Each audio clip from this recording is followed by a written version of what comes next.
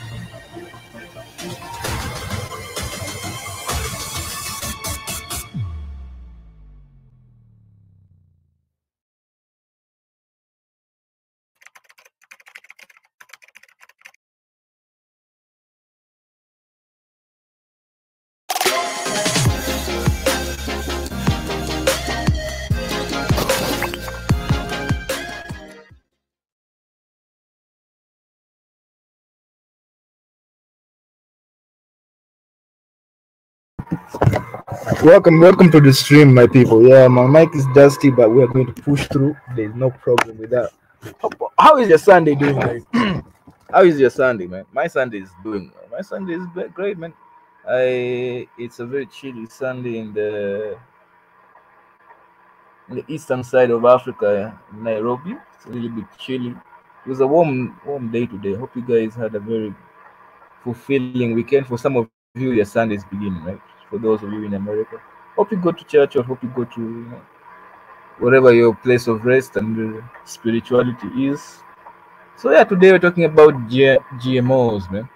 It's a very hot topic in East Africa right now, because the Kenyan president, he practically lifted the ban. So in a couple of weeks we might be seeing GMOs, but there are a lot of guys who are protesting, and there are a lot of guys who are for it. So today we will be looking at.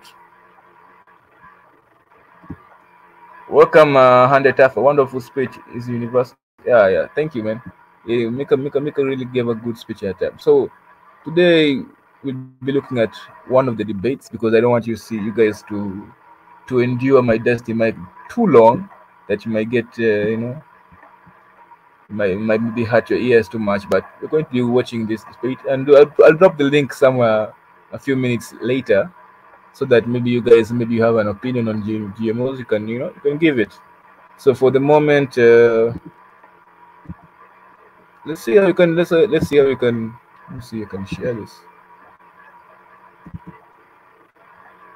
Okay, there we are. Welcome back to Jeff Engaging Live here at Citizen Television. What an interesting conversation we're having. It's about GMOs. What do you know? There we are. Professor Richard Duor is here to talk about it. Dr. Roy Mugira, Kipruto Kira, former agriculture minister and miner, also here talking about GMOs. And joining us on Zoom is Dr. Bernard Muya. He's a public health expert. He used to be with the Ministry of Health. Dr. Muya, let me ask you real quick. When you heard that the ban had been lifted on GMOs, what were your thoughts? Thank you so much for having me, Jeff. It's unfortunate that I was not able to join you, but I could hear you I was following the conversation all the way through. I have several issues with removing the restriction about importation, cultivation of GMOs. And my basic issue here is what scientific evidence do we have that we don't have what has been stated by several of us in this conversation? Because my big problem is, what is the impact of GMOs in human beings? What evidence research have we subjected ourselves to prove that GMOs cannot cause serious public and medical issues? I have heard several people talking about some years that research has been conducted about the importance of GMOs. Personally, I seriously take issues of biotechnology as a medical doctor seriously. And there is serious room for us to use it for food safety and, of course, improving the nutritional status of our communities. Okay. But the basic question, Jeff, have we done any clinical trials? Which trials have we done for us to show that genetically modified foods are safe, and not a short-term research? We need a prospective studies, and those studies should be covering throughout the world globally, not in Kenya. And I will use a very simple word. We think globally, act locally. Where in the world have we subjected GMOs to those trials to prove that they cannot affect health of individuals and communities? All right, Dr. Moya, I'll go straight to Professor Richard Oduro. You can answer that question. I can. Go on. Clinical trials or impact on human beings? Jeff, I take particular concerns with Dr. Moya's actually communication here. Why? Because the medical doctors have been prescribing genetically modified insulin even when there was ban. And he's not talking about it. And particularly, Jeff, let me probably expose a little bit about my my expertise in this medical field. My postdoc was with Pfizer in Sandwich, UK. And Pfizer is one of the pharmaceutical companies. And we were making drugs for malaria, sleeping sickness, and research on cancer. So I have a fair understanding of how these things goes from preclinical to all the phases of clinical trials up to when it is out there. What they don't know is that even GMO, once it is released by this gentleman here, out there is post-release monitoring that also happens just the same way it happens in the pharmaceutical world. It does happen. But let me tell you, Jeff, and this is almost hypocritical, because initially, any person who is alive right now and is suffering from diabetes, Jeff, world over, there is no any other source of insulin. All of it is genetically modified from a bacteria, E. coli. And how did it happen? Just a little bit of history so that people understand that it's really convenient for a doctor to talk very firmly on GMO while at the same time prescribing GMO insulin and without blinking the eye. This is the thing. Before, when people were diabetic, we used to extract actually insulin from pigs. And what happened at that time? Do you know how many pigs we would have killed now if GMO technology wasn't adopted? And what would it happen? We will get a chance. What would it happen if to the Muslims? Because they won't touch that insulin, however good it is. Now, this is what we did in genetic engineering. We said, Jeff, you are not diabetic. It means your insulin is correct. What is the gene in you that actually expresses and leads to the production of this right insulin?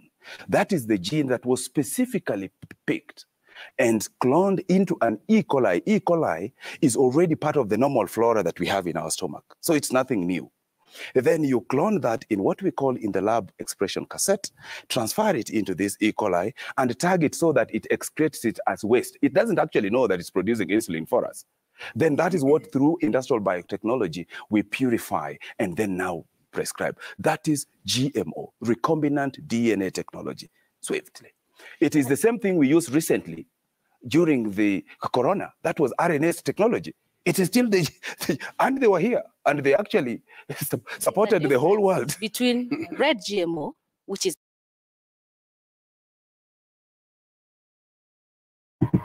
So yeah, basically the argument is this.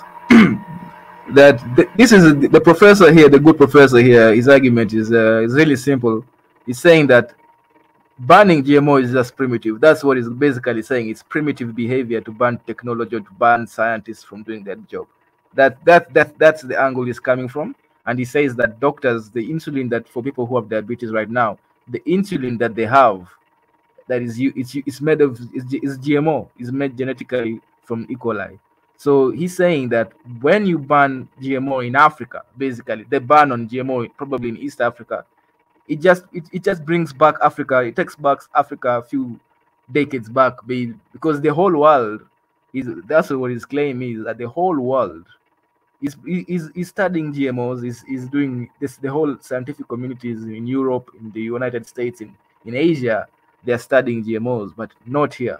You see that it's a very interesting point by the scientific community in Africa, because this guy he talks the way he talks, he's in unison with a lot of the scientists in Africa. Yeah, so yeah, this is a very interesting discussion I saw, and I just wanted to share with you guys that that there are so many interesting perspectives in GMO, because I know, guys, GMO is a very emotional topic for many of us. Especially for us in Africa, and for those who in the West, who it's a very emotional topic. So let's just watch these African doctors and African scientists debate it out in here in this interesting show.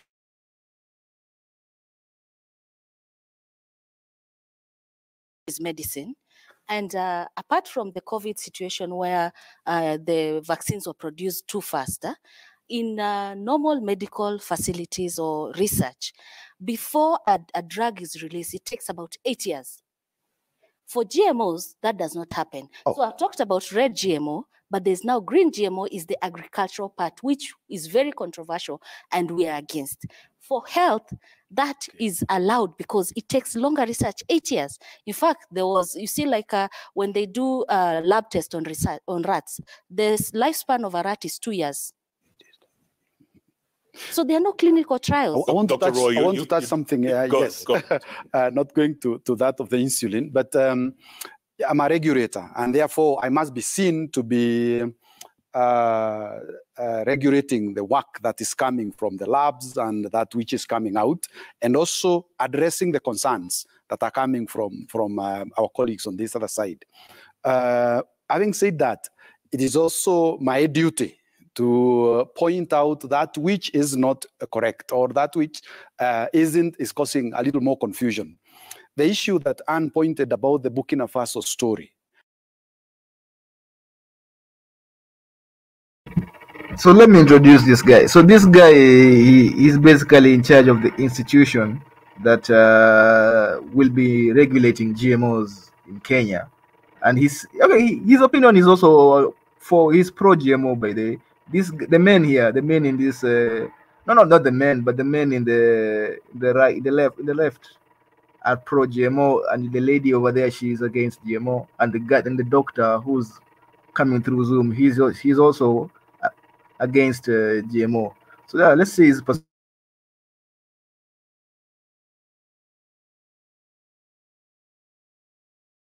The short length of cotton lint really had nothing to do with the GM technology, because the technology that was used for that cotton is the BT cotton to resist the cotton bollworm.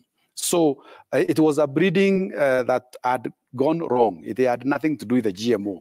She spoke about the cost of seeds, which again, Mheshimiwa has pointed to, which I would want to touch on a little. Now, when the Burkina Faso people are growing BT cotton, they would reduce the number of sprays for pesticides, which again, Anne is calling chemicals, and there is no category of all chemicals, that GMOs are not produced using chemicals. In fact, the BT cotton will reduce the number of sprays from 12 to only about 3, targeting other pests. And when you pick a sprayer carrying, for example, an organochloride pesticide and spray onto a farm, you will kill the bees, you will kill the ant, you will kill many other insects. But this very specific protein that is produced in the plant targets the very specific pests, the Lepidoptera and larvae. So when really a statement is made that they are grown using chemicals and more chemicals, that is not true. Okay, what about what Anne mentioned, cross-pollination, right? The potential of... if I have a farm here, a small farmer here, who's using GMOs, and right next is organic, isn't there a chance that there will be some cross-pollination? That's right. And that is one of the aspects that we look at when we are assessing environmental safety. We look at the potential of, it is called gene flow, the flow of genes from the GM crop to wild or even cultivated relatives.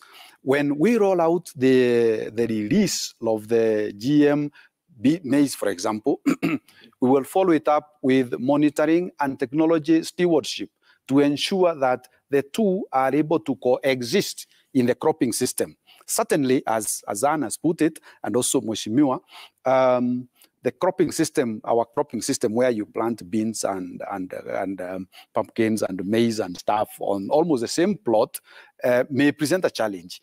And that is where now we would want to roll out this technology with the support of extension service, support of technology stewardship, and that is a commitment that has been given by the current government that we want to revitalize the extension system in partnership with the county government. But Mheshimiwa, this matter could go to court, couldn't it? Yep. It might end up in court. Might end up in court. And I just want my two colleagues to the right to understand that we are not raising these concerns because we want to be alarmist. We are raising concerns because many Kenyans are worried. Now, what the doctor in Zoom has asked, and that is the answer that we should be giving him, is that which trials have we done? Clinical trials for purposes of obviating any issue of harm to human nature, given the fact that we already saying we are unbanning GMOs, we are getting others from outside. I'm happy we've been doing research internally. We want to understand and get the landscape of maize, GMO maize, non-GMO maize to see what we are talking about. What they are not telling us is that you will need the same challenge, you will face the same challenges with GMO crop as we face challenges with our normal crop. Whether they are not going to plant in Garissa just because there is not enough water. They are not just going to allow the field to be grown with weeds. And our major problem has been to manage the weeds. And that's why they were saying GMO is coming to solve that problem, because we can use some herbicides which GMO is going to be resistant to. But now they are not telling us, Wanjiku has been weeding her farm twice a year. What are you telling her? Is GMO going to solve that problem of weeding? Or is she going to be exposed to the same harmful GMO elements without mitigation? The second issue, I want especially the person of biosafety to tell us what have they prepared in terms of the farming community so that we don't take people by surprise. These are challenges that are real. Yeah. Prof, let's deal with the clinical trials. Any done yet? There are very many ways we deal with GMO production. And if she was talking about 8 years, to generate a GM product takes between 12 to 15 years. Test it on humans. I'm just giving the... And therefore, when they keep thinking that that it's faster, it is not. It takes 12 to 15 years to generate a GM. And before you release that from the lab, which is contained environment, we check it and get to know it's fine. for that specific trait. And probably, Jeff, let me demystify this GMO. I think in our mind, we are thinking GMO is this thing that will solve every challenge that we have. That is not true. If we want to target a GMO for drought tolerance, then what do? Scientists don't come up with DNA that doesn't exist. We only pick what already naturally exists. So there's nothing really new that we are creating in the lab. For instance, if you go to Northeastern, if our problem right now, which we know is drought in Northeastern, and we want animal feed, we first must look at where is the plant? Is there any plant currently existing in Northeastern that is tolerating the drought? Then that is where it all starts. And which crop or animal feed do we want to improve so that it survives there? You see how the thinking starts. Then let's say, for example, it is sisal. You know, it's a little drought tolerant. Then we say, our cows may not probably be eating sisal. So, but we need the gene that makes it drought tolerant. It could be the succulence of the leaves, or the roots are deeper so it gets a bit of water. You get? Those are only two sets of genes. So we don't need the bitterness, we don't need the thorn in the sisal. But when you take, say, maize to cross with sisal, it can't happen naturally. So what this gene, the technology does, is to say, this time round, we are dealing with the drought. And if we feel that we also want to deal with the pest at the same time, then we go for the BT, the Bacillus thuringiensis, which is also, interestingly, a soil-borne bacteria that we eat in salads. So when you hear people saying how it will kill insects, will it kill us? First of all, the alkaline, the gut of the insect is alkaline, and that's what actually promotes it to stick, and then it swells and it can't feed. So what do we do? And that's why I agree with them, that when you pick a GMO product, you must ask, what is improved in this seed? As it is right now, the government has addressed, say, Jeff, if you want to deal with food security, you must look at several things. You must look at the soil, you must look at the seed, then you must look at the market, and then probably the systems for distribution and everything else. If fertilizers are now added, that they are treating the soil. Now you need to treat the seed. So what do you treat in seed? So you choose. Is it the pest that is a problem? Is it the drought that is a problem? Is it the disease like cassava? When you cut it, you find it brown in there. Is it the weeds like striga? They know them. Then we decide, what do we do first? Now we have the technology of picking tolerance for striga. We can cut it and stack them. You stack the drought tolerant, you stack the, the disease, like the disease tolerance, you stack the pest tolerance, and you can actually transform it once at a go. Then you will be able to have 3 different traits protected. And where are we getting the genes from? Probably that is what we need to ask.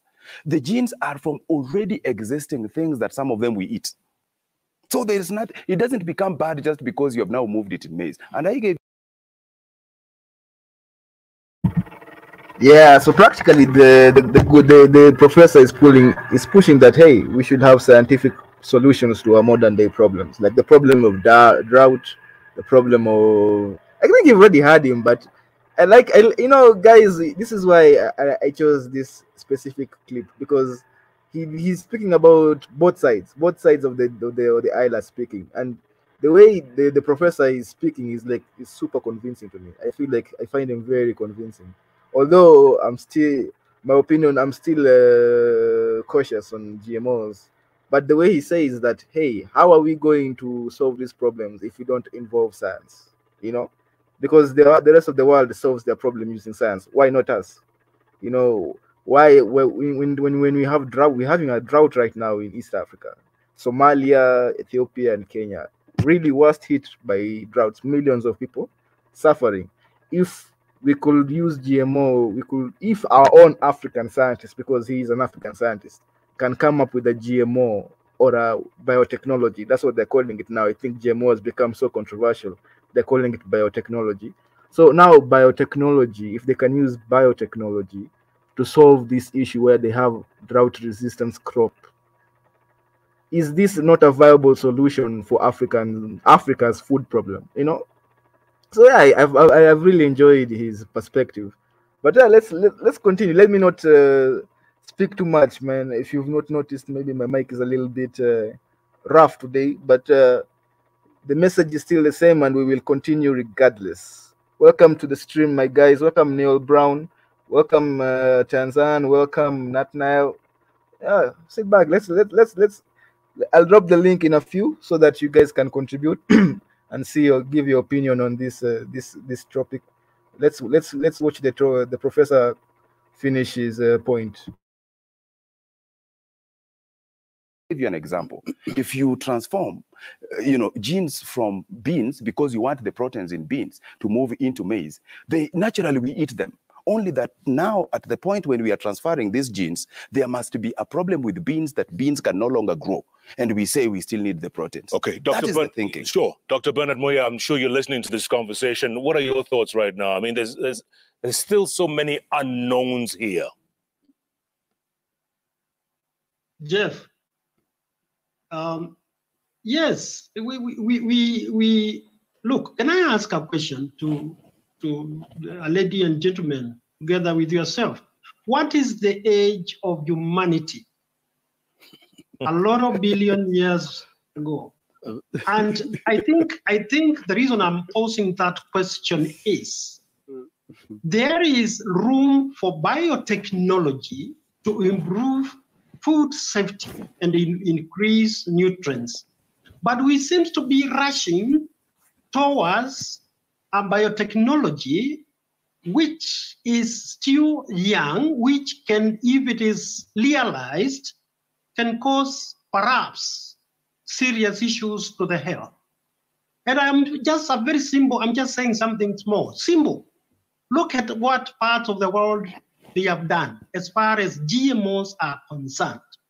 Are we in Kenya in a position to say, yes, globally, we have done this, we can see the results, and then the results are good, the impact is marked to humanity, and we use it? Why are we rushing? Biotechnology has got a very strong room in the future to do so much as food issues, food security is concerned. But when you look at issues in our world, particularly in where we are in Kenya, look at the issues. Somebody has just talked about something smart there, about the socio-economic issues related to food in Kenya for that matter. I think I've done studies I've been in Israel, and I can attest to the fact that it is a desert, but we have seen how Israel produces food to actually feed not only its citizens, but also feed others, even here in Kenya. So my question here is, why we have biotechnology which is a smart scientific endeavor. But the question is, why can't we subject it to various scientific research so that when we come out with something, a product, which will impact positively to humanity instead of rushing? Jeff. Good question. Dr. Roy, let me ask you that. You can answer that question. And also what Mheshimiwa had asked, have you sensitized the Kenyan farmer? And what's the rush? What's the rush? Thank you, Jeff. In fact, when the applicants, for us, like I said earlier, we regulate. When the applicant is developing the crop, and I want to touch a little on the what Mheshimiwa said, when you look at the two crops, there is no significant difference. We carry out what is called confined field trials, or rather the applicant is asked by ourselves to try it in confinement, so that we check to see whether it is doing that which they said it will do. We did that for maize at Kiboko. We did that for cotton at Moya, in Moya, and several other places. There are several locations. Now, after that, when we were carrying out that, because I want to touch on the sensitization, farmers are made to come and see. In fact, in Moya, when the process was going on during the confined field trials, these are very, very controlled with a fence and some trying to make sure that there is no intruders who come into the trials. People kept looking through and saying, oh, what goes on in there? And curiosity built until they were almost coming in to see what it is. So we invited them, or rather the Kari then, Karo, invited them to come on a field day to see the BT cotton vis-a-vis the non-BT cotton. We had to seek for security to ensure that they don't pocket the seeds and run away with them. They said, we have seen this and this, it is good. We want it now. Then we kept telling them, oh, no, this is trials and you can't have it. They wanted to have it. When we did the Kiboko trials, the CFT in Kiboko, the scientists, when they make the photographs, they put the cobs from the BT maize and also the cobs from the non-BT, and then make the picture. Farmers, when they saw the size of this and the size of this, in fact, some almost wanted to steal it from there. So the farmers out there are looking for solutions. And that trial is one of the ways of sensitization of the farmers. After the CFT, which is enclosed, we conduct what is called national performance trials. The varieties that have been genetically modified are grown in various corners of the country where the particular crop grows, of course, in controlled areas within Karo establishment, and then the observations are made whether they are actually doing that which is claimed that they will do. After that, appropriate varieties are identified and they are now released to farmers. We have done that for cotton. We have completed the process for BT maize that is protected against the maize stalk borer. In fact, everything is done. We were at the point where we doing documentation to go to cabinet because of the ban. Now, with the lifting of the ban, BT maize is the one that can become available anytime once KEFIS registers the varieties that have been chosen, which will be owned by Karo and produced by any company, seed company that Karo will enter agreement with. So these are products by ourselves. We have checked the safety, the trials that Prof has talked about, and which I agree again with our colleague who is joining us online, Dr. Muya, that safety assessments, we do it on a case-by-case basis. You know, like I said earlier, Jeff, it is difficult to say all these are GMOs. If it is BT maize, we take it through on a we check the profile. One of the things that we check, we look at the chemical composition of the GM maize and the chemical composition of the non-GM maize and compare. We come up with what is called substantial equivalent. And we find that they are substantially equivalent, except for the protein that is being expressed by this, which has been modified. Okay, the question is, why does GMO have such a bad name then? Why? I want to ask you that. In general, let's take a quick break and talk about that. You know, why? Why? Yeah, that would be. Is it pressure from multinationals, maybe? Is there pressure? And our colleagues should not be defensive. Let us demystify this. Let's demystify. I think I agree. Yes. But let's first take a break. All right. What are your thoughts? Can we demystify GMOs? Keep tweeting at Q90. Yeah, so guys, as they take their break, let me see if they can forward from that part. But it's a very interesting argument that these guys are having. Let's see. Yeah. Let's see if I can stop this part. But so yeah, that's the argument of GMO. I think I'll put that part. But let me drop the link for guys who want to share their opinion on this topic here, because I see already guys are very heated on the comment section. But so far the doctors and the doctor has been pushing, the professors, they've been pushing this thing that it's really much a scientific issue, that you should allow scientists to do their thing. So although there are those who are saying, like Mariette here, that in Europe it's really not as popular as these scientists are claiming it is, you know, because these scientists, that's what they're claiming, that the whole world is using it, the Europeans are using it, the Americans are using it, the Asians are using it. But we have a European here, we have Mariette here, and who is living in I think Netherlands, and she's saying, no, this thing is not as popular as they're pushing it in Europe. So maybe the scientists here, maybe they made they're BSing us, maybe, So yeah, join in, give your opinions as I put in part 2 of this argument here. Let me see. Let me see. Let me see. Welcome, Tanzan. Yeah. Not. I came to realize that I used to think that I have a huge opinion on this topic until I had this scientist talk, and I realized maybe I don't have such a huge knowledge on this topic. But I've done my small googling, and I've realized that And welcome back it to may Jeff not Koinange be as Live. What bad an as I thought interesting it was. conversation we're having about So GMOs. maybe We're you trying guys to will have demystify. your say too. Professor Richard Odwor is here trying to demystify. Dr. Roy Mugira is here trying to demystify. Mweshimiwa Kipruto Kirwa also trying to demystify, and Minor as well. And joining us on. Welcome, Mikius, my brother. It's been a minute. Where have you been, my brother? It's been a while since we saw you in the stream, my brother. How are you? I'm doing good. How's everybody? How are you doing, guys? Yeah, I'm doing good too, my brother. Everybody's been here. It's just been chilling. Yeah, It's been a cool Sunday. How is Ethiopia, yeah. my brother? How is Addis Ababa? Addis Ababa is going good. Yeah, we've entered 2015, new beginning. A lot of things are changing rapidly. We've Hello?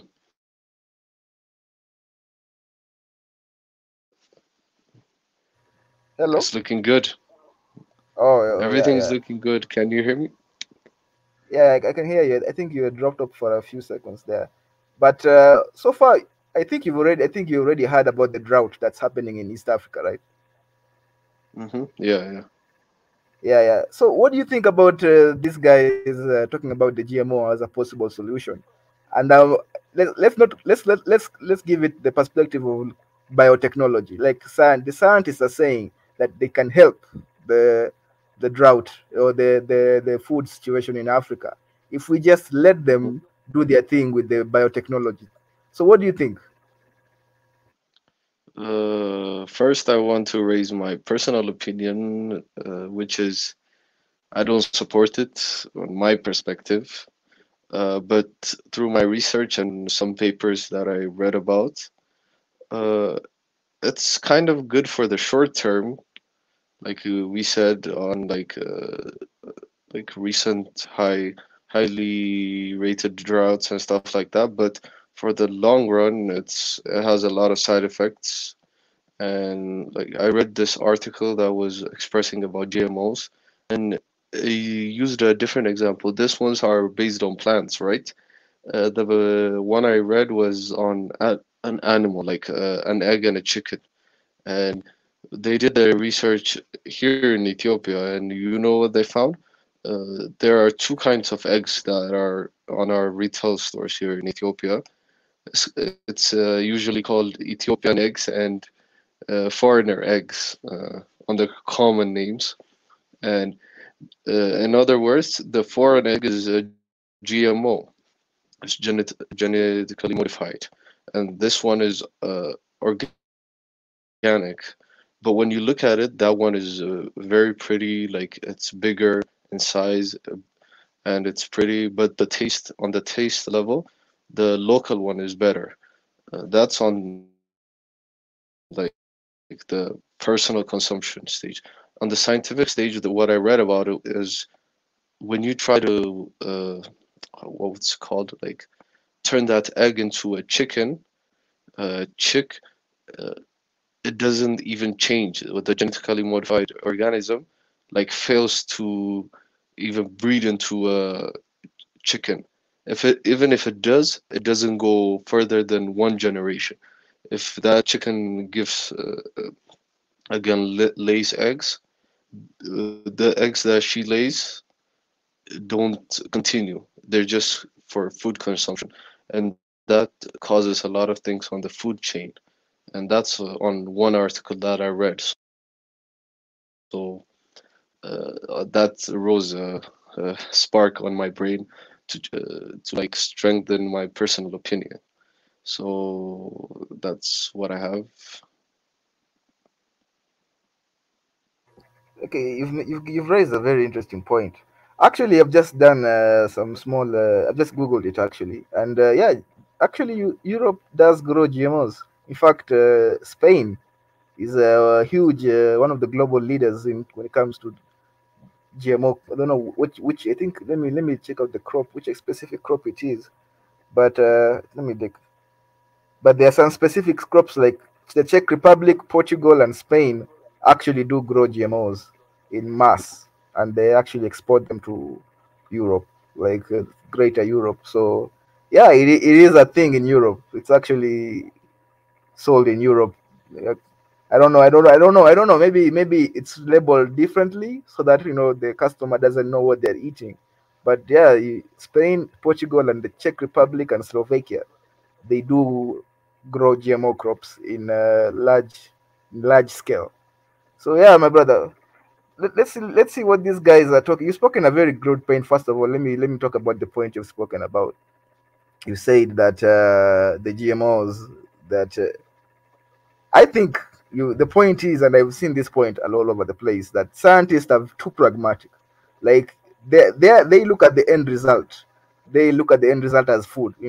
They don't see beyond. Okay, here we brought you food. They don't see like the things like taste, or if that, like you talked about the egg not growing into a fully formed chicken, or failing to hatch or something like that. It's the same with the crops, right? Beyond one But generation. now, Yeah, yeah, beyond. yeah, Yeah, yeah, it yeah, doesn't yeah, yeah, go yeah. It's the beyond same. one generation. Yeah, yeah, exactly. That's the fear. Actually, that's one of the biggest fears of people who are against GMOs is that the seeds are going. The seeds are already patented, right? But now they have they what they call the termination gene, where the seed, once you grow the plant, the sprouts, the seed, there are no seeds from that plant, right? Or the seeds from that plant fail to grow to the next generation. And these guys actually talk about it. So let's just watch this part. They actually talk about it. Okay. Zoom, Dr. Bernard Moya. It's all about demystifying, and you go first. First of all, is there pressure from multinational? We'll talk about it before the break. You think there's pressure from the West for Kenya to adopt GMOs? Yes, we believe so, because who is going to sell this seed? Who is patenting the seed? Yes, we are told it's royalty free, but who will be selling the seed? And it's interesting, the multinational that's selling the seed is selling the herbicide, is selling the pesticides. And these are some key concerns that we have. But let me take you to the issue of hunger or food insecurity.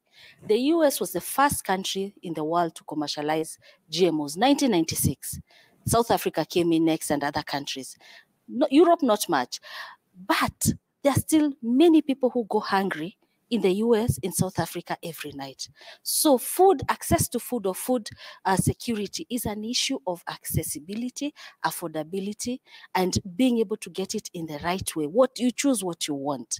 And so when we talk about GM, and let me say, the GM varieties is insect resistant, herbicide tolerant, or a stacked gene. South Africa have refused and rejected the application for the stacked genes, because when these GMOs are developed, the independent scientists in the European Union have questioned. They don't really understand how the genes interplay in there. And let me give you an example. When you look at a child who has Down syndrome, it's only one chromosome that goes wrong, one. And so why are we playing Russian roulette with our lives? Kenya has always had a precautionary principle. And that's why when Professor Kiumbu Tairo did his work, and that informed the decision in 2012 to ban the GMOs, he raised key concerns, because issues of biodiversity, issues of socioeconomic, and even health-wise.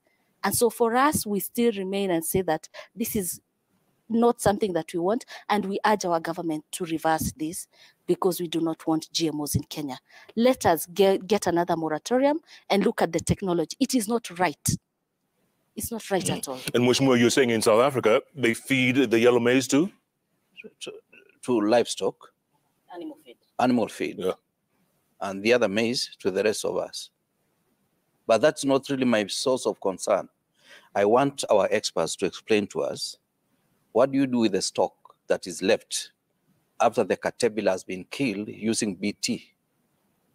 Because BT means you are generating a certain amount of poison that when the caterpillar consumes, gets into its system and is going to die. And that BT has some residual presence in the stock that you are leaving, whether it is maize, whether it is cotton. And when it is consumed by livestock, it creates a residual critical mass that will also kill livestock. It happened in India. So we want them to demystify that. Now, the question they have not given us, the answer they have not given us is these trials, are they done to obviate possibility of harm to human beings? That is another question that they ought to answer. The third issue, can we build a requisite capacity as Kenyans so that if we are producing GMO seeds and GMO control measures like herbicides, pesticides, fungicides, that we will say we are in charge of our own destiny? Because food security is sovereignty of a nation. Before the scientists coming in, Yes, Jeff, yes. give me a minute. Go on. Professor Odwar has talked about BT, and he says it's naturally occurring. True, it's naturally occurring. If you go for biopesticides, you get those that have that natural BT. But this one in the laboratory is synthetic. It does not die easily.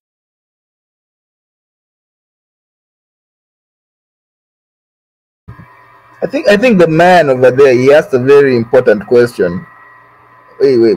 I think my mic is acting up. I don't know if you guys can hear. But the guy over there, he asked a very, what happens to the stock?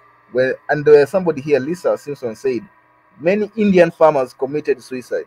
Now, this is actually a story that happened in India where they used GMO maize. I don't know if it was, I don't know, no. It may not be GMO maize, but it was a specific GMO crop that was used, that was supposed to be pest resistant, you know. So it produced a kind of pesticide, natural pesticide to its in its stock, so that the I don't know what pest it was killing, but it killed a specific pest. I'll get I think it will be talked about later, or I'll just get the link there. But what happened is that when animals ate that stock, when the animals fed on that stock, they died. Because what? So it's still, in the end of the day, I think they ended up overproducing that poison, and and the whole plant became a poisonous plant because of that. So, and this lady is saying, she's saying actually something interesting like that. She's saying that if just one chromosome goes haywire, or they make a miscalculation, and something like that happens in, like what happened in India, that means that GMOs are, it's definitely playing Russian roulette with people's lives. So, okay, my internet came with the link. I'm have to open it, but let's continue watching. Do you have anything to say, Mikias? Yeah, like she said it well, because there's a lot of hidden hand behind this. Because if this is like trying to depopulate the world, obviously, because if you're killing animals, the next step is killing humans, right?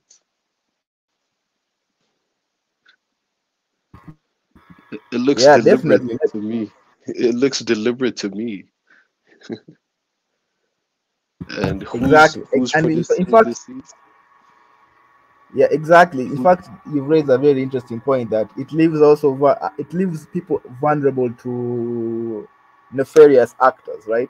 Like we all know Bill Gates is all about the population of the world. That's his thing. That is like he's made itself.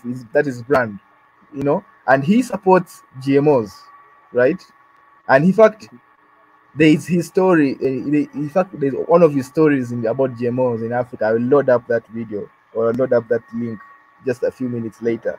But it's such a controversial topic, really. Like there are so many crazy angles to it. But let's see what the scientists have to answer, because they actually answer these questions. The one in the soil quickly dies off, even when you eat it. But this one that has been genetically modified, that doesn't. Prof, You're shaking your head again. Yes, because it's and I'm struggling now to actually even debate. Because when you say that the one that is in the lab is not dying, actually death is when it is an organism. We are talking about a section of the DNA. DNA is not breathing. DNA doesn't breathe. That is why we eat DNAs from all sources of beef. You eat beef. When you eat beef, you eat it with its DNA, and you don't grow horns, which cows have. Why? Because if that was the case, Jeff, you walk in a plantation and you come out green because you are interacting with the DNA. This is not simplistic like we are trying to say it here. DNA, for it to integrate, because how long have we been growing beans and maize and we've never seen beans becoming maize? And they both interact with the DNA. This is not as simple as we think it is. The reality is that for you to move a gene of interest, there must be specificity and knowledge of that DNA. And because it is sequenced, so you pick just the right section. When you send it into the other genome, and there is a mechanism we do it. There is something else we call agrobacterium tumefactions. And I don't want to use those terms. I'm just trying to say that naturally, that bacteria that we are using for transformation exists naturally. Actually, it sends its DNA to other plants just to send the DNA and integrates very nicely in the genome. Then it uses it to cause crown gall, which is a natural process. Mutation happens naturally. Even if we don't do it, it will still happen. It just takes longer. Now, what we are doing... Go on, Prof. They say the proof of the pudding is in the eating. Yes. Have you eaten GMO? Have you? Wow, Jeff. And that is what I am promising the public, if I'm allowed, is that next week, if they allow, I will pick the GMO products, test it so that they see that they confirm it's GMO, and then cook ugali with it. And if you are able to supply fish, I will enjoy it in the full glare of the media. Because I studied, part of my studies was in the University of Cape Town in South Africa, which accepted this DNA, this GMO thing in 1998. I was in the US with Novartis for years. I was in the UK. And the UK, and I want just to demystify, there's this mad discussion around EU, Europe is against. Spain, where is Spain? Is it in EU? Yes. It grows, is the leading producer of GM. It cultivates it. Not necessarily for animal. You know, when we say animal feed, I wonder, when it is in animal, did the DNA die? Because who eats these animals? So is there a statement that when a cow eats the GM product, then when it's now dead, or when you are, slaughtering it, the DNA that was put in it died? So where did that DNA go to? Then we come conveniently and say it's for animal feed. It's not for animal feed. What it is that they don't have the constraints that we have in terms of food. They have surplus. We must choose. And above all, we are going to label them, just like these parts of the world. What I'm telling the country is that, and Africans must think about this very seriously. And now here I'm talking as a scholar. We have a problem as Africans to over-debate technologies. Jeff, the fact that a knife has been used to stab and kill somebody somewhere else does not nullify the utility of a knife. All we need to do is to make good laws that if you use a knife not for cutting a sukuma wiki and stab somebody else, we take you to jail. That is what we are also saying, that this technology is good. If you come back with a technology that NBA has not approved, we will not allow it. What we need to know is that this country accepted GMO right from 2006 when they started the discussion around biosafety, and 2009 Biosafety Act that was ratified and we were put into action that established the NBA in 2010. The government and any country cannot have a regulatory agency for something they don't believe in. That is why we don't have cocaine regulatory authority, because it is banned. If you're found with it, you go to jail. When we have National Biosafety Authority, they are regulating, meaning we accept this is a good technology, but make sure that it is employed in the right manner that is beneficial to the people. My final word on this one, Jeff, is this. In the Green Revolution, Africa never benefited. Because when the mechanization was coming, fertilizers and everything, we were still debating. The moment Africans got the wind of tractors, fertilizers, there was a new thing, carbon credit. Now we are watching the carbon. How much of the carbon have you emitted when you are growing this particular food? Now it is a requirement that must be tested before you export your stuff. Listen to that. We lost out on it. GMO started in 1998. We have debated for 25 years. There's no any longer clinical trial that the doctor was talking about that goes beyond 25 years. We should be seeing people dropping dead because they have been eating GMO. What I'm trying to say is, as we are debating here, Jeff, we are no longer doing the transgenics that we are talking about here. We have moved in our own lab. Right now, we are doing something else called genome editing. So you won't get a gene from all these sources that you people are talking about. We look at the silent part of your genes and realize that why are you more comfortable and stronger than myself? And then we realize, what could it be that you're expressing more than I do? We are both human beings. So we are not picking this because we are tired of this thinking, people thinking that we are picking genes from snakes, putting in food. No, the technology has moved and we are not benefiting yet. So we will be chasing technology, and it is really sad. And sometimes I want people who are sometimes over-debating technology to know that probably it is a trick that we keep debating as they generate and develop, and then we keep enjoying as a market destination. It is so sad. Dr. Roy, are we going to make sure the labeling, like Professor said, the labeling? Yes, we published the labeling regulations. Yes. In 2011. Okay. I mean, 2012. And it's going to be clearly marked GMO when the time comes. We have even designed a label for that. Only that, yes. Only that we didn't apply this because shortly after publishing the guidelines or the regulations, the ban.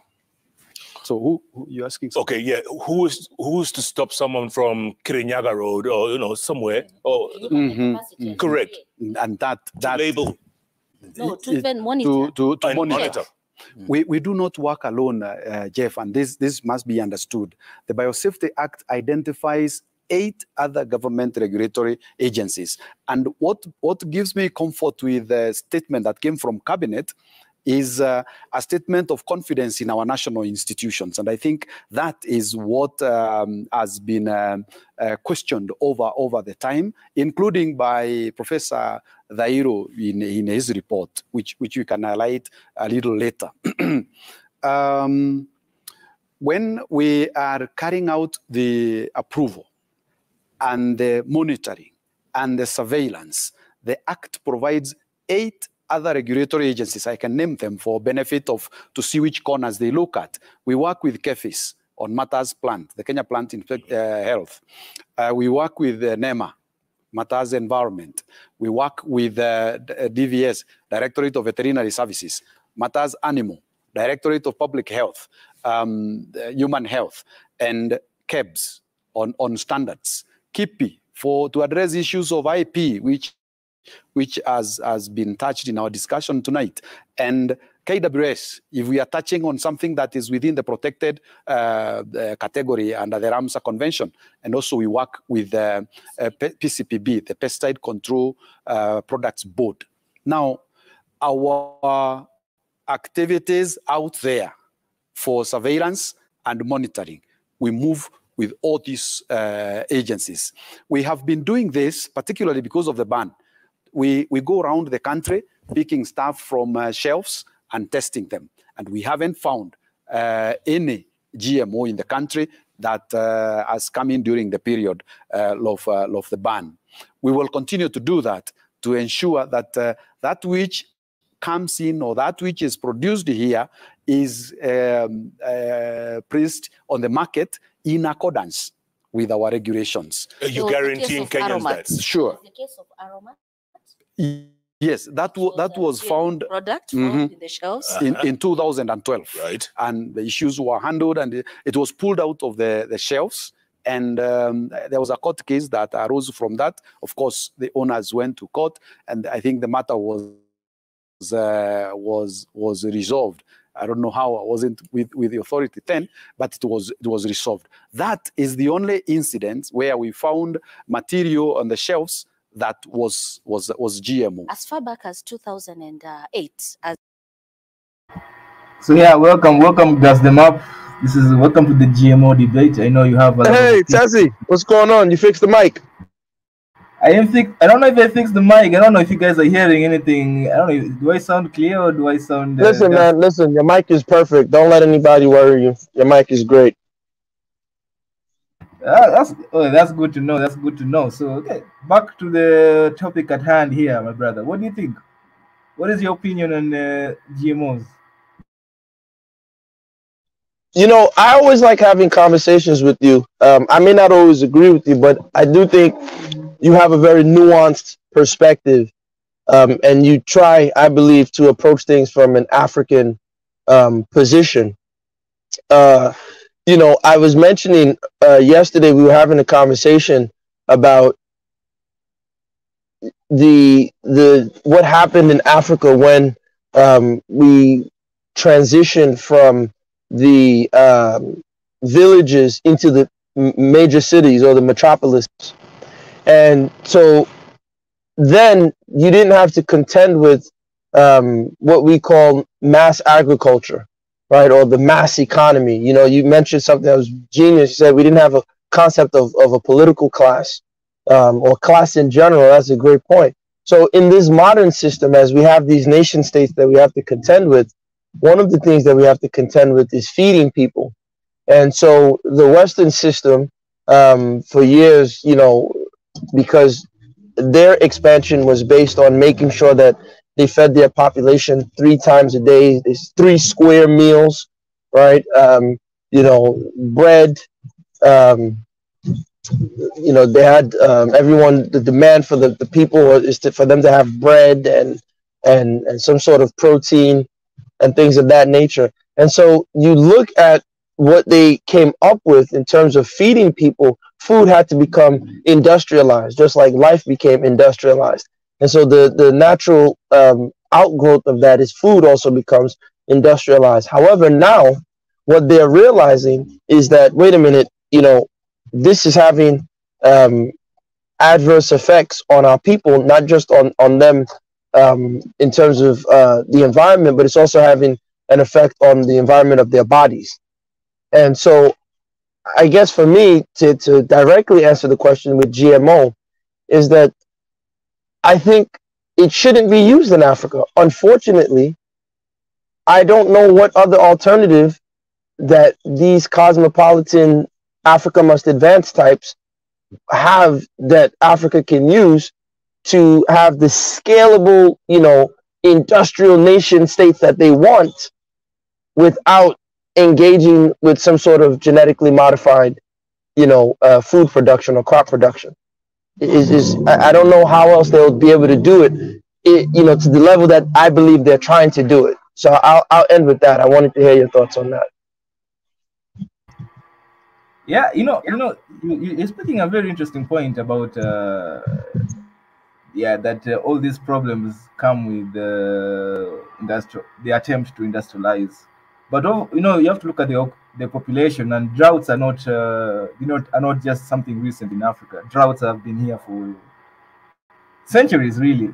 And I'm going to be the devil's advocate, because I'm sure, because I can just see that the majority of everybody here is against GMO. So I'm going to be the one who's just giving the perspective of the scientist. That the scientists are not actually looking at the industrialization or anything. They're just looking at a problem that they want to solve. You know, they see the problem of drought and they will say, oh, I can solve this. If you let me solve this, I can solve this, you know. And I've seen the links, actually, Marie Antoinette has been posting on the chat. And from one of them, I think, was about a legal paper or something, or a law, something that was being passed in Europe. But that law doesn't ban GMO outright. It just heavily regulates it. And this is what these guys are saying. That, hey, we're not saying that open the floodgates. They're saying allow it, and you know, because at the moment right now, GMO is banned outright in Africa. It's just banned. It's not allowed, nothing. I think research is allowed in Kenya and Tanzania. Maybe Uganda, I think a little bit research is allowed, but it's banned. You know, so what these guys are saying, hey,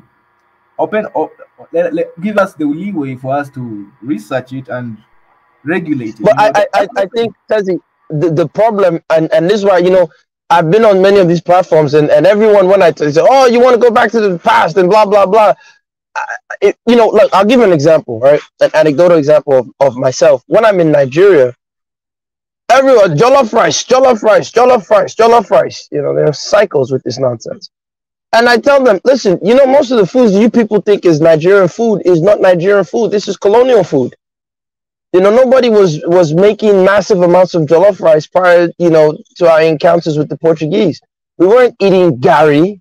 Cassava was brought to us during the so-called slave trade, the slave genocide. The tomato brought to us. You know, so a lot of, I was saying this to Afridamus. Of course, he, you know, he understands what I'm saying, but, you know, he has to play the position. Everything is like, share, subscribe. This is the world we live in. We have so many grains in Africa that no one even touches. They don't even contend with. I mean, there's one fonio that they deal with, you know, but there's so many other grains. There's so many other things, you know, that we can be, that are edible, that we can be eating, that don't require, you know, massive amounts of efforts. But I think the problem is, if you tell them now, hey, listen, you don't have to eat that. So they'll say, oh, you know, I'm there. There's a gas. So you don't eat rice. How do you make your jollof? I said, look, you can take the fonio and make a jollof version. You can take the millet. You know, you can take so many other things. There's like 2 other grains. I forgot the name. You know, we have the cocoa yam. We have the air yam. There's so many other things that we can be using and utilizing in our diet. But the typical Nigerian diet as of today is just bread, rice, which is not African. We were not eating like this before the Europeans came. And then when I mention it, or others mention it, because these are not my arguments, I got this from other people, it's dismissed. It's like, oh, that's backward. You know, we're seeing, you know, Sankara told those African leaders, the colonialism is on your plate. You can complain about France all you want, but look at what you're putting in your plate. Look at what you're eating. You know, so it's like, are we really against GMOs? If we are, then let's start looking at ways to restructure our diet. You know, let's as best as possible. But like I said, the problem with that would be you're not going to be able to get mass. And in order to have the industrial nation that all these Pan-Africans want, you need mass. So I think it would be almost impossible to get what they want without the GMOs. And that is the sad part.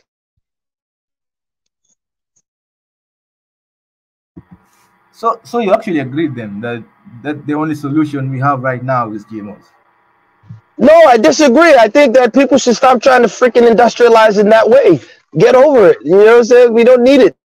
We can industrialize in our own way, right? We can industrialize in our own way. We can say, okay, we'll industrialize specific areas that are in heavy need.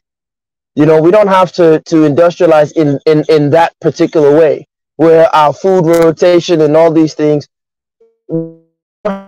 because what we don't understand is the industrialization of your nation's agriculture.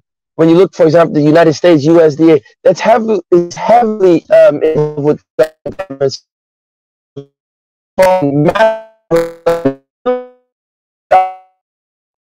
that their products don't go to waste. So I'll give in like inner cities, if the children don't make up to a certain income level, right, they are provided school lunch, right, free school lunch.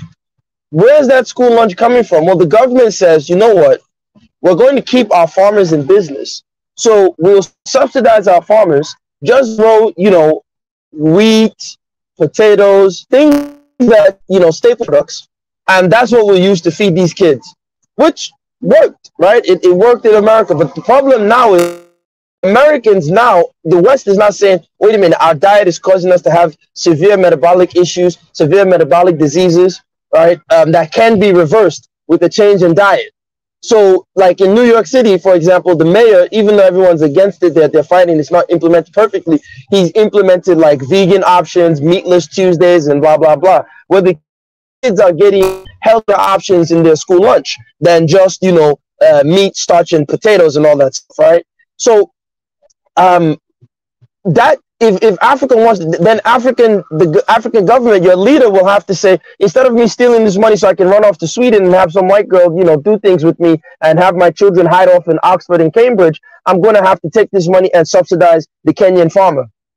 So the Kenyan farmer, when he grows a massive amount of crops, some of it, instead of it just being thrown away as waste, we're going to take it, get it to those kids in the Kenyan school so they can have free school lunch. That's the system.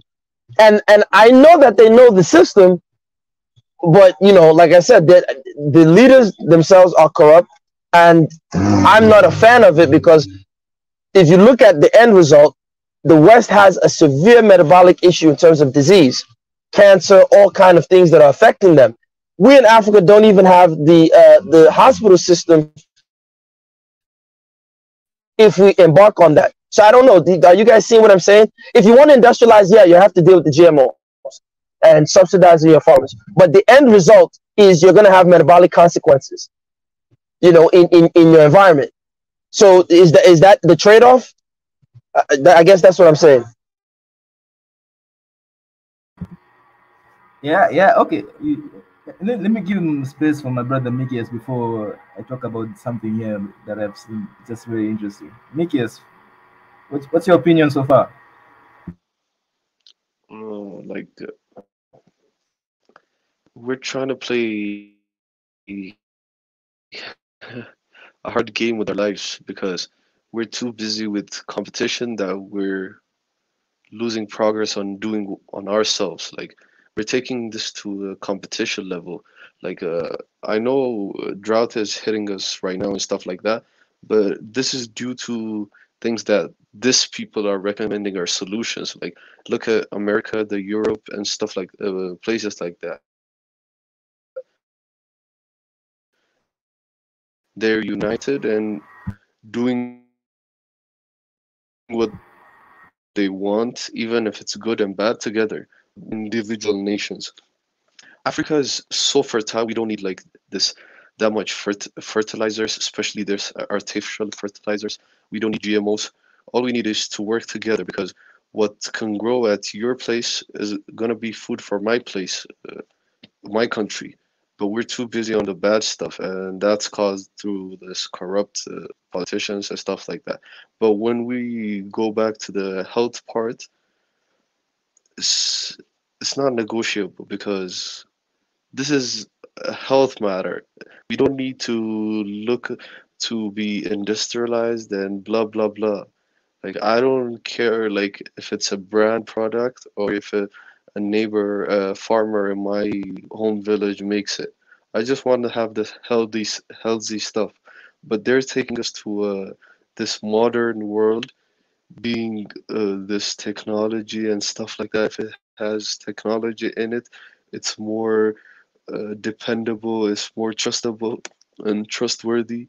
They're just playing mind games with us. Like my colleague over here said it before, like Nigerian food is not authentically Nigerian because it just came through colony. So they're trying to make us lose our identity.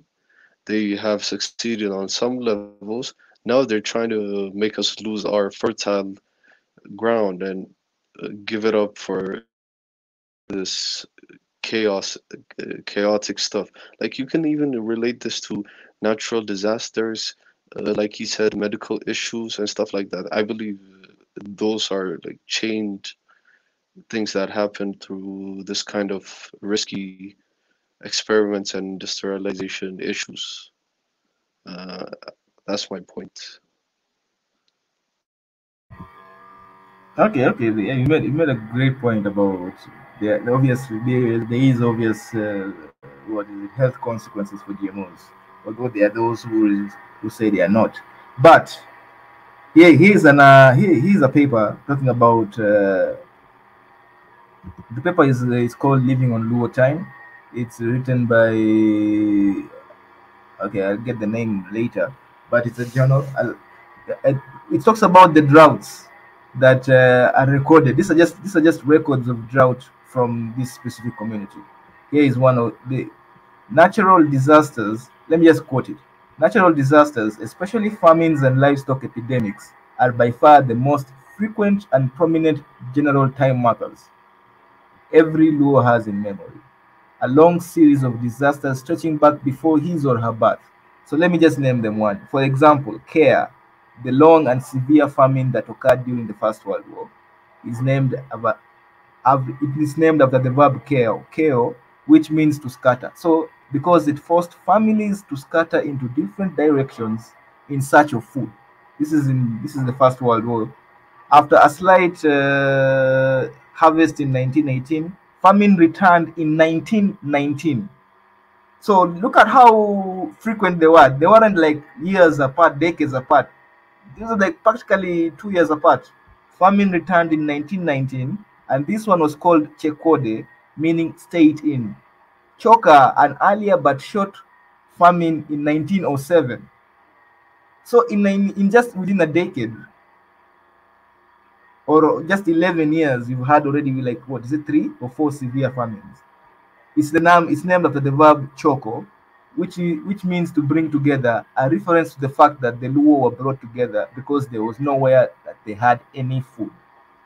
Nyangweso, a famine in 1932. Sazi, I want to respond to you when you're done. Yeah. A famine in 1932 is named after the locusts, which ate all the food and caused the famine because they ate all the crops, right? In 1932. In 1980, Mark Nungochwori, which means catch the waist of your husband, a reference to the long lines in which people waited for maize flour to be distributed in 1980s. A list of there is Ndanda, Nyakasiri, Madara, and the cattle. Even there are even cattle epidemics. So look at it. Nyakasiri was a famine in which the first money was introduced. These copper-colored coins were called lando. Oh yeah, this is before the First World War. Basically, literally a whole system of a calendar was just formed. A whole system of marking time was formed because of famine, because of how frequent they were. It was this community came up with their way of telling time, or archiving their events was through famines. And that's common all over Africa. It's not just this. This is a common trend all over Africa. So this is an issue that we've been with for centuries. And so our own scientists, these are not foreign scientists. You see in the video, those are African scientists. They're blacker than any of us, black as me and you. And they're saying, hey, we can. That doesn't mean that their mind is black. Okay, you can because say they your were point. educated by some white dude that wants to control the world and depopulate the world and kill Africans and just wants the rich people to live on this land. This is some wicked stuff. To be honest, I'm just about to go out, so I just want to raise my last point. We need to widen our scope because this agenda is very severe. Like, if you're negotiating on what every individual is going to intake into his body, they must think about it, and we must not let them first. So we know their plan, especially the white people. Their plan is to kill almost all Africans if possible, and then control the land and do whatever they want. The next one is to buy this kind of people, like the politicians, the educated people, and stuff like that, and turn them, like my brother said, into white people's brainwashing them into being white, and so on and so on. So the thing we must know is we're limited with information and communication with each other, neighboring countries. We're very bounded with information about each other and so on, so on. So, but they know about each other and even know more about us than we do ourselves. So we need to work on that. And this issue is very severe, and we must push our individual nations' policies to not accept them. It's hard because even have you noticed Ukraine has been sending wheat to Ethiopia throughout this war? Why is that? It's to make the farmers over here uh, take them out of the marketplace. And once the farmers don't want to grow because their products are not being sold, they stop giving us the wheat. So they're controlling us. the next hunger is going to be more severe than the last one, and the next after that is going to be more severe than the one before, and they just want to put us into that cycle. And that's what I want to say about the West in general. And I just want to hear your point on that. I'm about to go out in a couple of minutes. What? No, brother, you said what you said is the truth, brother. You know, I just wanted to point out to Tezzy very quickly. When we look at droughts and you know, so-called black scientists coming in to save us, Winston Churchill, who these useless people love, they kiss his butt. Oh, he's a great leader.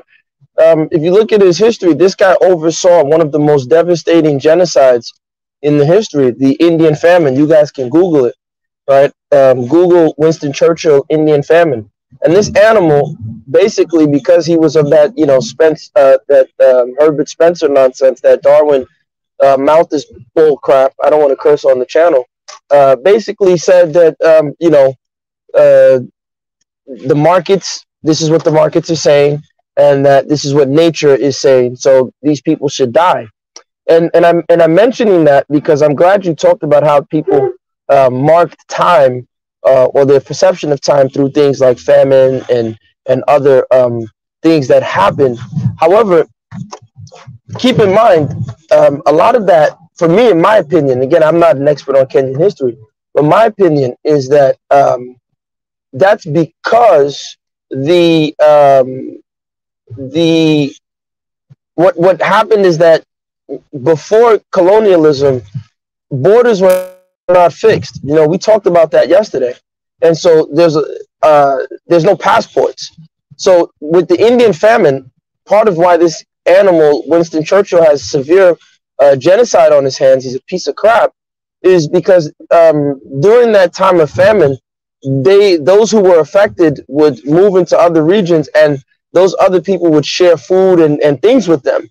Like, okay, you know, we know you're affected and this. And they had a history of doing that. This animal, like I said, refused them to do that. And of course, you know, millions of them died of hunger. So what I'm saying is that prior to the so-called nation of Kenya being initiated, people were not stuck in one locality.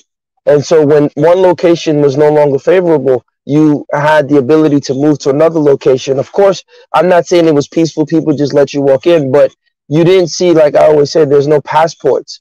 There's no border patrol that the way we have in the modern sense, which is a very European creation in terms of passports. Even the Romans didn't have passports, or the Egyptians, right? So whenever people say the kingdom of Egypt and the kingdom, I always tell them, listen, man, you guys are pushing a narrative of modern day conceptions and pushing them backward. But I wanted to end with this very quickly to say, if we're being serious, to me, about you know, when it comes to droughts, I'm not a fan of the nation state, but I do think if we have it, then let's make it work for the people. I believe there's a drought occurring in Kenya. The meteorologist told these people, hey, there's a drought coming. You would think that the Kenyan government, and I'm not saying they did or didn't, I'm not sure, I'm not trying to, you know, go after Kenyans, but you would think, okay, hey, there's a drought coming. There's going to be a lot of sun, right? That's not allowed, you know, there's not going to be, it's going to be arid, it's going to be a dry climate, there's not going to be a lot of rainfall. Let us, instead of stealing this money today, sit everybody down and say, hey, look, you have enough money, we have our blonde, you know, bimbo in Sweden and the UK that tickles us at night, we have our wives, we're good, our children are at Oxford. Let's take some of this money that we're stealing and create solar panel farms all throughout those drought regions for however long the duration of the drought will be. We'll generate energy that we can sell back to the Kenyan people. We'll even hire those people who live in those areas affected to protect and watch those solar farms so they can get a part of the money that's generated. And we'll use that energy we generate to, you know, create various projects in Kenya, or to you know, power different projects in Kenya. That is a practical way of approaching the nation state. But unfortunately, our leaders in Africa don't want a practical way of approaching the nation state. The nation state for them is a plaything for them to utilize, for them to be used as puppets. And that's just what it is, in my opinion. We don't have people who are who are serious and ready. And that's the truth, because if Tezi is in charge of Kenya and he tries to do, in my opinion, what I just suggested, which he doesn't have to, I believe you have the West will try and kill him, and the sellouts in Kenya will also go along with the West to get rid of him. That's just my position on that. But let me ask you this, my brother Gus the Map. Wasn't it just you who said that I don't know which platform we were arguing, but you were saying that whenever we're talking about black culture in America, whenever a black man began talking too smart or started becoming maybe more educated, he was accused of being white. Isn't that what you're doing right now? That because of this man, he's too educated, he's talking about technology and science, he's now being accused of being too white. Is it in the same case? No, I've never said that about being too white. I've never made that argument. I don't think I've made it. Maybe I did, but I don't remember me making such an argument on the platform. I think but, if you did, let me jump on in that. And if you did, there's this thing called like white morality. That's what I define it as. Being white educated and being white educated and white moral is very harsh. Like education is good I believe for everybody if it's provided, but having that white morality and ethics leads us to bad state of mind. That's a great point. Yeah. No, that's an excellent point. And so Tezi, I'm not saying he's being white. What I'm saying is that for me, a black scientist, I'm very skeptical of these people, because look, let's not kid ourselves. Who are the ones pushing, foreign things being injected in our bodies in Africa? It's the black doctors. Of course, they get their instructions from their white masters, but it's the black doctors that are doing it, right, Tezi? I mean, perfect example. Look at the Tuskegee experiment in Alabama, right? Tuskegee, Alabama, I believe. Who was injecting these people with syphilis? It was the black doctors. So the directive, of course, the brain trust, the blueprint came from the white, power structure, but the hand that did this was black doctors. So I'm not accusing him. I don't know him personally or any black scientist personally to say, but like the brother said, when you are white educated, a lot of times you have white ethics and white morality. So it's I'm gonna call him. Should I? I'll call him. I don't care. Right? This guy Afrodamus, I was on the show, and he was accusing me. I said, dude, but you're the one with the name Nostradamus in your name. How are you saying I'm the coon African because I don't want Africans to eat gari and get diabetes? But you're the one with Nostradamus in your name, a white guy. That's like a popular idiot, Charlemagne the God. This is a black man. He's black. There's nothing wrong with that. He's a beautiful black brother. But he calls himself Charlemagne, the God, a white. Like, this is sick. So like the brother just said, that it's deeper than just, than that. So again, I'll end with this. I don't think I've ever said anyone is talking educated, is talking white. I've never said that. I don't make those type of arguments. But you didn't say that. You were complaining that in black culture, that's a thing. Maybe I think the context. I'm perhaps you have to put in the context, because I was saying that in America, of course, that in this country particularly, black intelligence is never accepted.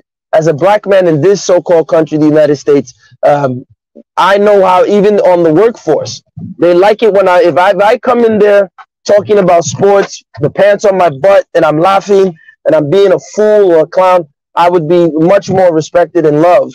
Well, not respected, but I would be accepted. The reception would be better. When I come there, I'm a serious person. I'm about business. I want to make my money and go back to my country. They can feel that energy. They don't like that. And that's that's just, it is what it is. So, yeah. Yeah, okay. Let me give space to Pi here. I think can educate us about the black rice. I'm hearing. I'm going to step off and come back on. I'll step off and come back on. Okay, no problem. Pi, welcome to the panel, my brother. Yeah, thanks for having me. What was the video about? I didn't get a chance to see it earlier. I was actually sleeping. Oh yeah, the video is about, okay.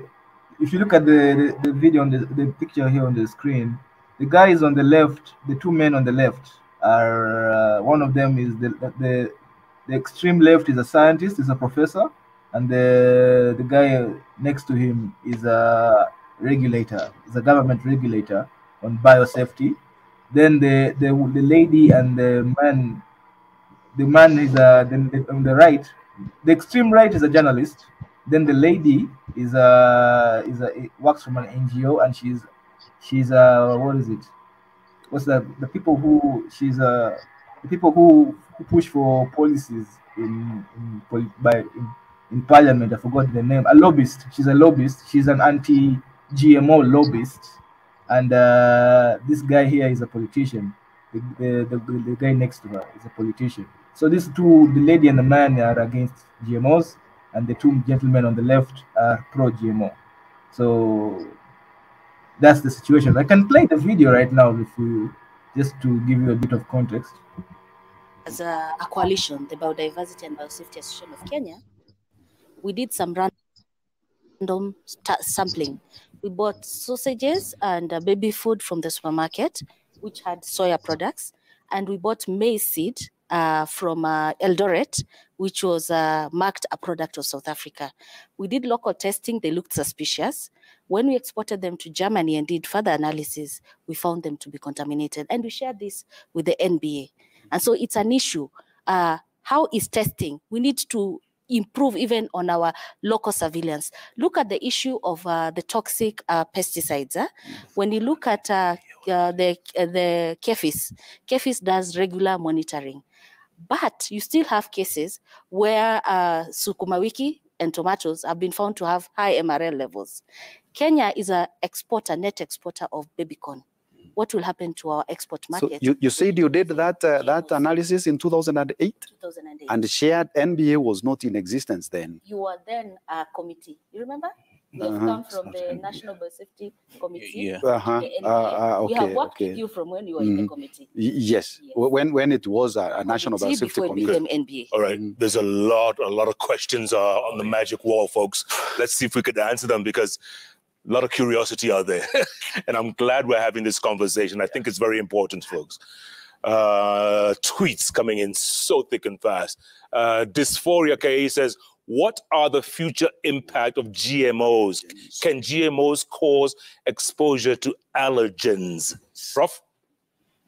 Is it Prof or is it me? Okay. This is one of the things that we check. Go on. That we align the protein that is produced by the GM product with known allergens to dispel the possibility that it belongs to that category. So before any move is made, we first deal with allergenicity and toxicity. Very good. Yes. Winnie Rugut is asking, kindly ask your panel to comment on the influence of foreign nations on the positive or negative view of GMO perception in Kenya. We have strong lobby groups pushing for either side of the GMO debate. How can Kenyans choose their own path? Mheshimiwa, is there pressure? Well, I suspect there is, because the two both sides have not been able to answer the questions I raised. Why don't we build our own requisite capacity to produce seed that is going to be grown in Kenya? That is a question that they ought to answer. How do we deal with the issues that arose in India, where the stock that was consumed by livestock had residual poison from the previous BT? I wanted to a quick follow-up on that, Jeff. Go on. What is the plausibility of maize stock that has been genetically modified for BT? I mean, for pest resistance, really kill an animal? I would want to understand the theoretical framework within which that can really happen. I explained at the beginning of time that the BT was meant to kill the caterpillar. Yes, but it accumulated sufficient amount of that poison that it killed in the rumen of the animal, it acted the way it was going to be. We also saw that Please, in Burkina Faso. we need to base. Faso. We went and visited the farmers, and the farmers told us when our animals fed on the stock, some of them died. So we did not raise that much because it's something that needs to be studied. But the farmers were claiming we have to the stock, the BT cotton stock. Yes, a bit of science. Yes, really. No. But answer basically. Yes, I'm asking. That's what I want to ask. Requisite capacity to produce seed, or are you going to get from Monsanto? You know, I said this country from 2005, we have been doing research on GMO locally. And this is here. Even today, the citizen and guys were in our lab at Kenyatta University. There are GMs in this country.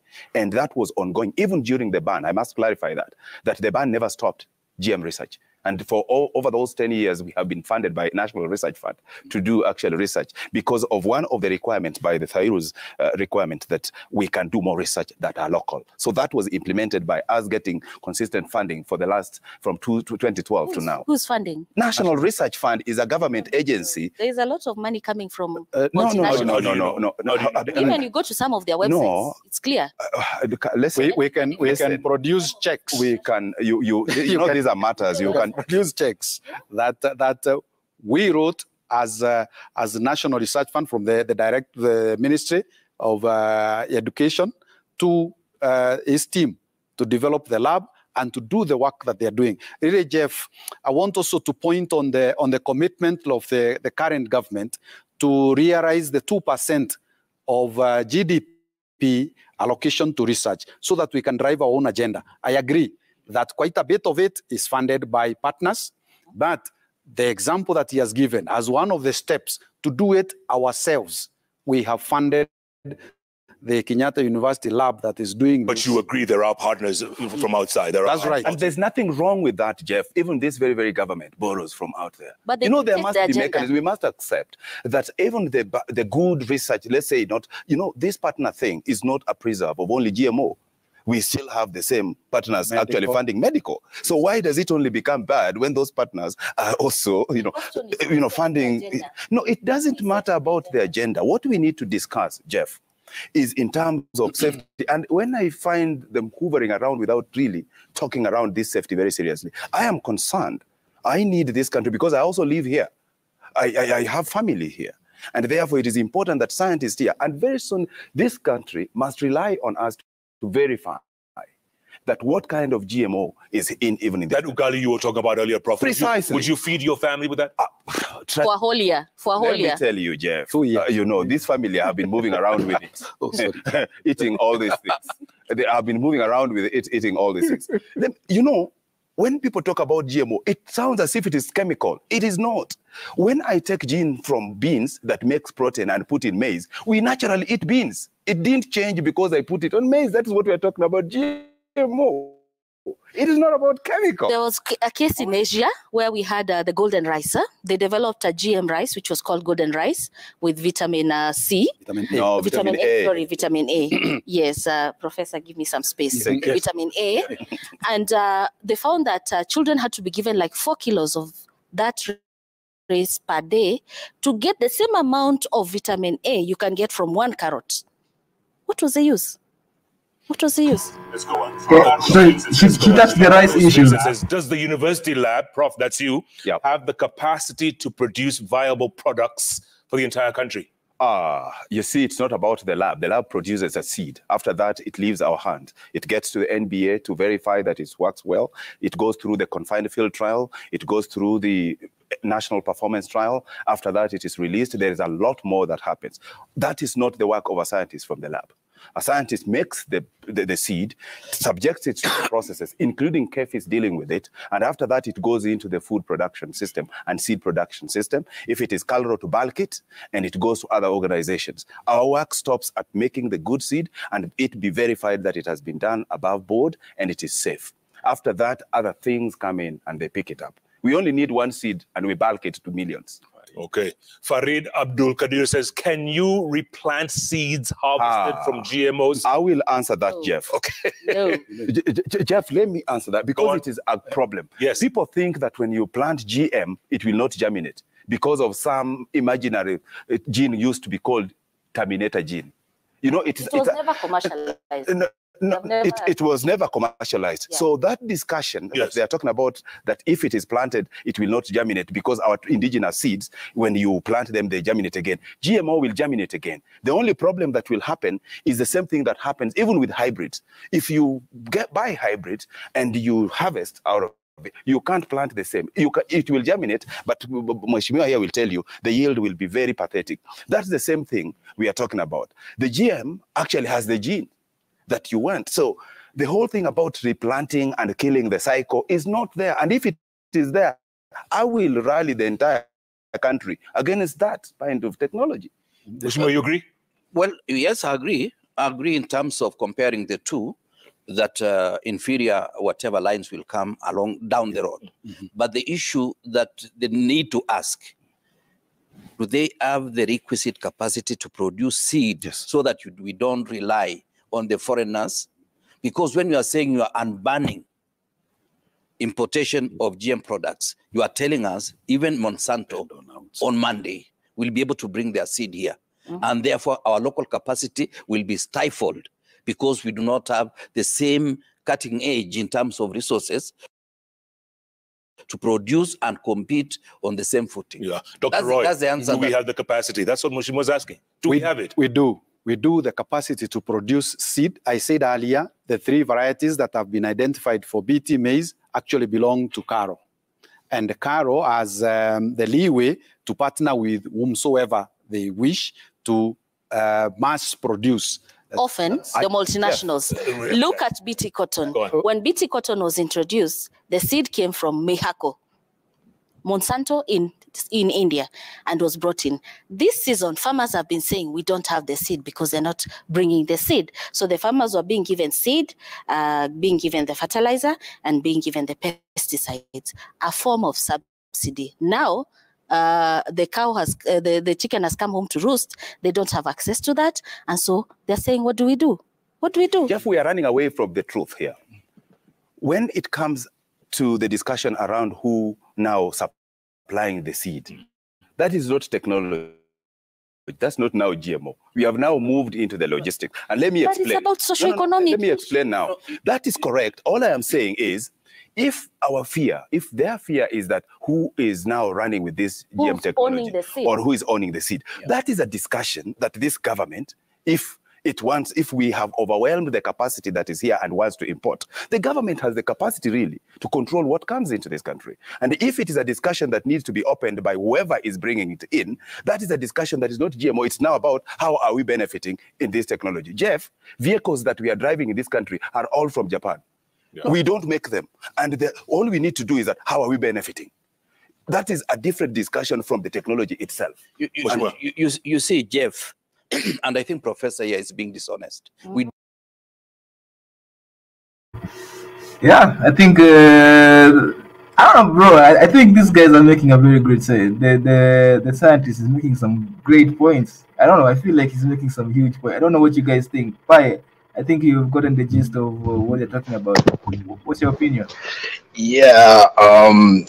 So is the question for the stream? Are you pro or anti-GMO? Is that the question? Yeah. Your opinion on GMO. You might even be in the middle. Nah, I'm fully to the 100% to the right on that as far as being anti-GMO, because if you look at if you look at the world today, the only 3 places in the world that is totally or at least somewhat, I wouldn't say totally, somewhat independent from GMO is Africa, China, and Russia. Everywhere else, 90% of, I think it's 80 to 90% of the global supply for the seeds is made in the U.S. because of what the guy was. I think it was one of the in the video, one of the anti-Kenyans on GMO. If you look in the U.S., what they did the past 30 to 40 years is they'll take some seeds as natural, and then they'll do GMOs. I'm not a expert on it. They do GMO on it, right? But I believe GMO seeds you can't. I believe some GMO seeds can't be reproduced. Correct? Am I correct on that? Like when you, isn't that true? You can't reproduce it. Certain seeds.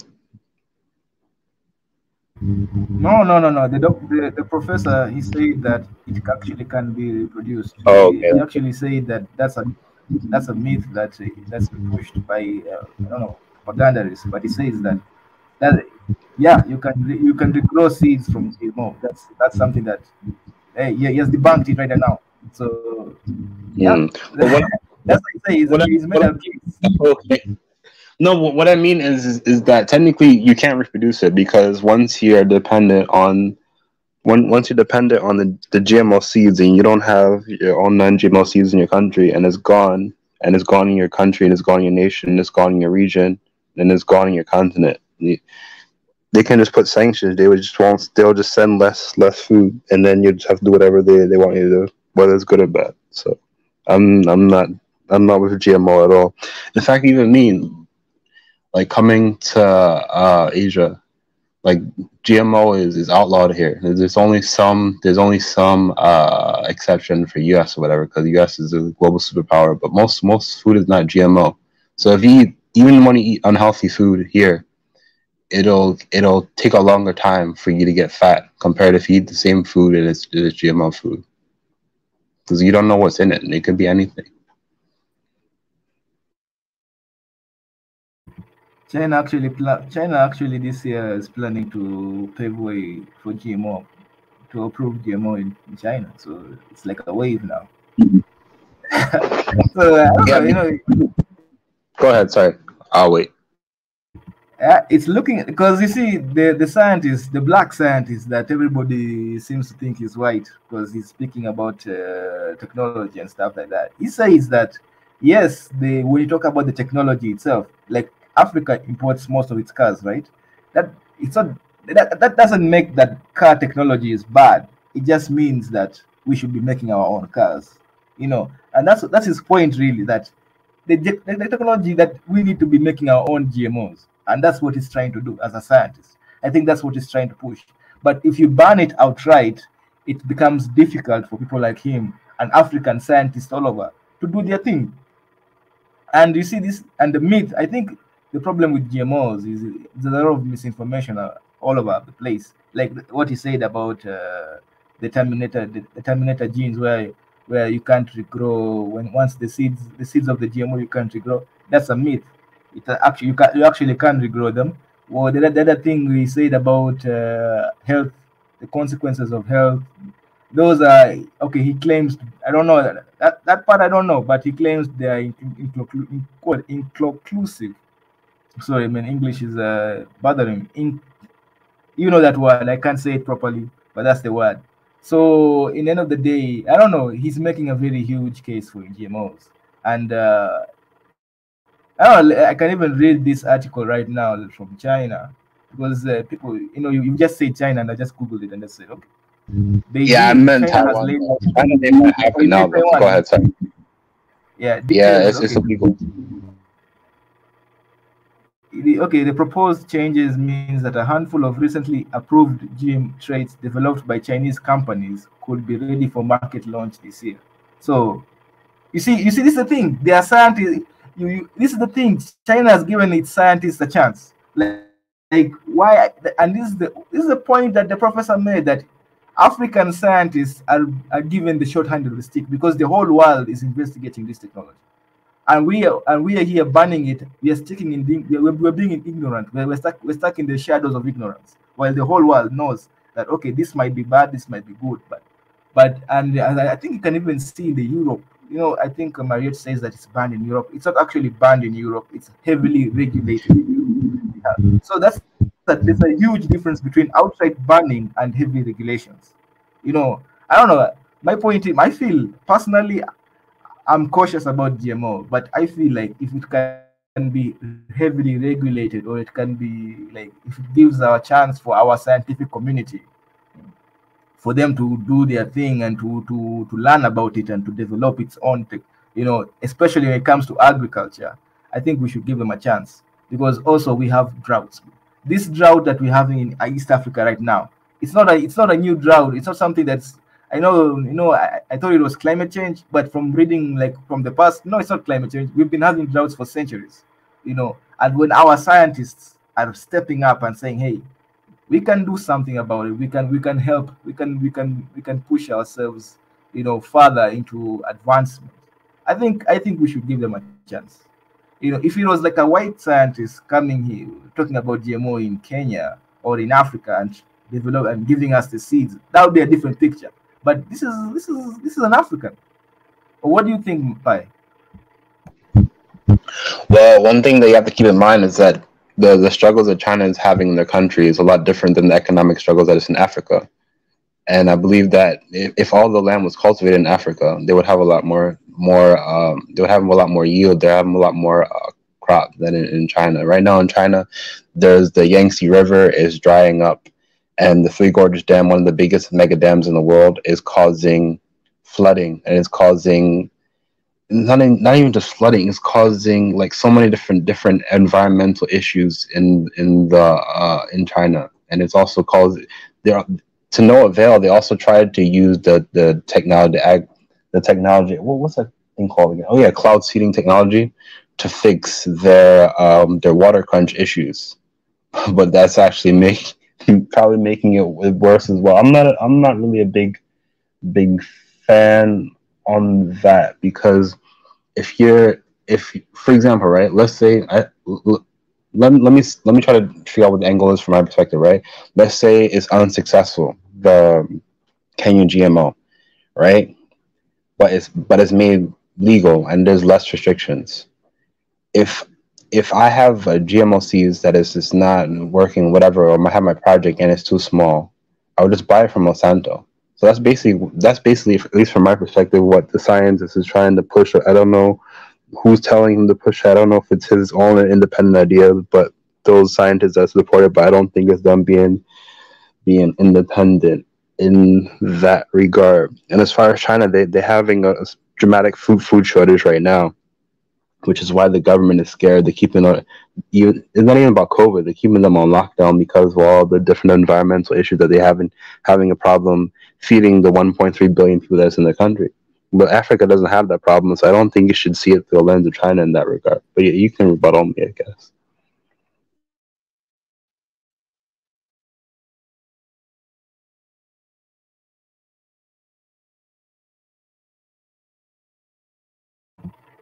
Yeah, okay. Sorry about that. I was actually checking out the GMO laws of Taiwan. Apparently, there was an amendment this year, but let me give my space. Let me give space for my brother Mikius before I say something. Welcome, Mikius.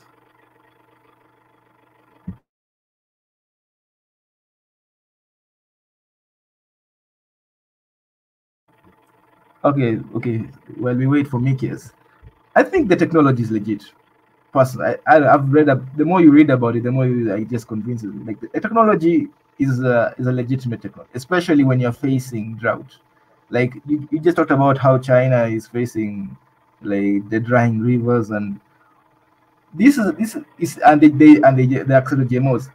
Africa is facing drought, and I don't know, you could say all these ancient methods of agriculture, but in the end of the day, I don't know, they didn't work for our ancestors. That's just the honest truth. That's just what I feel. They didn't work for our ancestors. They were having droughts and they were having famine and they were suffering from it. So I don't think that denying like a chance, for our own community, because I feel our own we talk about scientists all the time, we talk about engineers, we talk about all these guys, and right now they have a chance to shine, and because this guy, if you research the guy who's proposing GMO, this guy we just showed the video, he's decorated. He's not just some guy talking. He's a decorated scientist. So when he says these things, I don't know, I feel like accusing him of being westernized. And I think if he was speaking in Kiswahili, because the way Russians speak in Russian, Chinese speak in Chinese or Mandarin, maybe we will know, we will trust him. I think that's another question, that's another issue with Africa, because we speak English, we speak the colonizers' language, so we feel like when somebody is smart, he's going to speak good English. And even in the Black America, when someone is smart, he speaks good English, he is automatically accused to be influenced by white people. But I feel like he has a brain of his own, just the same way we have brains of our own. I think he also has a brain of his own, and his point is like, I'm sticking to the science, and the science is legit to him.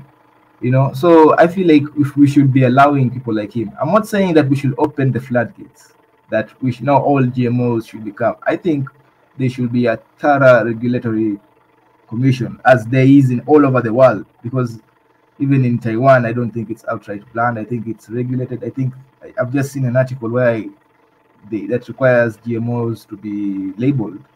So that means if they're labeling GMO, that means it's allowed in the country. So I don't know. I feel like in the end of the day, if it helps people from, I rather somebody not starve to death and have GMOs and we'll worry about that later, than somebody just starve to death and we have the pictures, those pictures of Africa. I think if you can prevent those pictures by giving these people a chance to grow crops that are drought resistant, I think it's worth it, because in the end of the day, Africa also, every African, okay, maybe not every African, but most Africans let's just talk about East Africa and even West Africa and South Africa might be a different story, but most Africans have their own farms. They grow their own crops. So in the end of the day, I think it's not like the West where you have to label them so that you can get access to non-GMO crops. In Africa, I think you can grow your own. Even right now, people are even, because of the GMO lifting the ban in Kenya, I see a lot of Africans talking about getting food from their own farms. So that's a luxury that I think Africans have that most people in the world may not have. So they will this assumption that the natural crops, the natural the bio food will be hard to get or will be more expensive as it is in the West. I think that's a lie. I think I don't think that will happen. I think biofoods will still thrive. The market for the biofoods will still thrive because Africans will always want the biofood. But those who cannot get, those who are in desperate need of food, cheap food, I think they also stand a chance. So I think it might end up being a win-win situation for everybody and for Africans. What do you think? Monetization. Can you hear me? Yeah. Yeah, I can hear you. I had technical problems. That's why. So for what you said, let's leave the kind of the personal thing away about the black dude speaking English very well and making him foreigner. Yeah, to be honest, I'm about to shift my English to Patois style because I don't want to speak pure English. What do you say? Yeah, but that was the argument we were having earlier, actually. Yeah. So bad man, bomba clat. That's what they say, right? Yeah. I feel like we will be more trustworthy if he spoke like that. I don't know. I suspect. Yeah. To be honest, it's not about like the language and so on. It's the, like we said with the, what was my friend's name that went out? It's about like the manner and the type, like the African culture, like through our roots and stuff like that. This is a very, how do I say this? It's modern at the same time, very dangerous for our past history, which has stabilized our natural existence through our climate, through our health, and so on and so on. Like we need to put a lot of things into consideration. Like on the YouTube channel, the interview that you have opened, if we notice the guy on the screen that went out, he was saying, let's do a deep research on this. Let's give it a lot of time for to test it. I know we're on a drought and so on right now, but because I believe they saw how sensitive this situation is, they want to test it further more in the future. And I was looking at the author of the article that I read. The guy had the same encounter. He did a long-term research, and that's why he's saying we should not legalize it right now and give a license, because it's gonna overflow,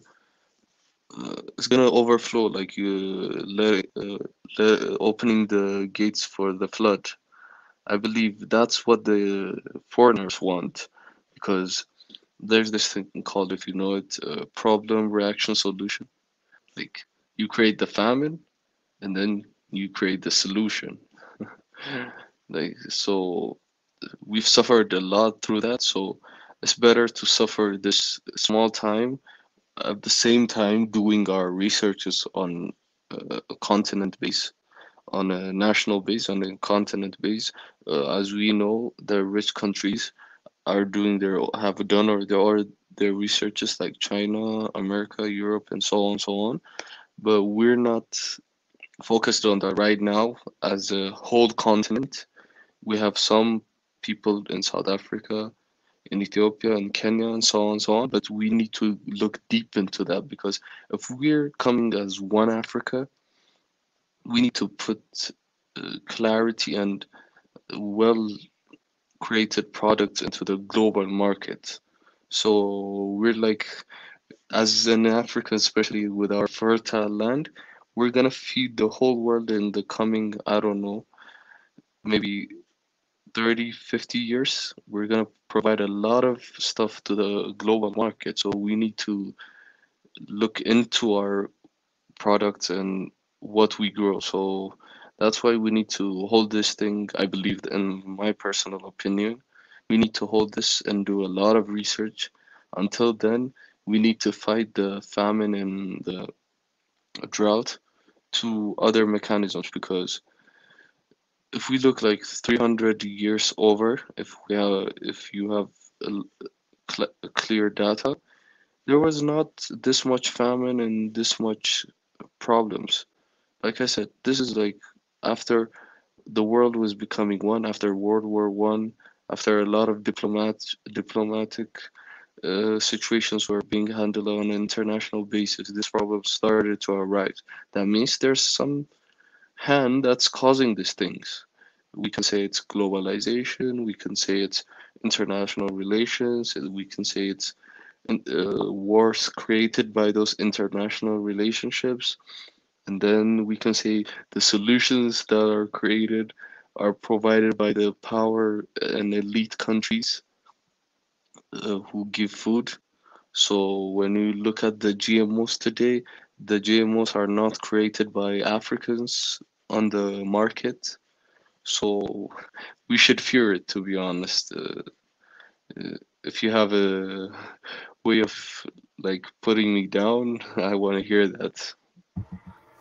Yeah, actually, yeah, I've understood what you're talking about. I know GMO is scary. It's not even the perfect.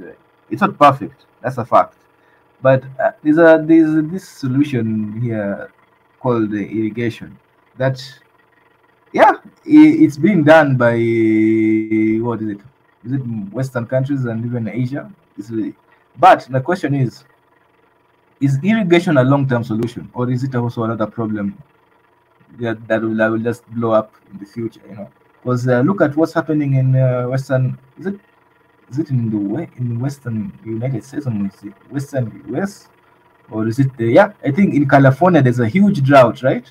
And a lot of irrigation is used. I think that is draining the Colorado River, right? I think that's a huge problem over there. And Pi just talked about Asia, China, the rivers also drying down. And if you look at where the water is going, it's going to, it's going to farms, right? So irrigation also isn't, irrigation is not exactly as sustainable as it's been pushed. That's what I think we may do some research in this. This is just something I'm talking about from just knowledge from the news, right? Like the problems of irrigation coming up to root. Yeah, even in is in Greece. It's in Greece, or is it Italy? One of the European countries is having problems with water. I think Italy and Greece, they're having issues with water because of Oh yeah, irrigation. like Irrigation, Middle East, yeah, South Arabia too, Saudi Arabia. I'm sorry, Saudi Arabia yeah, too. Like I'm not sure if it's based on irrigation, but I've heard they're having a lot of water problems. yeah. And if you look at the most of that water consumption goes to irrigation. You see, so it's also contributing to the farmers. Like I think Italy or I think in Greece, Italy or Greece, basically Southern Europe, they've drained their water table, you know, because of irrigation. They've drained their whole water table. It's drained now. It's very hard to get water underground because of irrigation, you know. So, because they used to dig down wells and irrigate their farms, now the water is too deep for them. It's becoming almost impossible to get that water. So, as you can see, that irrigation might not be the only, so it may not be the solution or the silver bullet people think it is. So imagine in Africa, if we began irrigation, in the probably short term, it may look like it's a good solution, but in the end of the day, Africa actually has the biggest water reserves in the world. I think rainfed, there is a wisdom to rainfed agriculture, although it has an issue. I'm not gonna lie, it has an issue, but there is something about rainfed agriculture that is more sustainable than irrigation, where you have to dig down wells and drain rivers, and that water just goes to the atmosphere or something like that, and it doesn't come back a lot of the time. So it makes the river, if you find river levels going low, we find the water table going low, and then you're back to square one, but this time with now much less water. So I feel this is why maybe this might be actually a case for GMOs, where the crops can actually survive the conditions of the climate, the climate of that region, because I think that's I don't know, what do you think, Mikias? Making crops that survive that climate, the natural climate of that region, or going full on irrigation and draining the water tables or draining the rivers and lakes. Ooh, I don't know. I Okay, don't know. you Yeah, you gave our topic a good path. So, like you said, that means this literally doesn't concern us. It doesn't concern Africa, most of Africa. You yeah, see? exactly. But see, that's because we don't use irrigation. That's what I'm talking Yeah, about. like It doesn't concern I'm us. saying, like we don't have the lack of water. We just don't manage it because we're down on education and we're down on like managing our resources. So they're just trying to tell us their problems and making them look like it's also our problems and trying to find common solutions for different problems. So the way I see it, uh, most of Africa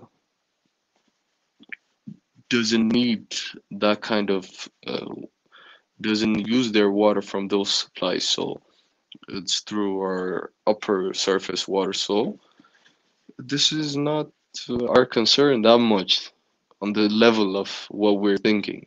So we can find solutions on a different basis. But for the when you think about it, to become a global to enter into the global market, we need to know this knowledge. I'm more motivated on doing researches, to be honest. I don't want to implement them on our continent, but I believe we need to specialize on this sector too, because we can help foreigners as well. Because, like you said, there are a lot of countries that are losing their water supplies all around the world. So we can ship in on that, but we don't need those implemented on our continent because most of our continent is rich in a lot of natural resources and especially water, especially as an Ethiopian.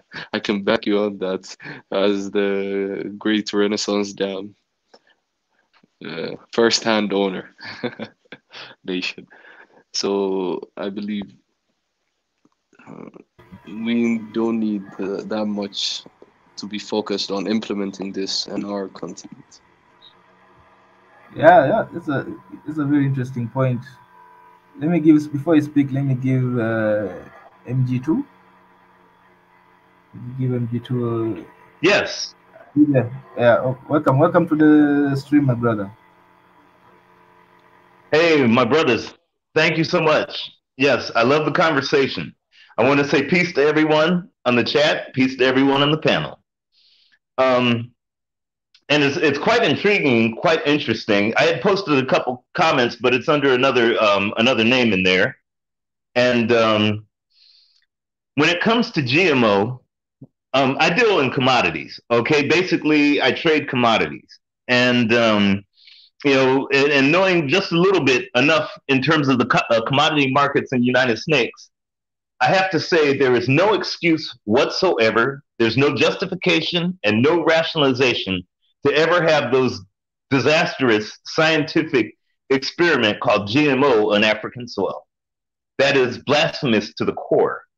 There's no justification, not starvation, not famine, not because of water tables, not because of ease or economic in terms of ease of use, or because of how cheap they are. There is absolutely no justification whatsoever. United States' agricultural market is a market that's solely based on profit over quality, over health. And when they came out with this so-called, you know, monstrous thing called GMO, of course, it's a profit motive. And when I say a profit motive, it's not just because of what you can sell on the cheap by what you manufacture. It's also because of what are called patents. Remember, United States, for lack of a better term, its core economic resources patents, whether it's agricultural, medical. That's why, you know, when they were having folks take these shots because of the so-called, you know, thing that's running around, a lot of that was because of a competition for vaccines. Also military, it doesn't matter what it is. Dr. John Henrik Clarke said the only thing that the Westernized, European, whatever you want to call it, the only thing that they've invented was the patent office. And a lot of that is, again, profit over productivity, over quality, and over health, and over actual functionality. One of the things that, and I'm glad you brought up California because that's where I live. And I've been out here for over 30-some years. And the thing is it's not about irrigation. Irrigation was done on the African continent for millions of years because, of course, we are the oldest people on this planet. The crisis or the problem is a crisis of leadership, not a crisis of because of famine, because of drought. Africa's gone through millennia of drought for millions of years. For as long as there's been people on this planet, from the earliest in Kenya until now, we have experienced worse droughts than you see right now. It's just unfortunately because of profit incentive, because of the crisis of wanting to go ahead and put a sense of urgency out into the world. They call it global warming, they call it whatever. And a lot of that is due to the fact that it's more inclined for the fact of trying to create urgency so they can go ahead and sell product or promote product. That's mostly what the West does. Irrespective of that, we have handled it for millions of years since we've been on this planet as Africans. The thing is it's almost a sense of either laziness, lack of identification for oneself, or a dependency on others to go ahead and solve our problems. Here's what I mean. Whenever we go ahead and use the default mechanism of saying, well, you know, we should explore this so-called technology because we've lost our frame of reference. Our frame of reference as Africans is what we have used since we've been on this planet before any other any other race was on this planet. But yet we've lost our identification and now we've become Westerners. So their technology must be better. In other words, their fire must be hotter than regular fire. No, it doesn't work that way, brothers. As someone who's been in the commodity industry for decades, one thing I can actually tell you is everything that they've done is actually not only damaging the planet in and of itself, but even their own selves because of their profit motive. Folks are, you see more of the diseases that are out, things that the body cannot handle and should not even want to handle. Things that they do to the animals that folks eat is so unnatural. It's to say deplorable is an understatement. The things that they use and the thing and how they do it, I'm talking Western and Asian so-called science, is more, again, to go ahead and see how they can get the most out of very little, irrespective of the causes and the damage that it does to other folks. Again, this whole thing is about a crisis of leadership, totally on the African continent. And when I say leadership, I'm talking about making sure Africans have a solution to African problems, whether it's drought, disease, militarism, finance, or whatever else. Instead of using someone else as that frame of reference, i.e., well, their science must be better, i.e., well, their economy must be better, or their so-called military or whatever must be better. Do what we have done before, and that's default, to actually making sure we have leaders that actually go ahead and inspire those that are coming up to make the solutions for the African problem. And those solutions have to come from us and not a frame of reference from westernized economies or westernized so-called technology. I always said, one of the things is Africa is a continent that can't even protect itself from outsiders. If you notice, all the guns, all the weapons, all the militarism, everything in terms of protection is made from outside, not indigenous. And it's been that way for damn near, 2 centuries now? And all the guns are pointed inside, and none of them are pointed outside to Europe or anywhere else. So it kind of tells you that's a frame of reference that we as Africans have lost. And the reason I know that is because I have to follow and actually find out investment into military surplus. So I see that every hour coming across my trade desk. Who's buying what for when, where, why, and how? And who's manufacturing what for when, where, why, and how globally? Industrialism, education, media, international trade, health, agriculture. All of it is something that we have not found a solution as African people for ourselves, but are relying on someone else who is clearly for a profit motive. Again, brothers, the crisis is leadership or lack thereof across the entire African spectrum. Thank you for letting me speak, and I'll go ahead and listen to you guys. Thank you, my brother MG2. But you've spoken some interesting points. At one point, I actually caught, and I'm trying, and I need to rebuttal that.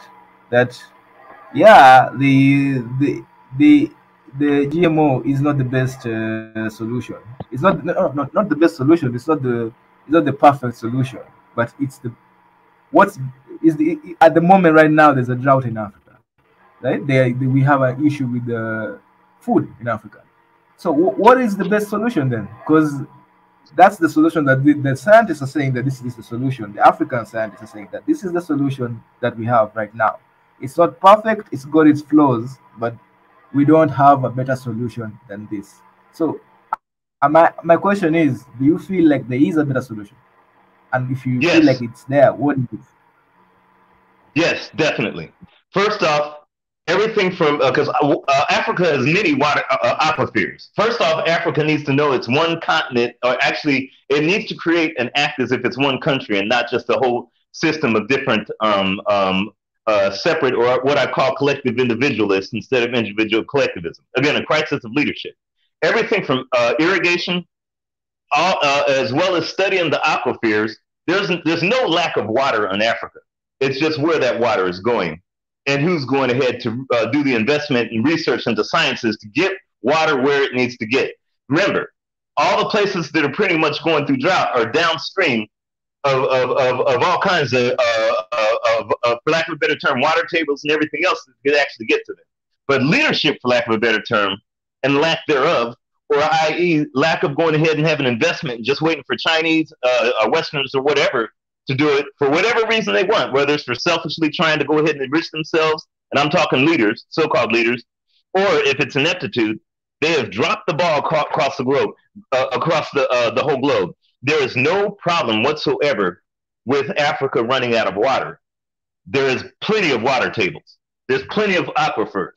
There's so many different ways, and I see, when I say that, I look at what's happening with the Grand Renaissance Dam and the so-called fights that are going over there.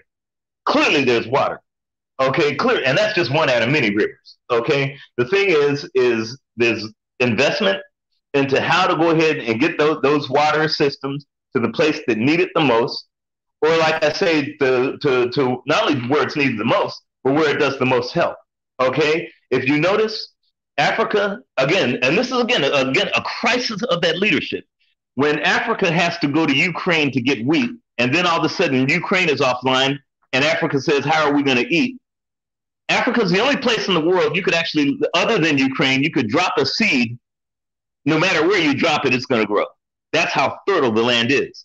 But unfortunately, we've left the land the custodial of that land is in individuals who don't know how to manage that land. Same thing with water. So it's not like a crisis of water.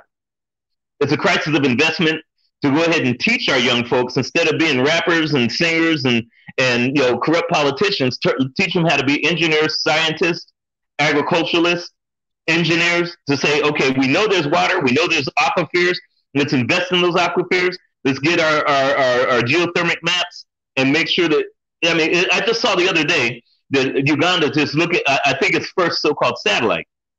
That's like a day late and a dollar short.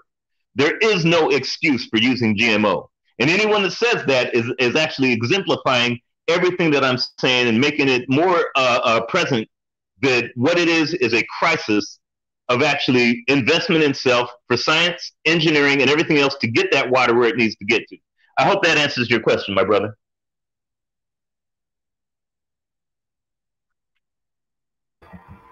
Yeah, you've answered.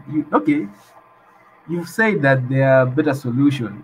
I haven't actually had the solution you've given about the water. You said that better leadership, yes, but at the moment, like, there is a drought, and the only actually is from South Africa. Welcome to the show. The only, welcome to the comment. But she says that I think she said the same thing you're saying.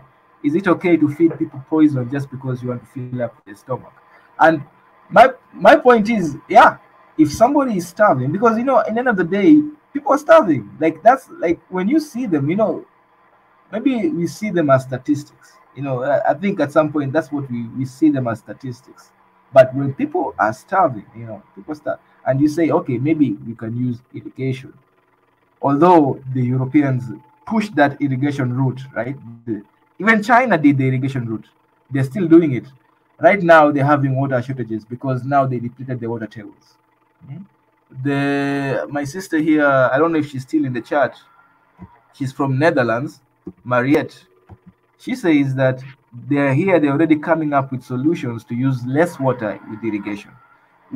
And I guarantee you, one of those solutions being put in the table is GMO crops that use less water, that require less irrigation. I guarantee you that must be floated on the table. So I'm just saying that I think the solution here, the problem in East Africa is not one with a good solution. I think that's that's really my point. That I think even in the just greater Africa, the problem is not one with a good solution. That, yeah, we can use irrigation. That I don't even think we have that much, or we have a lot of water underground. That's a fact. Yeah, underground Africa has a lot of water, but above ground we have. I think we are one of the least. I don't know. I think we have very few water. Ethiopia has water above ground a lot. I think it's the source of one of the biggest source of the Nile with the dam they built. But still, there is drought in Ethiopia, right? There is still people dying of drought in Ethiopia, despite that dam. So I don't know.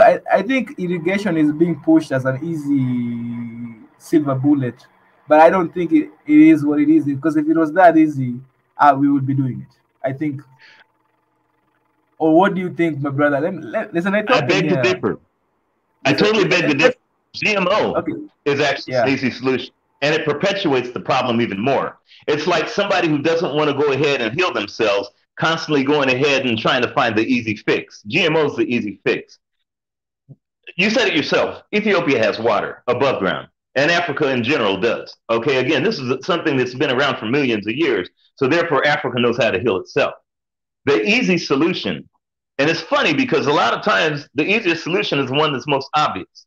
This GMO is nothing more, because there was no GMO thousands of years ago, hundreds of years ago. decades ago, there wasn't GMO. So we had a way to go ahead and handle our problems. The thing is GMO perpetuates the problem. And anyone that goes ahead and co-signs it not only wants to perpetuate the problem, but exemplifies their laziness. In other words, trying to get that water underneath the ground, over the ground, so that way they can irrigate and do the things that were natural. There is absolutely zero, I'm going to say it again, zero explanation, justification, rationalization, or any way, shape, and form that anyone should promote this so-called GMO craziness, this disastrous, for lack of a better, most dangerous thing that ever happened to Africans. No one should promote that on the African continent. I hope that answers your question. Yeah. Let me ask Mikius. He's been silent. Mikius, he's actually an Ethiopian. Yeah. Why do you think you heard about you know about the dam, right? The dam is built. There's a lot of water. There's a lot of water in Ethiopia. That's a fact. But still, there are parts of Ethiopia that have no water, right? There is drought, severe drought. Same way in Kenya. So why do you think irrigation is such a difficult thing in Africa? Why is it so difficult? I don't believe it's difficult. I believe, like my brother said, it's just, we're looking at the things that don't really concern us because we've been misled by our leaders and stuff like that. Because we've been too busy with things that don't concern us. So once we wake up, it's gone too far what concerns us, and we just want simple solutions, like short-term solutions. And for this kind of problems, we don't need to use short-term solutions. The management wasn't good, so we didn't use our resources well, because people that were leading us were actually enjoying their lives rather than fixing other people's lives. So that was the problem, and that's what we have manifested today and living right now. But what we need to be sure is for our kids to not live this kind of way. So we need to work for everybody on common ground to provide them the basic needs with highly naturally gifted, like the world is a gift, right? We're trying to say we made the world. That's what the Westerns want. When you think about GMOs, it's like saying I made the fruit. Like we don't need like God. I didn't feed the ground the seed, so I modified the seed. I made it like this. I made it like this. I made it grow in 1 month. So at the end of the day, we're trying to enter into God's work and trying to get the credit. And it's just a gift. We just want to say we made it. But this kind of stuff, food is a gift, water is a gift. We need to accept that and appreciate it. If we don't appreciate it, it's going to be taken from us. We've seen it before through our history, right? I know it's hard, like, to provide everybody everything, but at least if we provide for the mass, and then those mass will feel that humanity and give it to the others which are less fortunate of reaching those natural resources.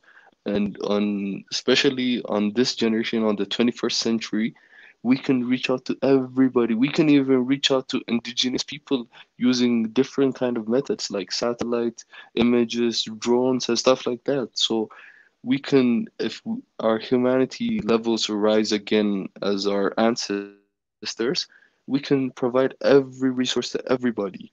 But we're too busy only fixing on our personal lives and not caring about each other. So I just want to say we need to realize first our natural resources are a gift. We can build buildings, we can make houses and stuff like that. But when it comes to nature, we need to accept it's a natural gift. So we need to respect its natural cycle. We don't need to interrupt that, because once you interrupt that, it's going to interrupt your life. I believe, because it's a simple logic, action, reaction. If you go and misbehave on somebody, you're gonna misbehave on you. That's what I believe. That's what we're doing to nature, and we can see this concept in other countries, other continents. That's why. Yeah, Nick, I think you're dropping out. I don't know, or you've stopped talking. Oh, okay. But in the end of the day, did you hear it? yeah, I heard was you. it clear? I heard you until the last part. I think it was a bit choppy. Oh, okay. Oh, okay. But my point is, and I have to say this because we have seen the Europeans, we have seen the Asians, we've seen China. China is now adopting in 2022. It had banned GMO, but now it's adopting it. You have seen Europeans. They've been doing it for a while. They were doing irrigations, but now they've adopted. America is already is basically GMO central. But what I see is that all roads lead to GMO. Even if you use irrigation today, you're going to run out of. It's just been proven by all other parts of the world that yeah, you can start with irrigation. You're going to run out of water, and you're going to still have to rely on a crop that doesn't use that much water. You see, so because the Chinese, they use irrigation, they have a lot of water too. I think this myth that only I think Canada has the most water, is the country with the most water. I think above ground. I think Canada has the most water above ground. The next one, I think, I don't know. I think I don't think Africa has probably one of the most water table. When it comes to water table, I think Africa is the one that is leading the world. But when it comes to above ground water, I think European countries, China and Canada, basically countries that are a bit north, have much more water resources above ground. In the end of the day, when you use water is not something that is I don't know. I feel like water systems are very vulnerable, and messing with water systems are much more greater impact to society than messing with the GMOs. I think water systems, once you mess with them, as you are seeing right now in the world, as you just witnessed in the world, once you mess with the water, things can go south real bad, So I feel like we as Africans shouldn't mess with the water systems. We shouldn't start pushing water from this direction to this other direction in the name of, I think that's much more catastrophic in the long term than using crops that are are modified to be drought resistant. I think if you were to choose. Yeah, exactly. But Mariette, let me tell you something, Mariette. Deep underground water is not replenishable. It's not something that once you use it, it's gone. It doesn't come back. It's a one-time thing. Once you use it all, it's done. So I don't think you should be using it every season. You use it every season because I think it's not a sustainable solution. That's my point. So I think the best type of water. Send the link to it's a different. Okay. But my point is that in the end of the day, all roads to lead to GMO, because in the end of the day, messing with the water systems through irrigation and all other techniques have been tried. The problem in the world, and this is the South African problem, is that we have a huge population. That's just the reality of it. That's just the reality of the world. And with a huge population, has huge demand for food. And the only way we can demand, even Gas the Map came here and said it, the only way we can solve this is just GMOs, because they grow in places where no other normal natural crops will grow, and they produce much more quantities than any other normal crop will do. It's the same with fertilizers. I just saw a YouTube video about the invention of a fertilizer, when the first fertilizers were invented, there was a global problem with the population, and there was also like, what is this fertilizer? You can do what to the soil and the field. It became a big. There was all this debate was there at that time, but it was the only solution because of the time of, and it allowed the global population to be sustainable, because at that time they were saying there's too many people and there's too little food. You know, at that time things were natural. There were no fertilizers, there were no GMOs. All techniques were natural. You know, there was irrigation, I think. So I don't know. In the end of the day, if you see countries like China and that were heavily resistant to GMO, even Kenya, you see countries like Kenya and China that were heavily adopting this thing. And I know we like to see the hidden hand, the capitalism angle, but sometimes if you just look at the technology, the same way they looked at the technology during the discovery of nitrogen as a fertilizer. I don't know. It's inevitable that we will all use GMOs. That's just something that is inevitable. So I think what these scientists are saying is that instead of prolonging the inevitable and being late to the party, how about we get to know it now, and we get to understand it better before the whole world understands it better than us. As we were left behind by the Industrial Revolution, we were left behind by the Agricultural Revolution. Let's not be left behind by this revolution that's happening in the world. Clear revolution that's happening towards the world. Let's not get left behind. I think that's my general point. I don't know, my brother MG2, if you have. I'm sure you have an opposing point. I beg to differ, because you exemplify the laziness that I'm talking about that so-called African leaders do. Just because everyone else is so-called this technology and being left behind, just because they want to jump off a cliff, doesn't mean that we need to jump off that same cliff as them. GMO is disastrous from its inception. Now let's take this from an economic standpoint.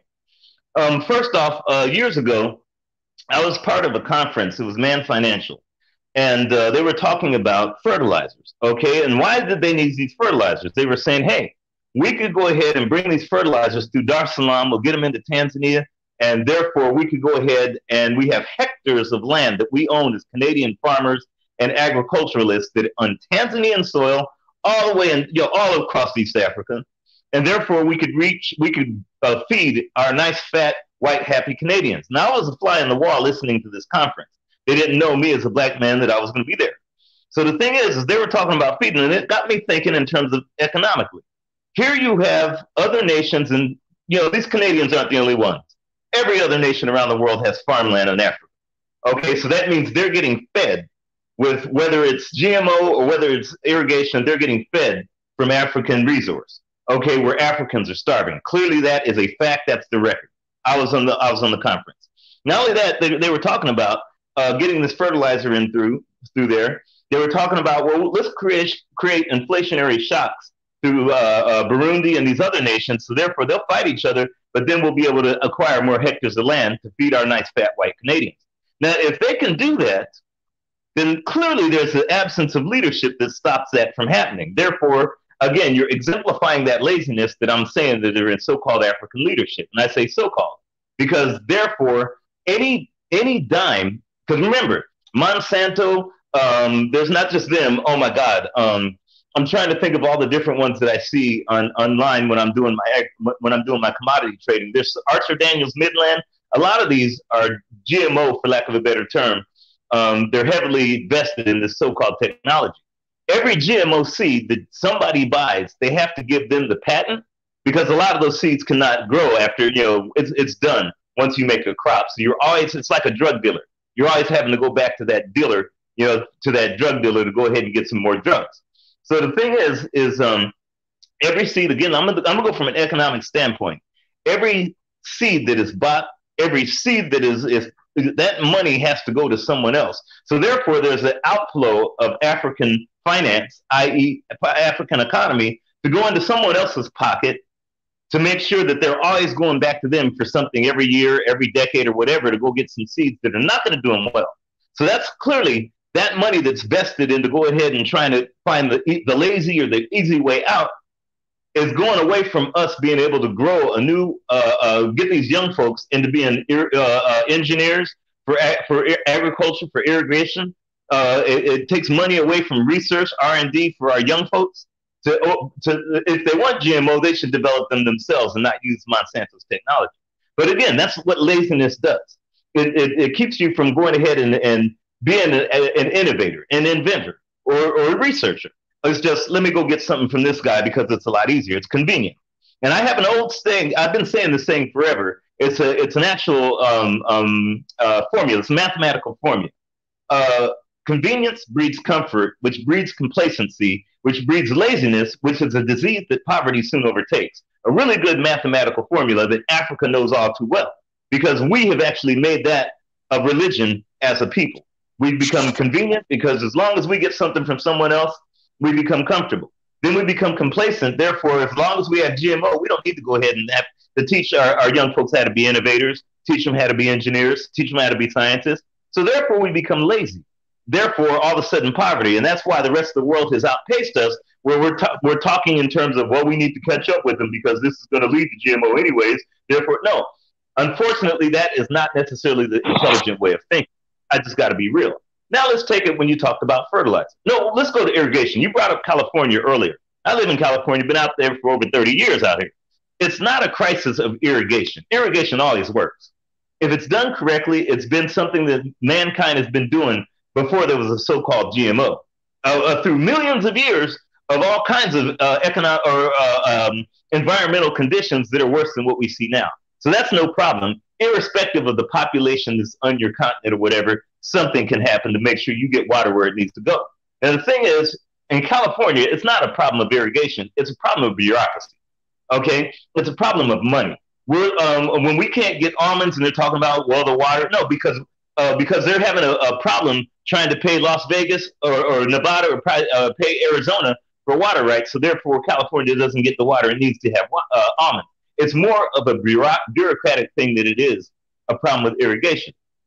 Yet that is a nice, good, or convenient excuse for going ahead and being lazy, you know, and doing what I talked about these so-called African leaders do. Oh yeah, it's going to be GMO at the end of the day. No, it doesn't have to be that. When you brought up fertilizer, let's go to fertilizer. One of the things is again, Africa doesn't really need fertilizer, but unfortunately, because we become lazy, not going ahead and doing things for ourselves and relying on either Asian or European so-called technology, which everything they do always is a profit motive, and it always destroys everything from the mines that they've been mining and putting holes all over Africa to get resource to China and everyone else, to the so-called agriculture. Everything has been disastrous for us. But when you brought up fertilizer, a lot of folks don't realize, I brought up Ukraine earlier about the so-called wheat, the fact that Africa, where you could drop a seed and it could grow more wheat than you can have anywhere in the world if there was leadership to get it there, they're having to rely on Ukraine and Russia for something, that's thousands and thousands of miles away in order for them to go ahead and eat bread. It's no different than fertilizer. Most of the fertilizer is manufactured over there in the eastern, where Ukraine and Russia are at. They have a lot of the nitrogen, a lot of the technology was there. And now all of a sudden it's a problem. Again, it's only a problem because we have not invested in ourselves to take care of this problem over decades. Now we're at this tipping point where it's like, well, what do we do now? We can't eat. No, that's okay. Why? Because sooner or later, that again, convenience, comfort, complacency, laziness, and illegal poverty will make sure that an empty belly will make you get up and work and do something at the end of the day instead of relying on someone else to do it for you. There is absolutely no explanation other than laziness, ineptitude, lack of leadership, lack of wanting to go ahead and do the things that need to be done. And I'm going to talk about being productive, being innovative, and intelligence. That's the only lack thereof intelligence are the only reasons why anyone would want to promote this disastrous thing called GMO. I'll pass the mic. Hopefully that answers your question. Yeah. You've spoken a lot of points, my brother. But one of the points, I think you were a bit misled, that we are the ones who are making the GMOs. All the scientists are pushing for Africans to be making our own GMOs. But if you ban them, yeah. Who gets the money from the patents? That's the point that I'm trying to make, that these other countries, the West really, is making GMOs and they are patenting, right? Why the scientists are saying that we are being left behind because we could make our own GMOs and patent it just like the West, but we have banned it. But Tezzy, please, it's like it doesn't matter who builds the poison, it's still poison. I don't know how you guys gonna build a genetically modified organism. It's genetically modified. It is different because GMOs technically are nothing new. I mean, they've taken different plants, mix them together. That's technically is a genetically modified organism, right? But what they're talking about now is not what it was then. And if the West has anything to do with it, because again, who went over there but Biden? And all of a sudden, Biden and all those guys sitting at the table saying, well, this is what you need to do because it's going to save the world. If you got the West even an inch into your business, it's not going to end very well. And I'm only going to say it because I love what the brothers broke it down based upon, the direct impact from California and how things were done. Now, I can't remember what Monsanto is called now. I think it might be ConAgra, and necessarily con means that's a con game. What Roundup done, unfortunately, a blessed black brother had to die from, because he worked at one of the university in their landscaping. These big, huge barrels of this stuff was in it. Somehow it formed a leak, got all over him, and he literally died of cancer in a matter of probably months. Because the spotlight was on him, that gave everybody a direct link of what kind of poison this crap really is. So it took him dying for people to actually understand. Europe was fighting this. And Europe, like, I knew somebody over there said, we've been trying to fight this and fight this and fight this because we're such a small entity. America's coming up here like an elephant and just trying to force this down our throats. South America, they're like, you have to buy the seeds from us and the Roundup. And every year you have to buy the seeds from us and the Roundup that we have to use to kill the seeds. So there's a direct, economic impact, meaning I'll give you the poison to kill the seeds of the seeds that I'm giving you. And again, those seeds, let me go back to here. Now you have people who have organic farms who says we don't want none of this stuff. We're going to build our own organically on our farms. Now these same farms are in the middle, around or near, whatever. These genetically modified organism farms. If the wind blows and that GMO seed lands on the organic farm, now the GMO farms are suing the organic farms and saying, you stole our property.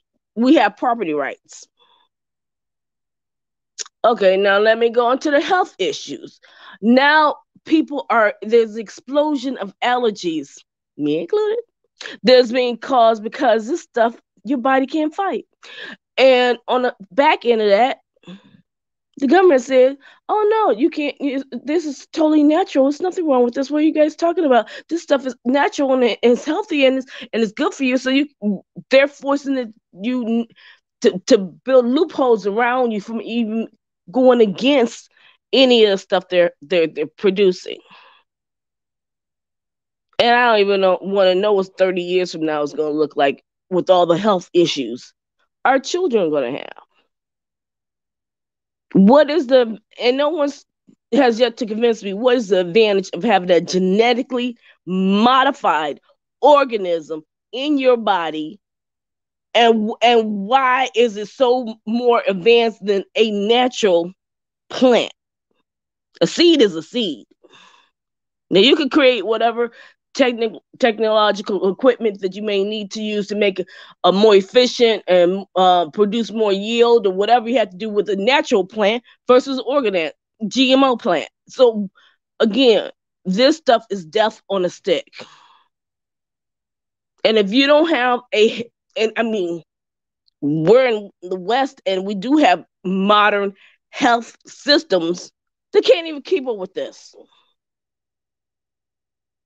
You get no nutrients for none of this stuff. None. So your body is going to be depleted of what it needs. I mean, I can barely talk right now because I ate one of those crazy chickens that didn't know it was chicken, and my throat is totally inflamed from eating this stuff.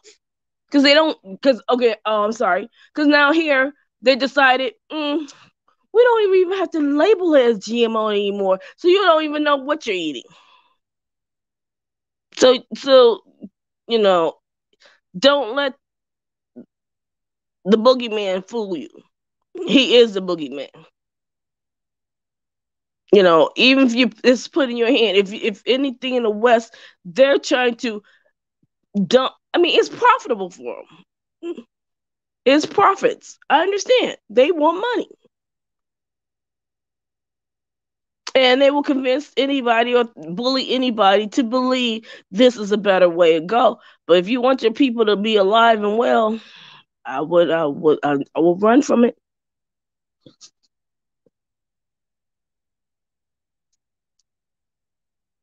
Because, I almost forgot to tell you. Because when they decided to replace our gas meters, of course they need to come back and put some seeds up in the middle of a grass so it could grow. So they were saying, we're going to go fancy and give you guys sod. We're like, oh, wow, this is wonderful. So all you have to do is water it. That sod turned into something, I don't even know what the crap is, but they put contaminated sod in replacement of the soil. And what they also did was took the soil we already had because they knew it was good soil.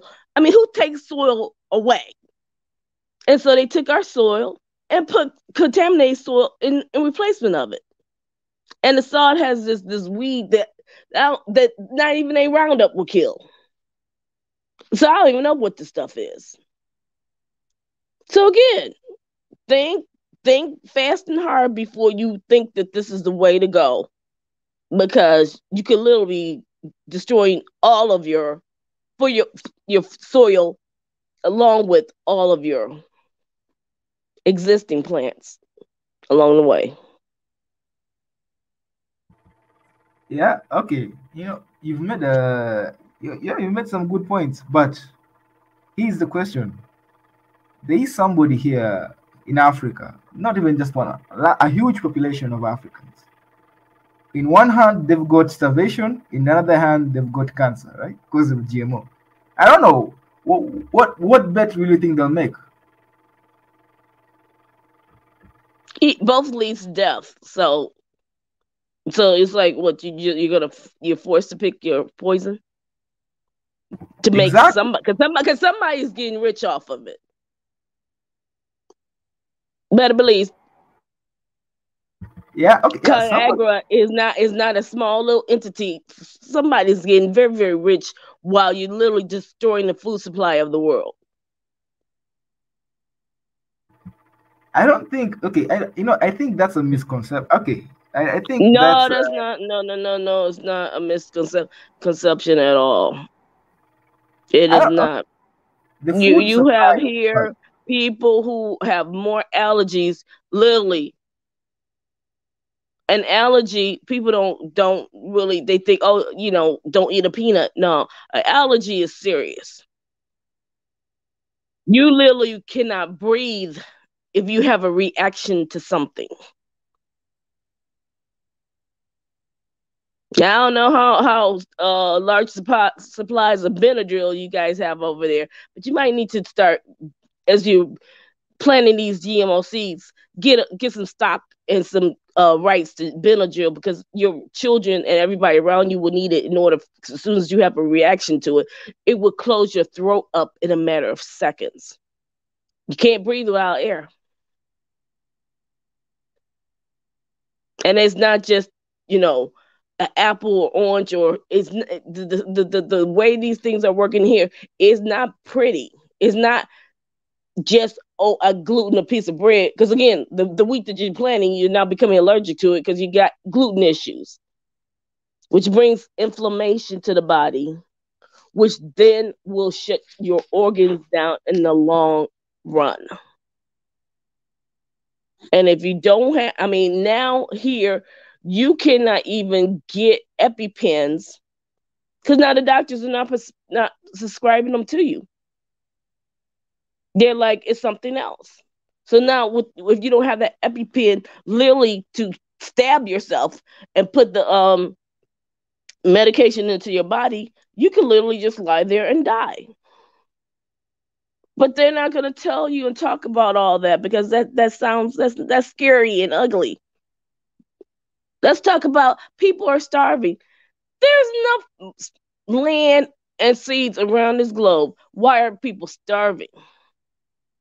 If you depend upon someone else to eat and they decide not to give you what you need to eat, that's why people are starving. If you're polluting the land that the people are living on, that's why people are starving. If you cause constant conflict and wars, that's why people are starving. But you don't hear nobody talking about they want to stop doing any of that stuff.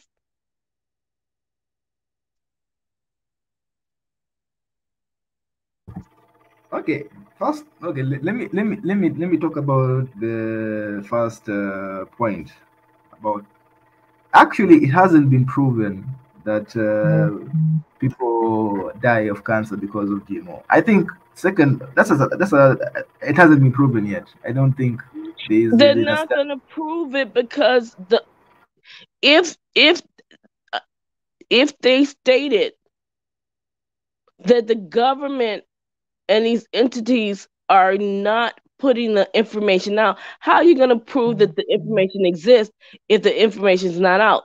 It's a direct line and link to it. So just because some PhD candidate has not documented does not mean that it's false. There have been, if you look at the research and a sudden spike of all these allergies and all this other stuff, because again, inflammation was never an issue here, never. Now you have almost everybody has inflammation. If you just start looking at any kind of research talking about inflammation and talking about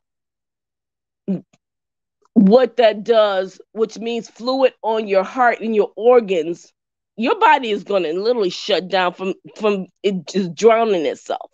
It's a slow process, but that's what the end result is. It's never going to be a direct, GMO. No, it's all the other issues which it causes that's going to kill you, just like diabetes. Nobody dies of diabetes. It's all the other ailments that's caused by diabetes. So we could say, well, technically, there's no diabetes because there's no research that indicates diabetes really exists. But people are still dying. Yeah, okay, that's okay. Okay, yeah, there is that perspective. I'm not gonna lie. Although I'm just saying that as a fact that there has not been any scientific like study that has just proven that GMOs that. But my second point is crossbreeding. Human beings look at the original corn, right? The original maize and the original kale and all these vegetables. If you look at the way they were originally, like centuries ago, or even decades ago, and the way they are now, just not through GMO, but just crossbreeding, that the best looking version has been, has been crossbreeding. That's something we've been doing as human beings, for centuries. And we have changed what is it? The nature of these plants, the way they look, even the way they taste, they have been changed. Not GMO, just crossbreeding and getting the biggest one, the most delicious one, and all that. Even the watermelon. Well, what it was broccoli, and cauliflower. That's what they're not natural, organisms. They were exactly that. But how many people have died of a cauliflower or broccoli? If that's one way of coming out, and it's a benefit to that. But this stuff is genetically, they put it genetically in there for a reason. They didn't say cross CMO, crossbreeded modified organism. They said genetically. So, you know, we can't mix the two terminology. Is genetics. That's definitely, that's technically, that's genetics too. Crossbreeding. That's picking hairs. That's picking hairs. One is not the same. Yes, I won't pick it. My point is, my point is that why do we draw the line when we go even deeper into now genetics? Because we've been messing with the way they are naturally for a while now. But now, because we've gone deeper into the genetics, that's why we say, okay, now we're doing a crossbreeding piece of broccoli that was organically created is not killing you, where genetically modified one is. A broccoli seed that flows through the air and land on Mr. Paul's farm is not then destroying his other plants. A genetically modified one does. That's why we're picking the hairs.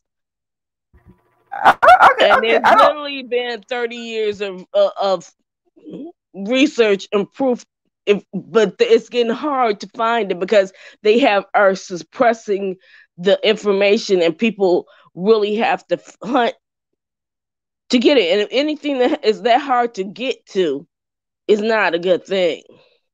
What are you hiding? Why don't you want people to find out the truth about this stuff? And why would you want to build a plant and tell people to eat because they're starving that has no nutritional value in it? Now that is readily available. There is no nutritional value. Why would you create something to strip the nutrients out of it? I mean, is this not mad scientists gone wild? It makes no sense. Okay. Let me give space to MG2. Anything? I know. Anything you want to differ with me? I just want to say it's not necessarily genuine to say that GMO is the same thing as crossbreeding.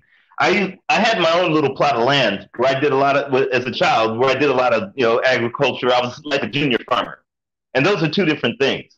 One of the things that the so-called genetically modified at one time, and they still do it, they were using the DNA of salmon, so that way they can make tomatoes grow longer, and they can grow in colder environments.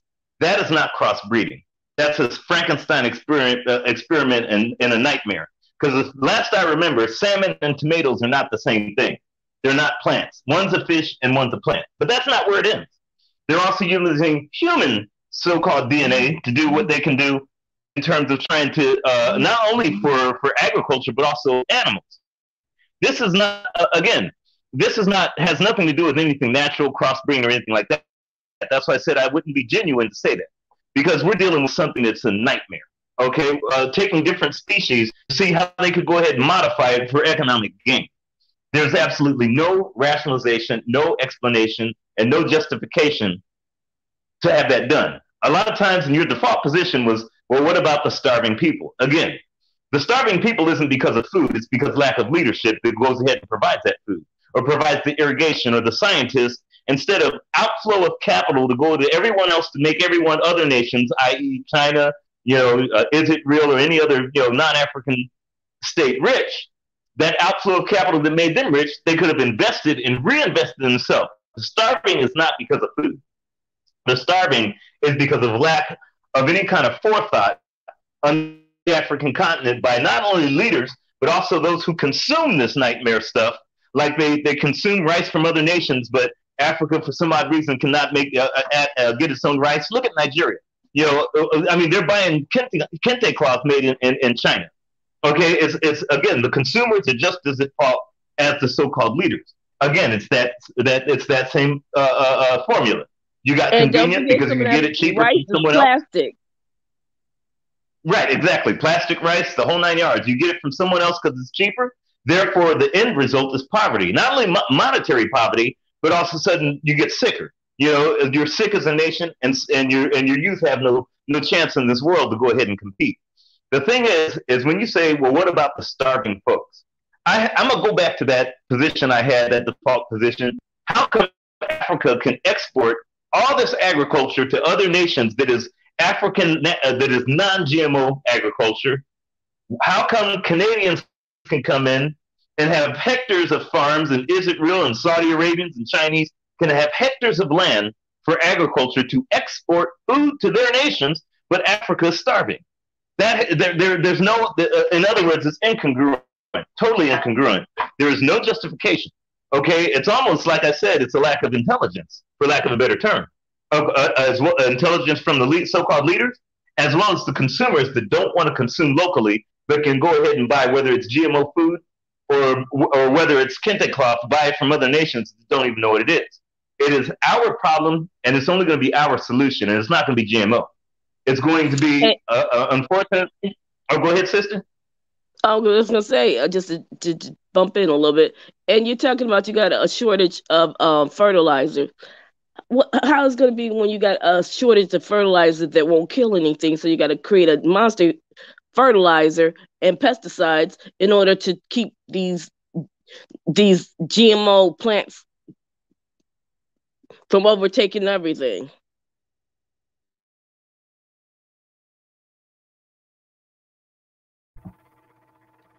Yeah, I didn't get the question.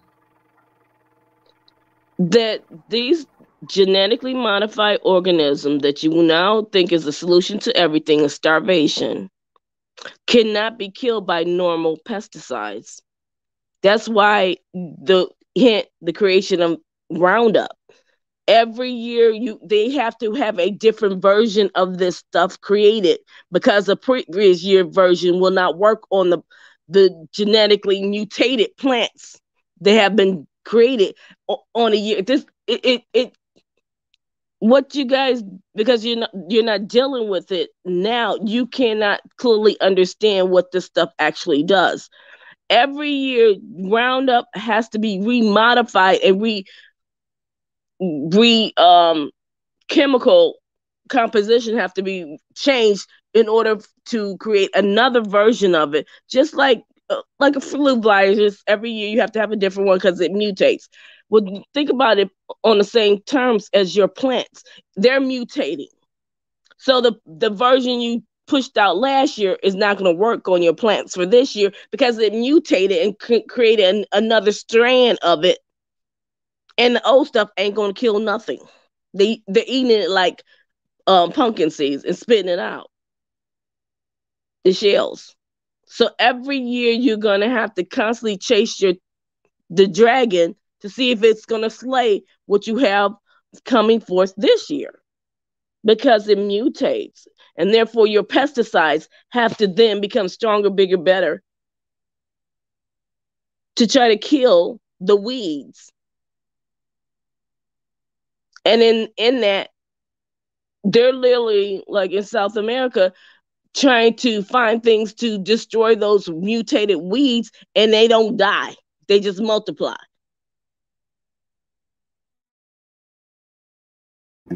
Yeah, okay. Guys, you've made some interesting. But let me just tackle your points one by one, right? First of all, let me talk about the salmon and the string beans. Like, but you could eat salmon on its own, right? You will eat the beans, the string beans, on their own, right? But when you might even eat them together when they're cooked together. But I don't know why do you draw the line when somebody puts? Oh, what makes it unnatural? Because it's not a vegetable. It's not a vegetable. A salmon is a fish. Yeah, but the DNA is natural. Why would you even want because now you don't have a string bean. Now you don't. Do you know the biggest problem we have here is people do not eat vegetables. Do you know what not eating vegetables do to your body? Do you know what an overabundance of protein does to your body? So now let's come up with a solution to put even more protein into not only a fish, let's put it into a plant.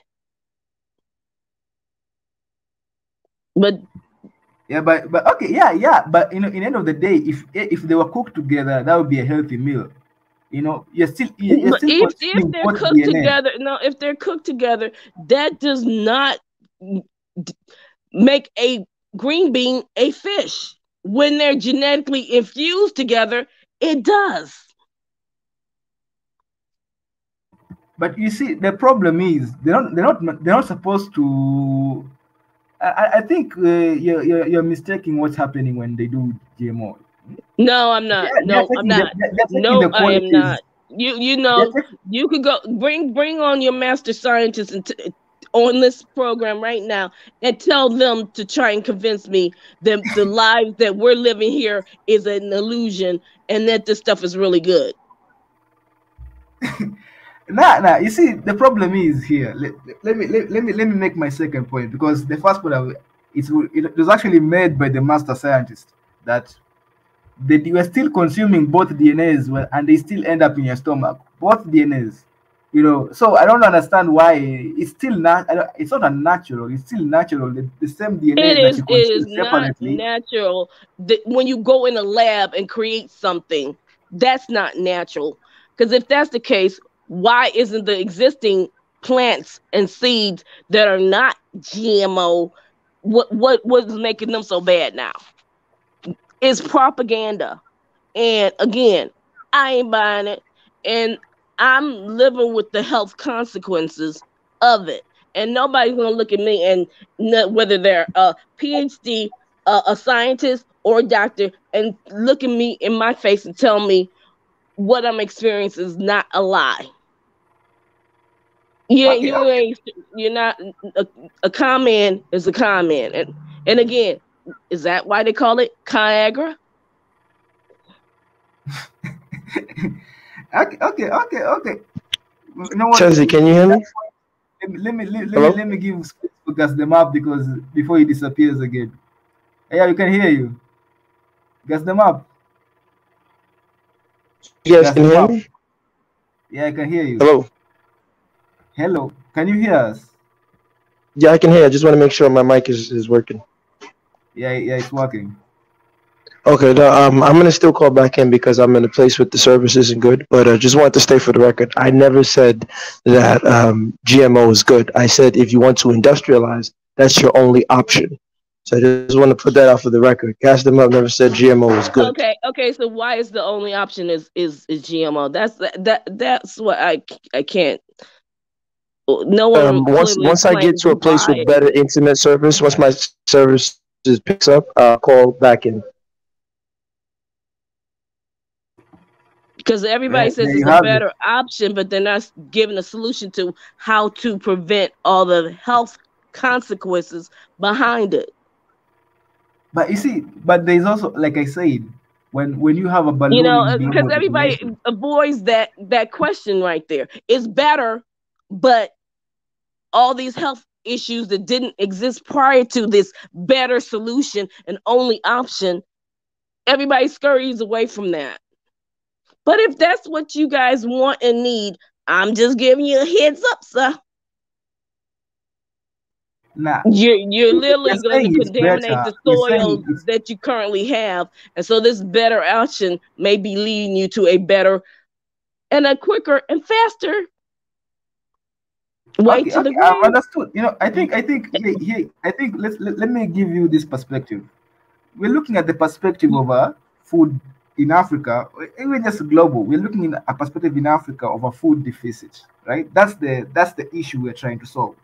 And the solution that has been put forward that is seen as the better solution is GMO. That is the perspective we have. But why is it better? I still have no one no one here is sitting up there explaining to people why is living with inflammation, allergies, and all this stuff better. Why is it better? It's better than starvation. That's why. Why? But again, why are you starving? Where is this solution that people are starving now been resolved from a GMO?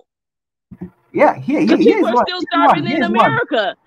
there are people starving in America. So it has not solved the problem even here. But a lot less people are starving in America than in Africa. Well, wait.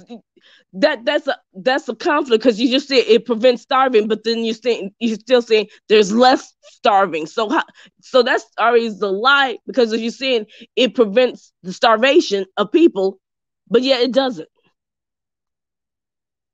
Okay. Let me give you another example. South Africa, the only here, she's in the comment section. She's from South Africa. South Africa is the most food secure country in Africa. They use GMOs. They've legalized GMOs. They regulate it like any other responsible country.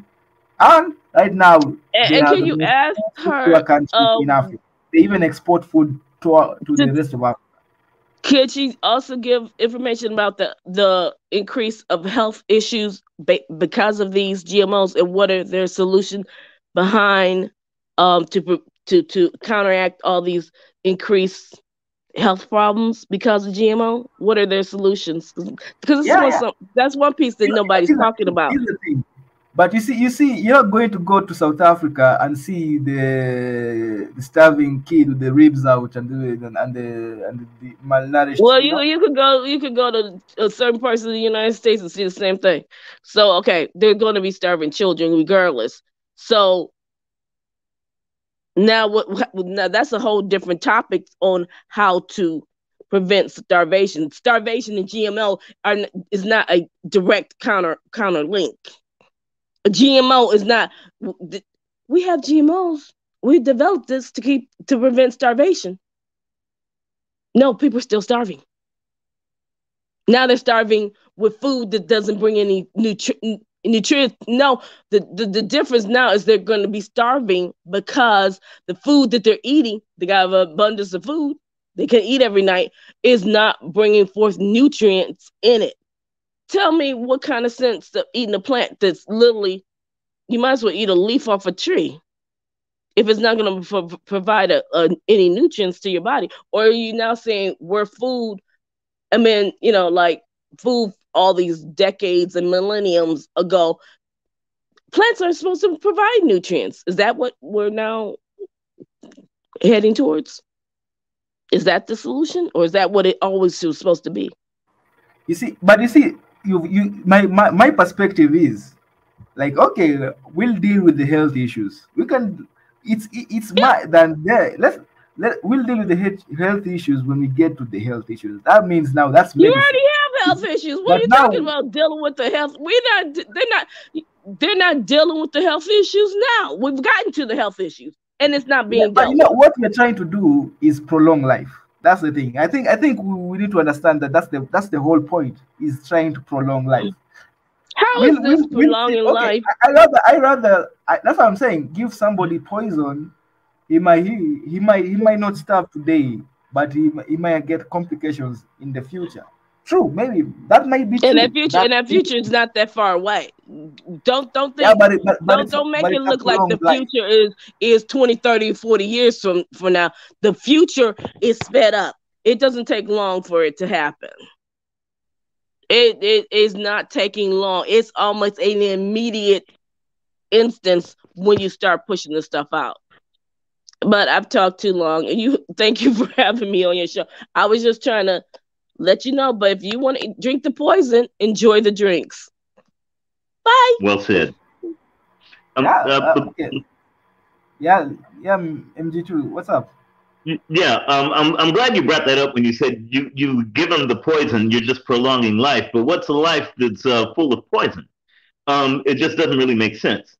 And I got to thank you so much. My phone is fixing to die out, so I'm gonna listen to you guys offline. The thing is it's the solution, for lack of a better term, is right in front of us.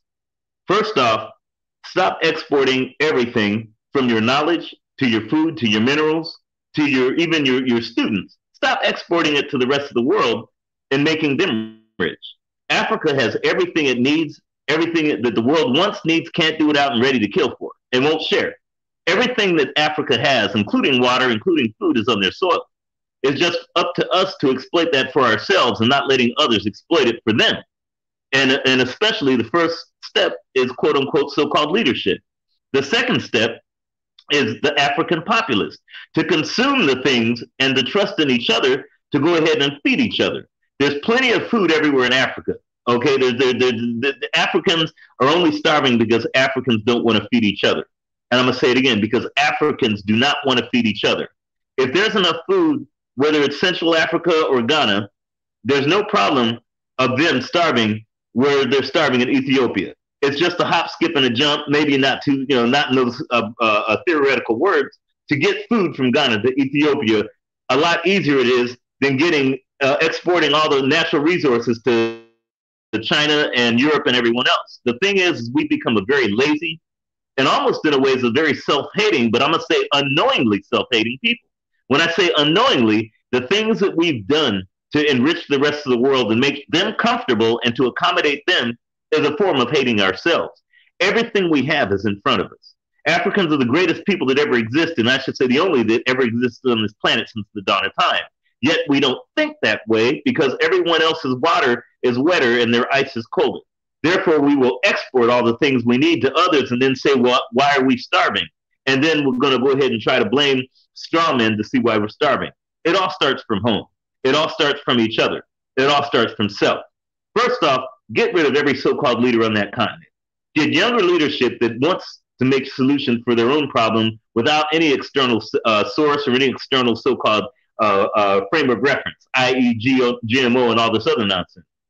Invest in each other. Invest in ourselves. Did you know that this year was the first year that they started promoting intra-African trade? Whereas Africans had been trading before there were any other race on this planet. No Asians, Arabs, or anyone else were on this planet. And we used to trade with each other. Now, all of a sudden, they're promoting it as something new. Of course, that's what colonization, exploitation, slavery, and everything else has done to us. It has made us vassals of the world, all of us. Whether I'm in California and it's done that to me, or whether you're in Tanzania or in Nigeria, it has done that to you. We've lost the sense of who we are as a people, and we've become someone else. Whether we're chocolate-covered Europeans or chocolate-covered Asians, we have become someone else, not who we are. Dr. Amos Wilson said it best. The impact of slavery and colonization has turned us almost into zombies. Look at what language we speak. What clothes do we wear? What foods do we eat, including so-called GMO? And what's more important that really hurts us is what names, or better yet, what religions do we worship? And the thing is it's, again, it's either unknowingly self-hate, it's probably laziness, ineptitude. Either way it is, no matter, or it could be apathy. Either way that is, we have done the damage to ourselves not knowing who we are and what we could do and how we can solve each other's problems. Africa has the water it needs to irrigate. There's no doubt about it. All we need to do is create the leadership that says we're going to invest in ourselves to get that water. Water that comes deep in from the ground does not go bad. Water has been around forever. You cannot mess up water through irrigation, do any long-term damage like GMO or like mining the ground and everything else is done that other nations have done to Africa, especially China. No, what we have is the solutions to ourselves, to get the water that we need for ourselves, to feed ourselves. So we're not starving in Somalia and Eritrea and Ethiopia. To stop that starvation, first off, stop killing each other. Because we're fighting for someone else's either ideology or one guy has a better car than each other. That's no different there, or whether it's the Crips and Bloods in LA.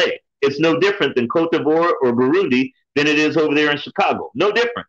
Because of an external source turned us out inside out to where we don't even look at each other as the same. To where we don't even admire, respect as each other as the same. As I said a long time ago, and I'm going to say it again, you could either be individual collectivists or collective individualists.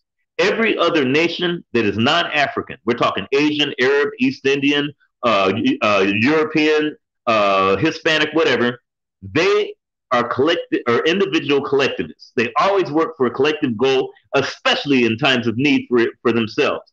Africans are collective individualists. One guy's Igbo, one guy's Yoruba, one guy is Khoisan, one guy is Zulu, one guy's a Crip, one guy's a Blood, one guy's Muslim, one guy's Christian, whatever.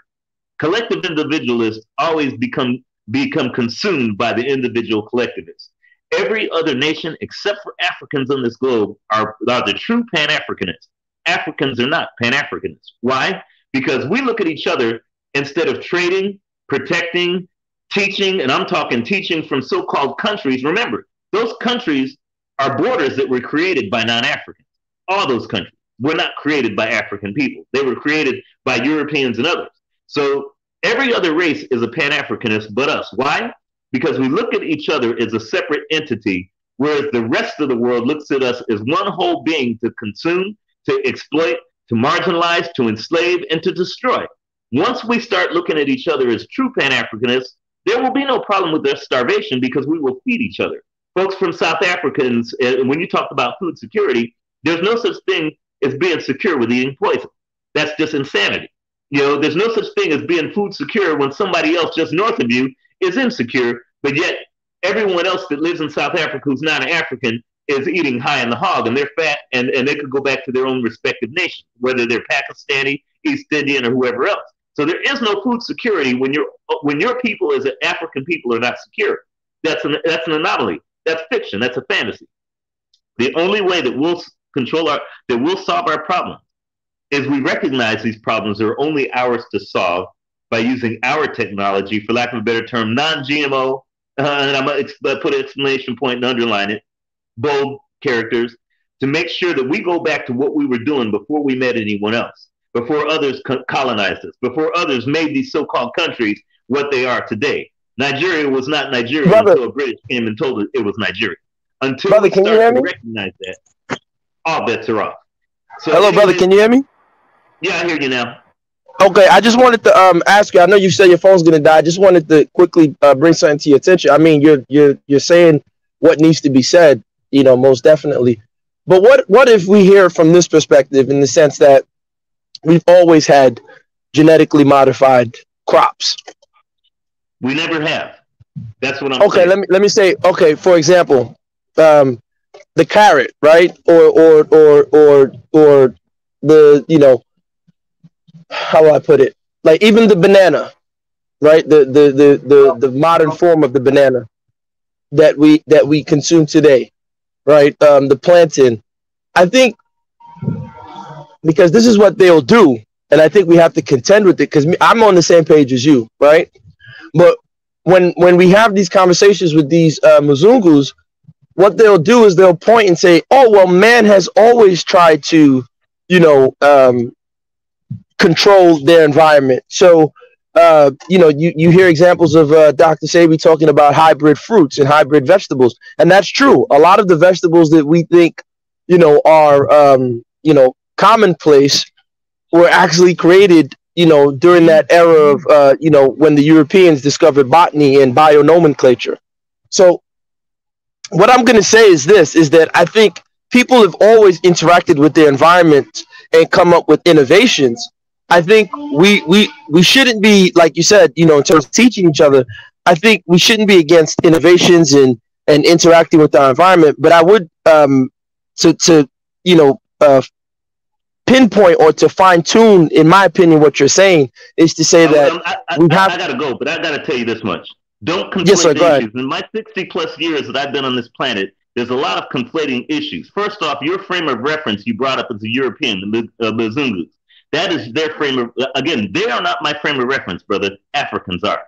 Okay? Anything. No, when you say my frame of reference, what was my frame of reference? What specifically? You brought up Mzungus and what they did and what they look at and what they do. That is not an African.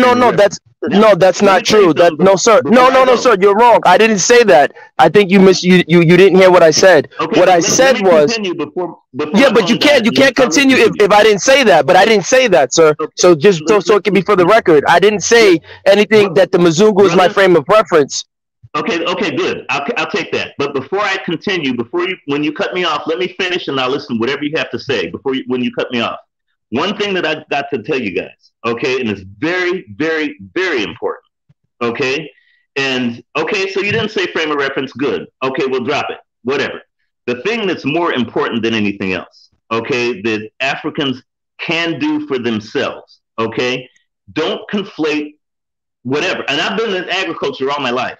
Don't ever conflate hybriding or any kind of botany with GMO. GMO is a whole different type of so-called science. I deal with commodity companies. A salmon swims in the ground. Tomatoes don't. They're putting salmon DNA in tomatoes. Salmons do not grow. I agree with you, sir. I'm trying to say, sir, I agree, but you're conflating. Yes, sir. Go ahead, brother. Because again, acceptance of again, we have 2 ears and 1 mouth, so we can hear twice as much as we talk. And it goes both ways, sir. But go ahead. But let me finish what I was going to say, and then I'll listen to you. Before this is the second time you cut me off, so let me finish everything before my phone dies, and I will listen to everything you got to say. Those are 2 different things. One from a European frame of reference for economic gain over the possibility of health, i.e. GMO, and botany and others are something that has been, even nature, a bee will pollinate and make things hybrid. I did it back in the day. It's always been done. That is natural. Those are 2 separate worlds. One thing that I say Africans can do and must do is not take the so-called shortcut. Because if the Europeans, whatever they have done on this planet, they've molested, and not just Europeans, but non-Africans have molested everything from the atom to outer space and everything in between. For us to go ahead and adopt those principles, not only excuse our frame of reference, but we've become everything, the problem that they created, we've become that problem, and the shortcut will only kill us. Brothers, I will listen to you guys for whatever you have to say. I thank you so much, and I got to go now. So you guys take care, and bless all of you. Yes, sir. Blessings to you as well. I think if I hope you're listening from the computer as your phone is charging. I don't think you understood what I was trying to say. What I was expressing is that when you start engaging with whether it's an African government, whether it's an African scientist, whether it's a Mzungu, you're going to hear those type of arguments that they have always interacted with nature in that way. And that hybridization and all of these things are the same offshoot as what they're doing now with GMOs. And I know that's not correct, but we have to contend with how we will respond to them when they say that to us. And I think some be very careful in what we're hearing and what we're responding to. But no one is saying that the Mzungu frame of reference is correct. What I'm saying is that this is why, for me, when we go into these debates with these people, they thoroughly defeat us in these debates in the frame of knowledge. In that realm of knowledge, we lose those debates because we're not fine-tuning our position. So like you said, obviously, hybridization, pollination, and those things are not in the same as GMO. When you're taking the genetics of a salmon and you're, interacting it or cross-fertilizing it with that of a tomato, that's ludicrous. It doesn't make sense. But if we don't know the fine-tuning of how to present that argument, and brother, that's just the truth. That's why these African countries are sitting ducks, because they're not fine-tuned and well-versed to know the difference. So, and when it comes to knowledge, a lot of times we often depend on the whites. So any white guy with a British accent or a French accent comes into Africa and tells us, oh yeah, we've always done what Monsanto is doing. Monsanto's not doing anything new. And because typically they see them as the holders of knowledge, they go along with it. So, the argument is not with me or you. The argument is we have to learn to fine tune our presentation so that our people who get into those positions can have enough arsenal to rebut whatever is presented to them, so they can have proper rebuttals.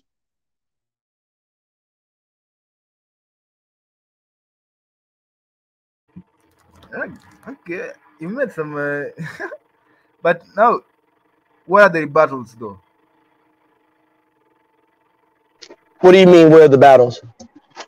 What are the rebuttals? Like you say that you need to. Well, like the brother said, there is a clear distinction, because, like I said, when I've had these conversations with these whites at universities, these Harvard educated, MIT educated, University of California educated Oxford and Cambridge, when you get into these conversations with them, and then you get into conversations with their black puppets who are on the continent, these are the arguments that they will say, and they say it with such authority, with this matter-of-fact position, and that if we don't take the time to properly research and fine-tune our position, we can end up, losing that conversation with them, and so they easily sweep us under the rug. And I'm just tired of us black people not being able to properly know how to debate these Westerners. I'm telling you, this guy Jordan Peterson, he's not a serious guy in terms of real historical research or anything like that, right? Any real good scholar would trounce him, but he chooses soft targets. So there's a video of him. It's a little bit deviating, but it's in the same. He said, Africa's not poor due to colonialism, blah, blah, blah.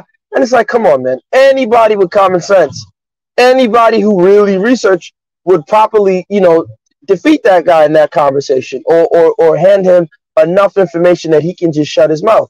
But the black woman who's next to him, because they look up to these whites as matters, as positions of authority, they don't know what to say. They say, yes, yes, yes. You're right. Africa's not poor because of colonialism. Yeah, okay. Yeah, but you asked yourself a question there that you didn't. You asked the question that a white person will ask, right? But you didn't give that fine-tuned answer that you're supposed to give as Africans. What is it?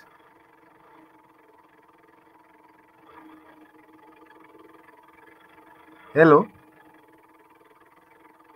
Maybe network has an issue, but yeah, the only, I think let me there was something I wanted to say about. Have I lost my thought? Wait, you are right, brother. I hope Mandatezi hears you before you text the UN. There was something, yeah, the guinea pigs. Let me go back to the comment section here.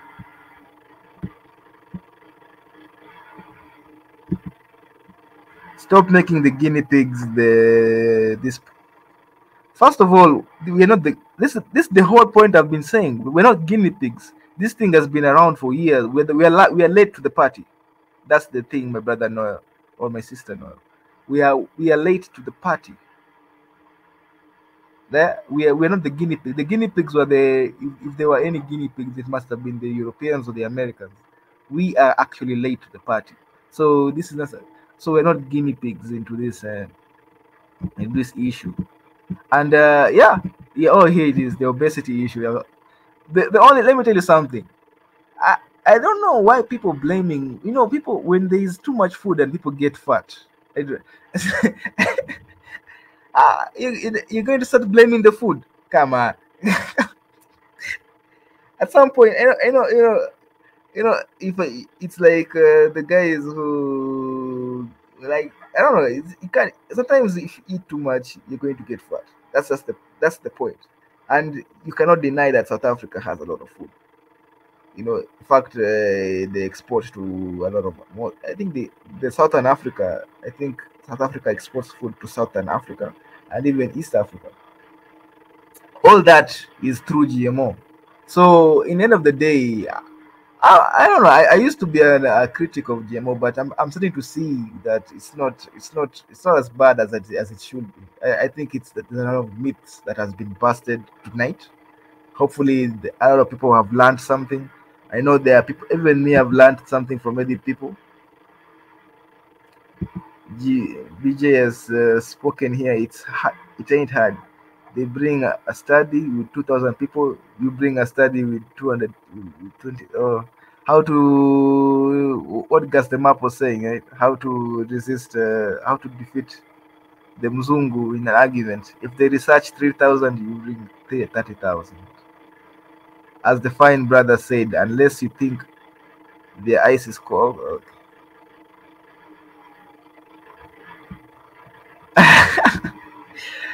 BJ, thank you for joining the stream. Thank you for MG2. Thank you, Gaslema, for joining the stream. It was really educative. In fact, let's finish this video up. Then we'll call it a night. I think we've all learned something. Even if you're whether you're pro or anti-GMO, I think we've all learned something.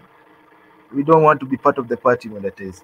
Let me tell you something. There is not study, and I keep saying this. There has yet to be a study that links GMO to all these things.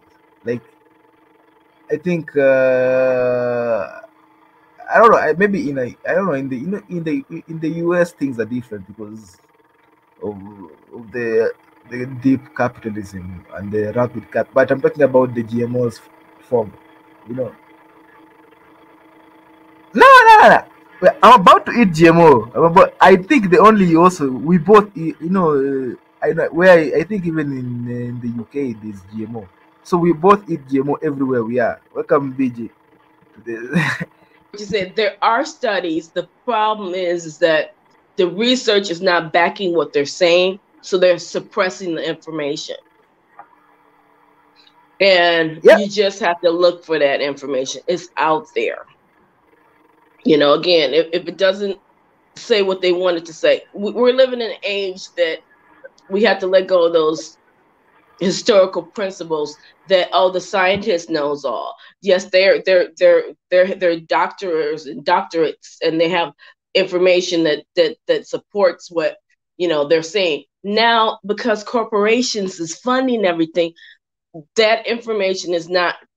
It has to be tested and it has to be questioned, because we do not have independent studies. Because even if you look at the studies now, they don't even say it anymore. Independent study through a research of X amount of thousands of people. They don't even say how many people. Now the studies may be only 200 people, 2,000 people. And they're just fast tracking this thing through. Even if they put the label of FDA approved, you can't even trust that anymore. Because the corporation has their hands so deep into their pockets, their power is mute. So again, if they need you to do a study, do a study. You got enough people with enough, like you said, you're fully educated with a bunch of letters behind your name, go out there. Because again, it's not even that hard anymore. They don't do no 20, 30, 40, 50 anymore. They do a 2-year research study and claim approved and use that as their backdrop. It's propaganda. All this stuff that they're doing nowadays is nothing but pure propaganda. And they're going to keep you distracted, keep moving the goalposts, keep switching the footballs in the hands. And while in the background, they're going to keep poisoning your land. 1,000,000%. Tessie, I don't know. As soon as I was cooking, that's when the internet, I don't know what's going on. You can't cook? Nah, listen, I wouldn't be surprised. Look, I'm sure people are listening to this stuff. I'm just me. They don't want certain information out there, but yeah. What was the last thing you guys heard before they did their voodoo on my internet? That far back. Okay, but I was saying that. Yeah, you're talking about the fine-tuned answer to give. Yeah, we have to learn to fine-tune it. Like the brother said, there is a difference, obviously, between pollination and hybridization and things like that. Even though that's not always the best, but it's clearly different than taking the genes of one thing and putting them in something else. And that's what's occurring. But if we don't have that type of presentation in our argument, this is why, when, like I said, there's that African girl who's there with Jordan Peterson saying that Africa isn't poor because of colonialism, as if, the CIA didn't sponsor coups all over Africa and other, U.S. State Department. It's just like, it's ridiculous. But, No, guess what? No, it's not ridiculous. It's propaganda. And when they bring out that propaganda, then you bring out your own set of studies and say, here, look at this, look at this, look at this. This is proving everything you say is wrong. That's the game you have to play now, because they're going to keep their little puppets, and they'll make their puppets look just like you, be prettier than you, have more letters behind their name than you. They'll walk them down and smile in front of your people's face for you. So you're going to have to bring your own little set of armies that says, no, you're wrong, and here's the information that backs it up.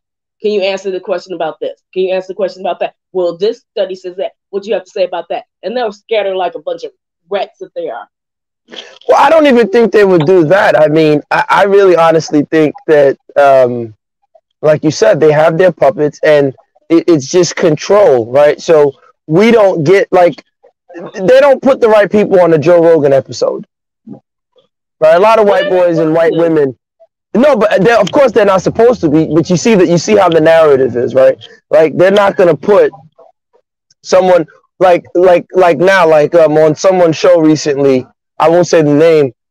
This person was on there saying black people like victimhood because black people don't want to take responsibility, and I'm just sitting there like, yeah, there's a slight perspective where that can be understood, but that's a silly argument to make about so-called black people not taking responsibility. It's silly, but it take responsibility, and for people like that, you say, okay, and what about you not taking responsibility, and move on, because these people just. I'm sorry. No, what I'm saying is that my fear is that a lot of times, like I said, like that scientist who was on the video, that's how our politicians think. They get their knowledge not from the local source, right? Like, you guys can check out a guy, Walter Mignolo, right? Mignolo, he's Argentinian, great author, great great scholar, great philosopher. He has a book, really good book, The Idea of Latin America. Very interesting, beautiful book. He also has another book on knowledge, right? And he talks, his argument, one of his arguments is that knowledge for us has come from the West, and only the West, or the West has taken things from outside but synthesized it through their lens. And because of subjugation, other forms of knowledge have been suppressed or ignored. So a perfect example is, like, they'll mention the bell curve. Yeah, blacks have low intelligence, but then they won't mention, like, Howard Gardner multiple intelligence theories, right? So of course IQ is used as the metric to say, yeah, we're smart, but it's like, well, there's different IQs, right? But what? But I don't even think they have to do that anymore, because they have learned the biggest player that can get whatever they want is that mighty dollar. And so what they're now doing, because if you listen to the narrative now, I would love for them to say some stuff like that. At least it seemed like they done went to research something, even though it's a lie. Now they're like, oh no, just say this. They handpick whoever they want to say whatever, and because they have written you a check, you cannot say nothing outside of the script that they put before you, even if you don't want to say these things. And you could see it in so many physicians. These physicians are forced to say and do what they have to do because the money is coming from the pharmaceutical companies and their hands are tied. And it's so sad to see that some of your greatest scientists and scholars want to tell you the truth, but they can't. Well, Tezzy makes a statement. Did you read Tezzy's statement in the chat? He says, we would eat GMO food if lunch was an hour late. And you're right. Listen, again, poverty and hunger are not natural conditions that the earth creates. The earth has abundance. It's a fact that, according to them, that every human being, if they stood shoulder to shoulder, can fit in the state of Texas in the United States. Every human being on earth. So there's an abundance of land. There's an abundance of everything, right? The problem is the mentality that we have and how we're taught to approach the resources that we have, right? Like, I saw a video talking about, like, fossil fuels, and it makes no sense to call petroleum a fossil fuel, right? It's a silly thing that there's actually an abundance of petrol in the earth, and that they just like diamonds are created through artificial scarcity, the price of diamonds, because there's just so many diamonds around the world. But De Beers and these organizations don't want the markets to be flooded, so they control it, just like they're doing with petroleum. Hello, can you hear? But Gasmo, you just answered your own question. What you said. They trying to monetize it, and unless I can monetize it and control and make sure the money come into my pocket, because I don't want to go in your pocket, Gasmo, but this is it. Then I'm going to put a war. I'm going to kill. I'm going to steal. I'm going to poison whoever I have to make sure it only comes into my pocket. And the only way to get away from that's what I'm saying. So with Tezzy, when he's saying we would eat GMO food, we already probably have eaten GMO food. What I'm saying, Tezzy, is that Africa has grains that don't have to be, for example, like you look at acha or fonio, right? Fonio requires very little attention in terms of growth, right? You have teff in Ethiopia. There's so many grains that we can be eating. Who the hell tells us we must eat wheat? Who tells us we must eat rice? Who tells us we must eat maize? They do. So now we grow those things when we can be growing our local grains. We don't need to do GMO, we have to do that. They actually replenish the soil. We can invest our money into that. But again, the dietary habits aren't even reflecting that. If I did ugali with teff grains instead of maize, the Kenyans would be in an uproar. They'd burn me out of Kenya, kick my ass and say, get the hell, go back to Nigeria. But that would probably be much healthier for them, and they don't have to eat genetically modified corn. What do you say to that, Tezzy? But the saddest thing, yeah, BJ, yeah, you can speak. Oh, but the saddest thing about that is, I'm pretty sure many of their farmers and their people have said that, but because those people ain't writing them a check, they're like, I ain't trying to listen to you. This man over here done cut me a big check, and you guys going to eat this poison wheat and shut up. And that's where the politicians are, useless on all points, because they help perpetuate the issues that we all have to live with every day. Yeah, actually, gas them up. I actually don't eat maize ugali. I eat sorghum ugali, the brown one. So yeah, and there is actually, I think, Kenyan made sorghum GMO on its way on the production line. I don't know, but I've heard about it, so I don't know. I hear it's very, yeah. So Tezzy, what is in that sorghum GMO, and what is the difference between that and the actual sorghum? Well, the difference is that it's. I hear I've been told that it's very difficult to grow sorghum for some weird reason. The yield is usually low. It's actually it's an indigenous crop to Africa, but for some reason it seems to have lower yields than maize. So it's more expensive, actually. So No, Tezzy, don't do that. That's disingenuous. It doesn't have lower yields. The problem is, like we talked about, industrialization. It doesn't have enough yields that you can mass produce and mass feed. That's what the problem is.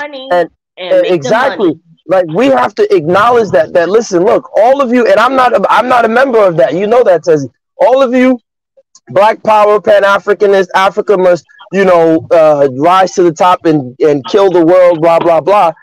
As you guys industrialize, you have to acknowledge that you're going to end up becoming like the very people you say exploited you. You guys are going to turn into the very thing that you guys hate. Why are you trying to follow their playbook? Doesn't make any sense. Because the same playbook is still the same playbook, no matter whose hands is in. So how you think you're going to have different results if you're playing the same game that you're seeing has crippled you? Well, they don't care. They want Western power. What most Pan-Africans, what most African development, industrialists, what they're looking for is an African interpretation of Western power. Am I right in saying that, Tezzy? Yeah, no, I don't think you're. I don't think you're right. I think most Pan-Africans just want a functioning Africa. I think that's what everybody wants. I don't think Pan-African interests are different from your interests, Gasemab. I don't know why. Although we may be easy prey for some reason, but I think we all have the same interests as Africans. Whether you're Pan-African, no, I don't have the same interest. I don't agree with most of the educated Africans, even though I'm an so-called educated African myself. I think being educated is a waste of time. Okay, let me clarify. It's a waste in the sense that a lot of times we're using our education to push our narrative on the local population and the local people, as opposed to using our education to help them.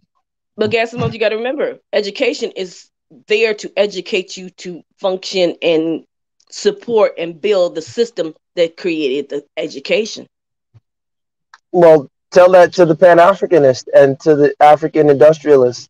I don't know what to tell them. And it's not going to tell them to fight against it. So how can you serve two masters? You can't. Maybe you gotta have to write a book, BJ. You gotta write your book, so people read it in Kenya. Okay, but I'm asking you a question. If Africa doesn't industrialize, like how are we going to, like, what's the other option? Well, nobody's saying they can't industrialize. The thing is you got to industrialize where it meets your agenda and fulfills your people's purpose, and not make it a continuation of the system that you're trying to fight against. Come up with a new playbook. I think industrialization of Africa is it's not as cut and dry, right? I think it's much complex than just so-called industrializing. I was having this conversation with Niger.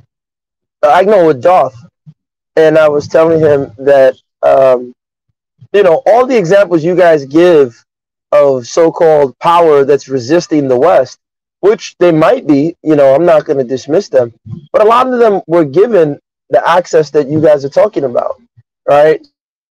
So whether it is Pakistan, China, these people were given nuclear capacity. They didn't develop it on their own. China didn't industrialize on its own. There's not one country, except perhaps Japan. Except Japan, I could see that argument. But there's not one country that was able to industrialize on their own that's not from the West. Japan was the only one. And, everyone else was selected. So it's just like, it's just like I said, I'm not saying that people shouldn't so-called industrialize. I'm saying, how do we do it? How do we go about doing it? That's the real conversation. And since we've been colonized, we haven't, we don't have the luxury to sit down and have those conversations, right? They stole people, there was genocide on our coastal region, on the East and the West Coast, where human resources were being taken away. They put us in these contraptions called countries, right? Now we're in these countries, in these contraptions. Now we have to contend with these borders, right? So there's so many things in addition to their nefarious activities that they're still doing and still playing on a day-to-day basis. And it's just like, I'm not saying not to industrialize. I'm just saying I'm not convinced by it. I'm just not convinced. You guys have to do a better job of convincing me. The step one has to be, because again, people keep looking at China and saying the last 30 years, that was a long fight for them to get to the point that they are at. But what they did, but they didn't fight, BJ. China didn't fight. Like this is what I'm trying to tell people. I'm not talking about that part of it. But what they did way back in the day is they unified as a one continent, one country. No, they knew the unification. What happened? Let me tell you what happened. See, BJ, wait, hold on. Let me tell you what happened in China. See, because people are very, very picky and they're being selective about these places that we're looking up to. Again, not saying that China doesn't do good things, but China is so-called unified under Mao, right? And you had the Mao faction and you had the Taiwanese faction, the current Taiwan, the people in Taiwan. So the Taiwanese faction was actually on the brink of winning. Mao and his people were going to be wiped out. They were literally on the verge of being wiped out. What happened is Mao reached out to them and said, yo, look, we got an external enemy. We got the Japanese. We got these other people coming in. We got to put these guns down and figure out a way. Of course, they took him at face value. They took him for his word. And, once the Japanese problem was taken care of, then that actually strengthened the Mao team and the Mao faction, and they were able to go and do what they had to do. But when we say even so-called China unifying, they're not doing anything that's Chinese. Like Mao killed millions. Well, I won't say he killed, but millions of people died under his regime, right? There's nothing that he did that came from a Chinese playbook. Everything he did came from the Marxist playbook, from the same European man. Like, do you get that, BJ? Like, so these people come on here and they're bragging about China, and it's like, yo, there's nothing Chinese in China right now other than the languages. They're not their current system. There's nothing that they're doing that you can reference back to ancient Chinese customs and culture.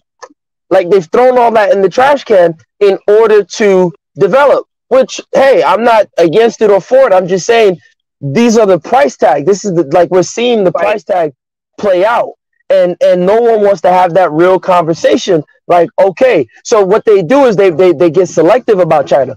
Oh yeah, China, they'll do this, and it's like, come on, stop being silly. Like, if Nixon, then again, then maybe you then take from their mistakes and say, well, we're not going to do it this way. We're going to do it this way. Because y'all got to sit down. Yeah, and but BJ, but listen, because being 54, but BJ, there's no coming together. Africa has never come together, yet Africa's thriving periods was never under a unified Africa.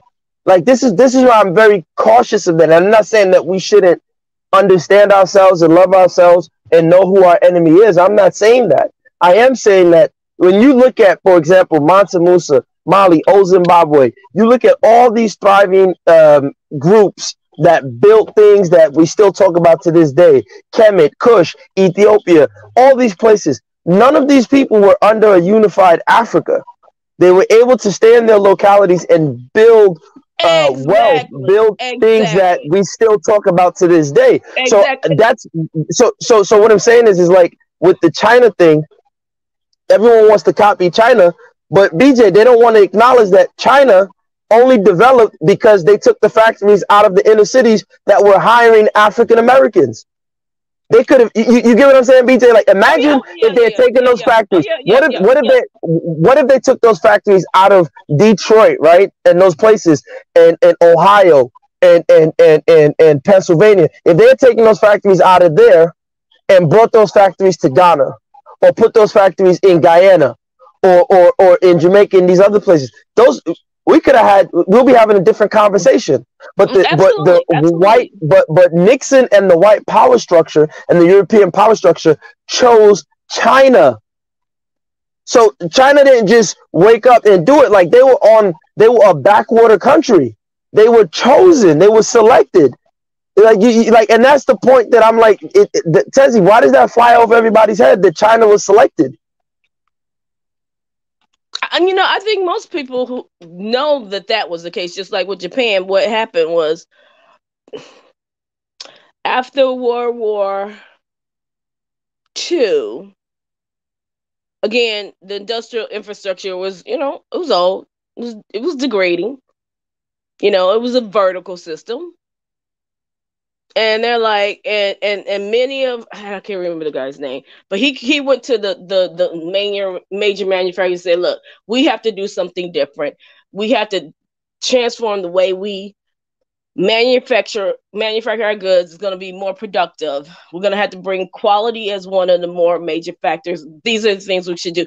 Then they started moving towards most of those suburbs. But at the same time, he's like, well, we got to go one step further. And they're like, no, we're fine the way we are. He took that same concept to Japan. Japan jumped on it. At the same time, when the oil crisis back in the 70s occurred, and the cost of fuel went up. Because what happened was, especially the big three got so comfortable that people are gonna, because and most of the manufacturers here, buy American. So they felt like that loyalty would never die. Japan was very strategic in how they we build a better product, they're gonna become loyal to us. They were slow and steady with that. But we got so comfortable with they're just gonna buy it no matter what we put out there. So the American cars started being a bunch of junk. So you're gonna give them $12,000, and $12,000 back in the 70s was a lot of money. for a car that couldn't make it 3 months down the road. And instead of them trying to improve, they never did. They did the little propaganda, quality is Ford One and all this other stuff, but the cars never really improved. Now here's the funny part. Go ahead.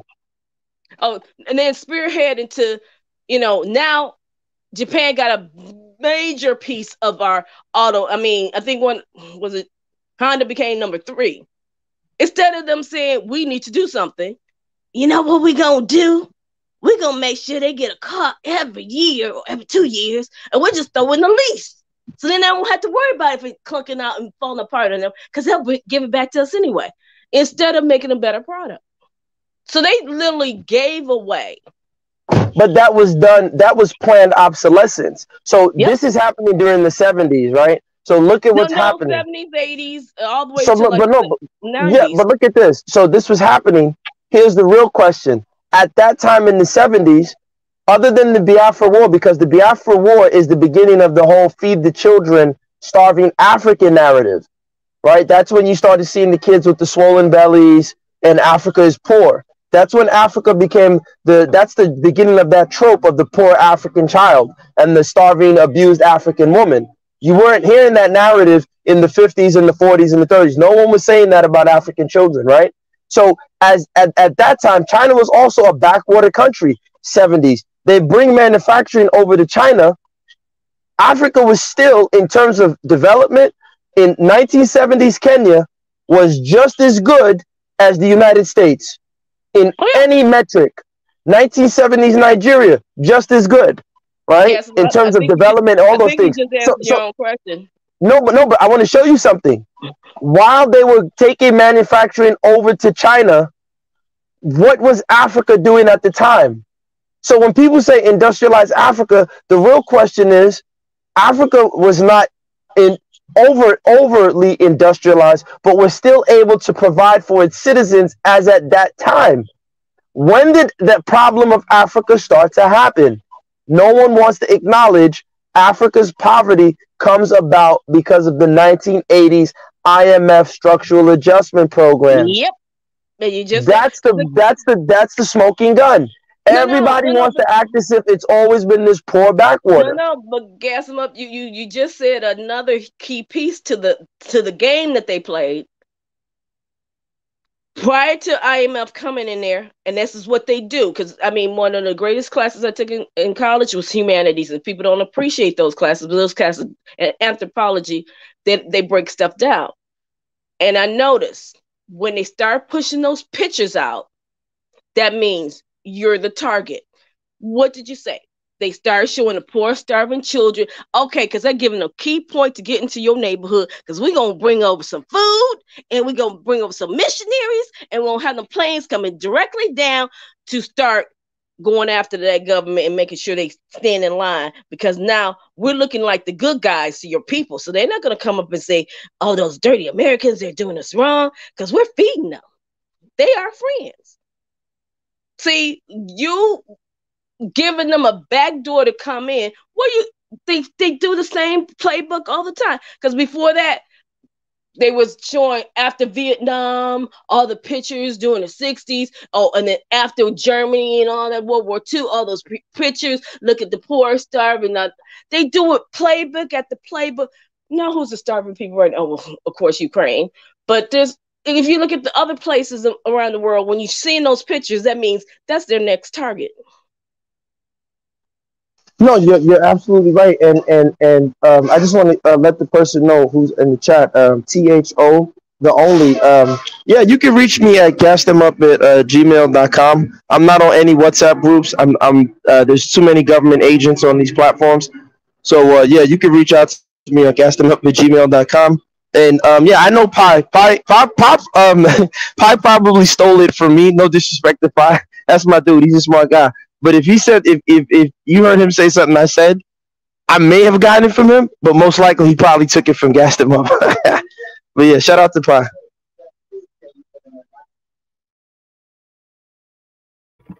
Yeah. Hello. Yeah. Okay. So I think, guys, we had a very great conversation today, man. I think it's like it's going to 2 a.m. In Africa. Oh yeah, okay, yeah. Next time we will make okay. Since you have requested that, we'll have that type of show next time. But yeah, I think we've all learned about the GMOs and the negatives and the positives. I didn't think anybody would change their minds. So it is what it is. But I think it's going to be a wave going through Africa. I think it's already a wave going throughout the whole world. Well, Despite then start doing your research studies so you can see what's causing all your people to drop dead and have heart attacks by the time they're in. Now we're having people over here in their 20s and strokes. yeah, I'm okay with seeing people obese than seeing them with their ribs out. I don't know. If I was to choose one, I'll choose the one who's the obese guy who has maybe the occasional diabetes or stuff like that. But I prefer that than what's on the ground. Because I think that's the map you said about Pan-Africanist agendas and stuff like that. But in Africa, like I don't even think Africans just really don't. They just really want cheap food. Like I think that's just what Africans want. They want cheap food. They don't have. They don't want. They want not. They don't want to have to break their backs to get a meal. Like I think. But you know, Tizzy, yeah. You think we want to spend a lot of money for food over here? We don't. You know what they do? And y'all need to start learning that game as well as they do. Propaganda. Don't you want to feed your children? Like I was looking at something they were talking about how they got the women to stop feeding their babies breast milk and using their formulas, Johnson & Johnson. What they're literally doing is saying, this is more nutritious than anything. It's even better than breast milk. And you're like, well, I want to feed my baby the best. And they went through, took over that. And that was something that probably was started in the 70s. But they used the propaganda. They slow and steady start convincing you. That's why things happen here. They use the media like a science. And you got to do the same thing. Because if you don't put it in the person's ear, they're not going to, even if it looks like they're not hearing it, they hear it. And eventually it'll start to click. And of course, not everybody will jump on board to it, but you have to play that game because that's what they're doing. How you think they stopped eating the stuff that their mothers were cooking and saying this stuff at this restaurant is better? Well, at least I know it's not better, but it's convenient. But I always know in my head it's not better. But they've gotten to the point that, no, this is better than anything you can get out of the ground. And that's how they go. That's how they get you. And once they got you, they know, especially with us, once we jump onto something, it's hard for us to jump off of it. So they use. Yeah. Oh, no. I'm saying, so they use the media and all, they use whatever, because again, you guys value education and, this person is a scholar. So they're going to come with you guys with a bunch of this scholar, this research, that research. So then it convinces you that it's safe because it comes smart and calm and soothing the way they talk to you. And you think, oh, this person's not going to do anything to harm me. When in fact, that's the very thing that they're trying to do. So, Yeah, I understand, but is there a chance for as GMO is I don't know, I feel like it's still an evolving technology. Do you think that one day there will be safe GMOs? No, because the greed and the evilness doesn't want that. Because if they wanted it to be safe, the very thing they put out there would have been safe. Just like they said, when computers started, getting more populated and popular, at the very beginning of it, they're like, okay, computers are going to be used and they're going to have a bigger effect because now people are not working in offices and stuff like that. So we could make these systems where they could be helpful to people and, you know, support people, or we could make it not. See, they always know. They know. They always know that choice. Either we can do it where it's going to benefit somebody or not. And when it doesn't, that means they didn't design it that way. And once something is designed, you can adjust it and modify it. But the only way to change it is to totally rebuild it. So again, they want it to be this way. And the question is always, and is never fully truly answered, is why and who truly benefits from it. And when it comes to you guys, you can see the world never found any benefit for you. So you got to take that question even deeper and look at your history, look at your past, look at the people you relate to and the people who relate to you and how you're being treated. And you have to have a bigger antenna flying up that says, wait a minute. Wait a minute. Is this truly a problem, or is this a problem that you all of a sudden said is a problem? Because again, if the government wants to bring it in, y'all better have a direct link to them farms back in the woods or wherever, and bring your own food, or create some container gardens and hold on them seeds like they're gold, and build and plant your own gardens. Because once they come in, they are all hands barred. They're going to shut your whole food system down and out. And they'll be the only supplier. Well, okay. Well, on that bombshell. Okay, you have a wonderful evening. Yeah, thank you for joining us, BJ. Thank you, Gus the Map. Thank you, the only, and everybody in the comment section. The Caribbean man from Barbados. Let me get your name. Noel Brown. Noel Brown, thank you, man. You've been very active against GMOs. A lot of people have been, actually everybody has been active against GMOs. We'll see. Probably. I guess, Tessie, you need to keep topics like this because we all agreed. So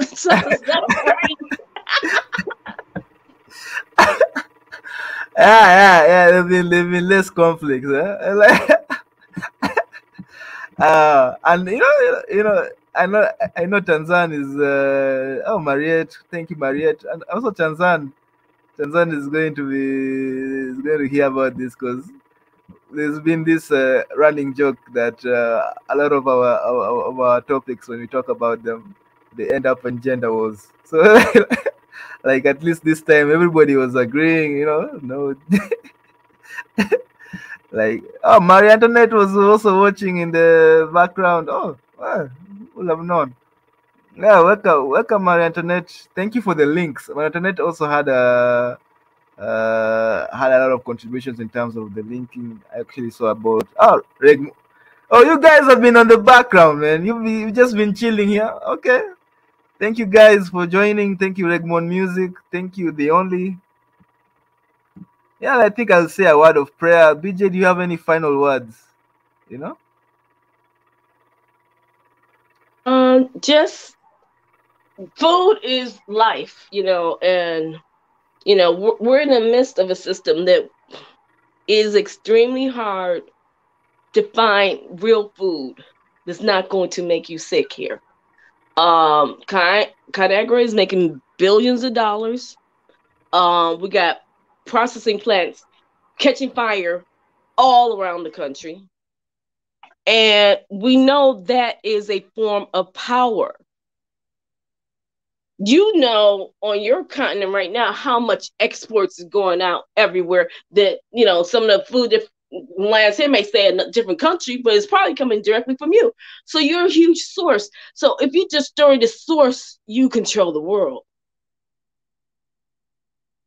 Use the power that you have. Again, there's so many topics, there's so many things going on out here. But when it comes to food, everybody has to eat. And once you destroy that, unlike a pipeline spill, and eventually the ocean will cleanse itself, The way these people are playing, it's not going to be just one little farm or a country, 100,000 hectares somewhere in the middle of nowhere. They're trying to take it all out. And you have to understand, whatever choice you make, your children will, and it's not even your children, you will start paying for it, because those illnesses that we're dealing with over here probably hit you guys harder because your system is not used to this stuff. We've been eating processed food since probably the 40s. They go into ground zero with GMO directly from what you have now to this. I don't even know what this would do to your systems. And you have to think about that. All money ain't good money. And everybody smile at you ain't your friend. So thank you for having me, Tezzy. You have a wonderful evening. Thank you, BJ. Thank you for those wise words. In the end, all money ain't good money, and yeah, not everybody is your friend. Not everybody who smiles at you is your friend. I think everybody here, I think it's practically the SNN family that's the only talking about East African food, the laws. Yeah, I think the food will still remain clean because I don't know. I trust our African scientists. I don't know. I know. It sounds like they are colonized or something, but I trust them. Like I don't know why. I don't know why everybody else trusts their own scientists. Why can't we trust our own? I have faith in them. I have faith in our scientists. So one day, I don't know. Even if they regulate this stuff, I still have faith that they will not let us down, because Africa's been here like somebody MG2 when he said that Africa is one of the oldest continents, and we've been here around for a while. I don't think anything is taking us out anytime soon. I don't even think that's why I don't even think GMO is a threat. I think we'll survive. I don't know. What do you think, you guys, BJ? Do you think I don't think, but I know BJ, your opinion on GMO You know is what? I would just say, was it Namibia that they got the cough syrup from India? And like 70 kids died because the cough syrup was literally poison, something that they don't even manufacture in their own country. And the pharmaceutical company is not even a licensed pharmaceutical company in India.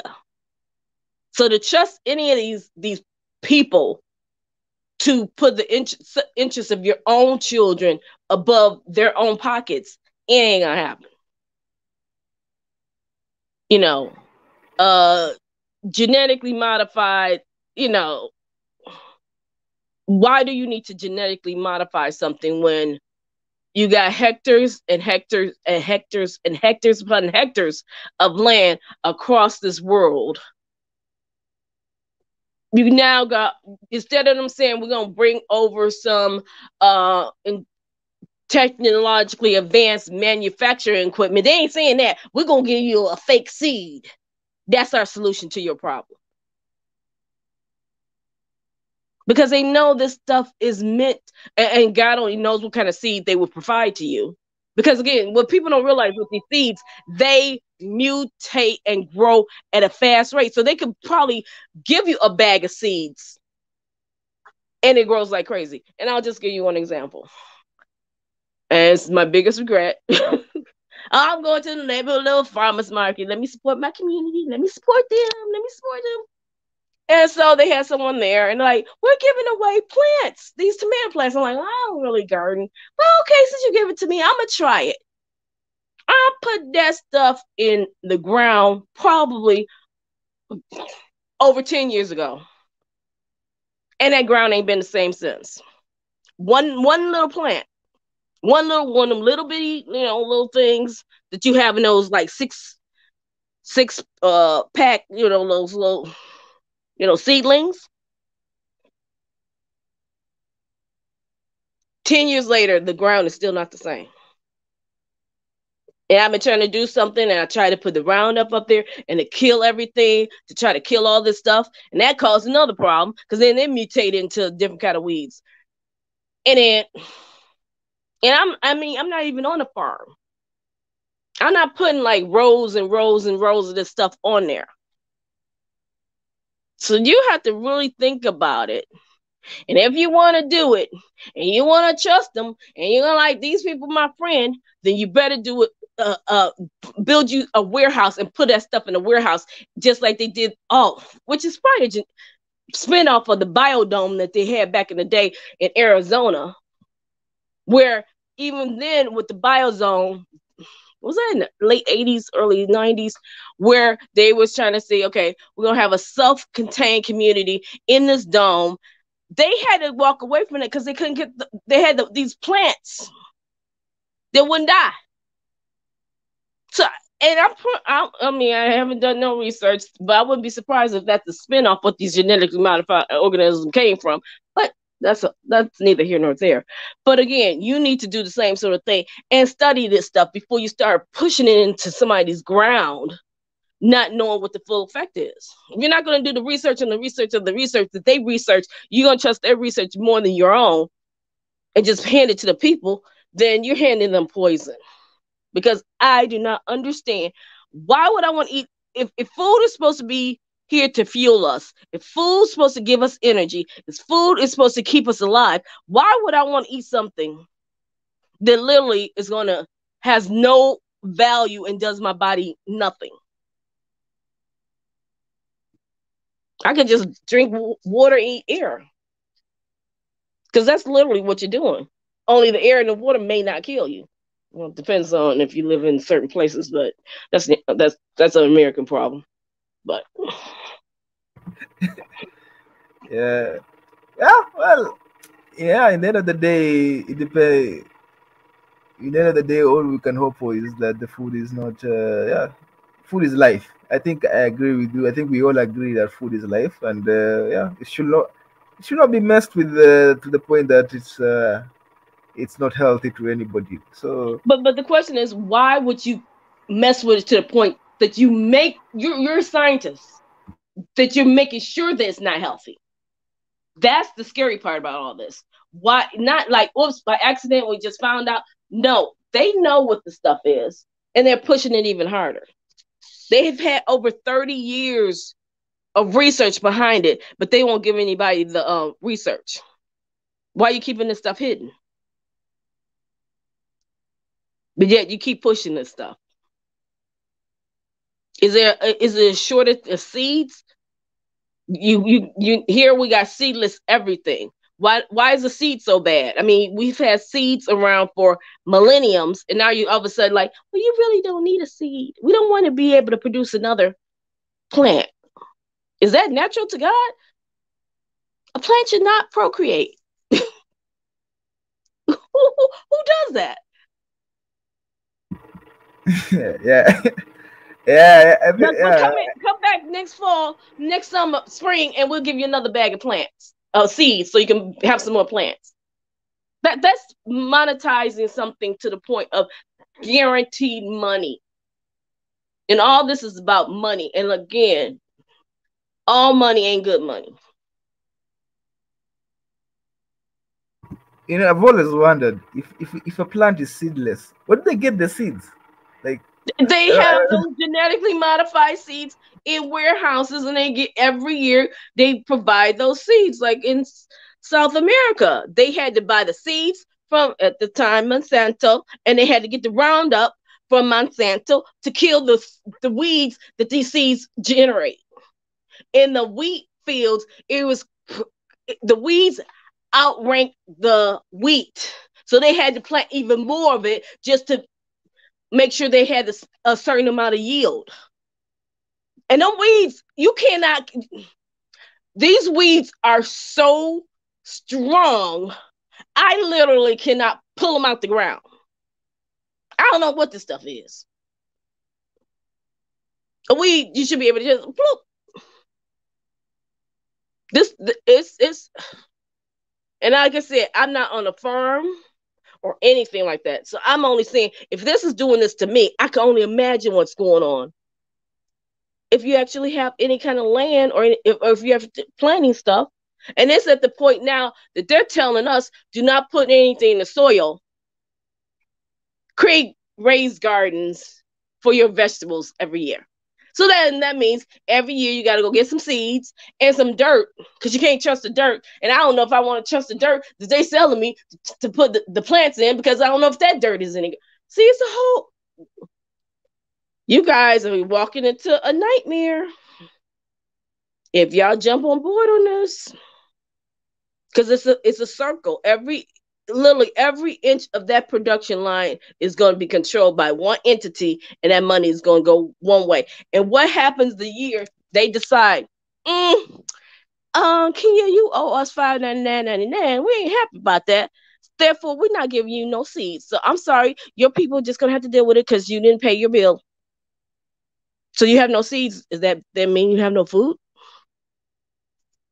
Because everything's seedless?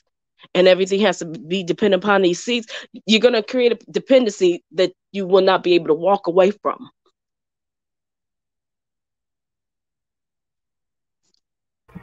Yeah, that's what everybody's afraid of. That. No, don't be afraid. That's what's going to happen, because this is what's going on in South America right now, and they're losing their farms left and right down there. See, they're not showing a spotlight on that. See, the information is out there, but they want you to keep you distracted by looking at this. Look over here. Look over here. While people are trying to scream and say, this is what's going on, and you're not seeing it. And by the time you find out the information, you've already signed the papers, and they just dropped up your first 5-pound bag of seeds. And it's too late, because once that stuff goes in the ground, it literally contaminates it. And I'm gonna tell you, you and your peoples gonna have to get used to eating beautiful fruit that looks like Sleeping Beauty with a beautiful apple that is beautiful. I mean, if it looks gorgeous, I mean, not a spot on it at all, and you eat it and it tastes like water because it has no flavor. It tastes like nothing. Technically, it makes sense because it is nothing. It's like eating a plastic, like the kids' little plastic toys might have more flavor to it than the stuff that you'll be eating.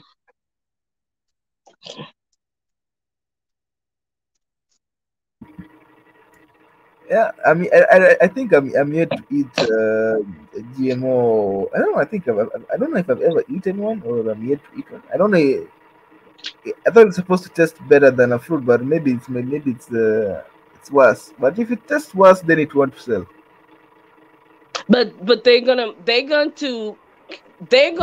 drop it off dirt cheap, and that's how the people are going to get locked into this stuff.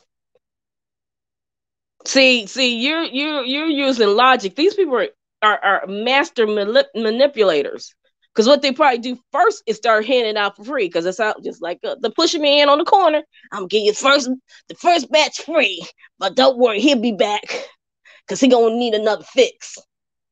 So they'll start doing that, and then and then they'll give you this literature, and you start reading, and put a pretty, like African family on there, and they got all smiles, and their teeth are just gleaming. That looks so, and then they make the picture look so delicious. Oh, wow, yeah, well, it might not be so bad, because it was, and we're saving money. So then you start convincing yourself. And then they're like, we got you. We got you. And once they got you, they are not going to take, like a pit bull, they're not going to take their teeth out until they kill. Yeah, what? Yeah. Okay. So then hopefully the regulatory authorities in Africa, hopefully they'll. But they're already going to go to them and pay them off, and they will not have any power to do anything. That's what we're dealing with here. Our FDA is mute. They even with everything was going on, they sit up there, and as soon as they try to speak up and speak against what's going on, they either fired or they quit. They will shut that down and silence them.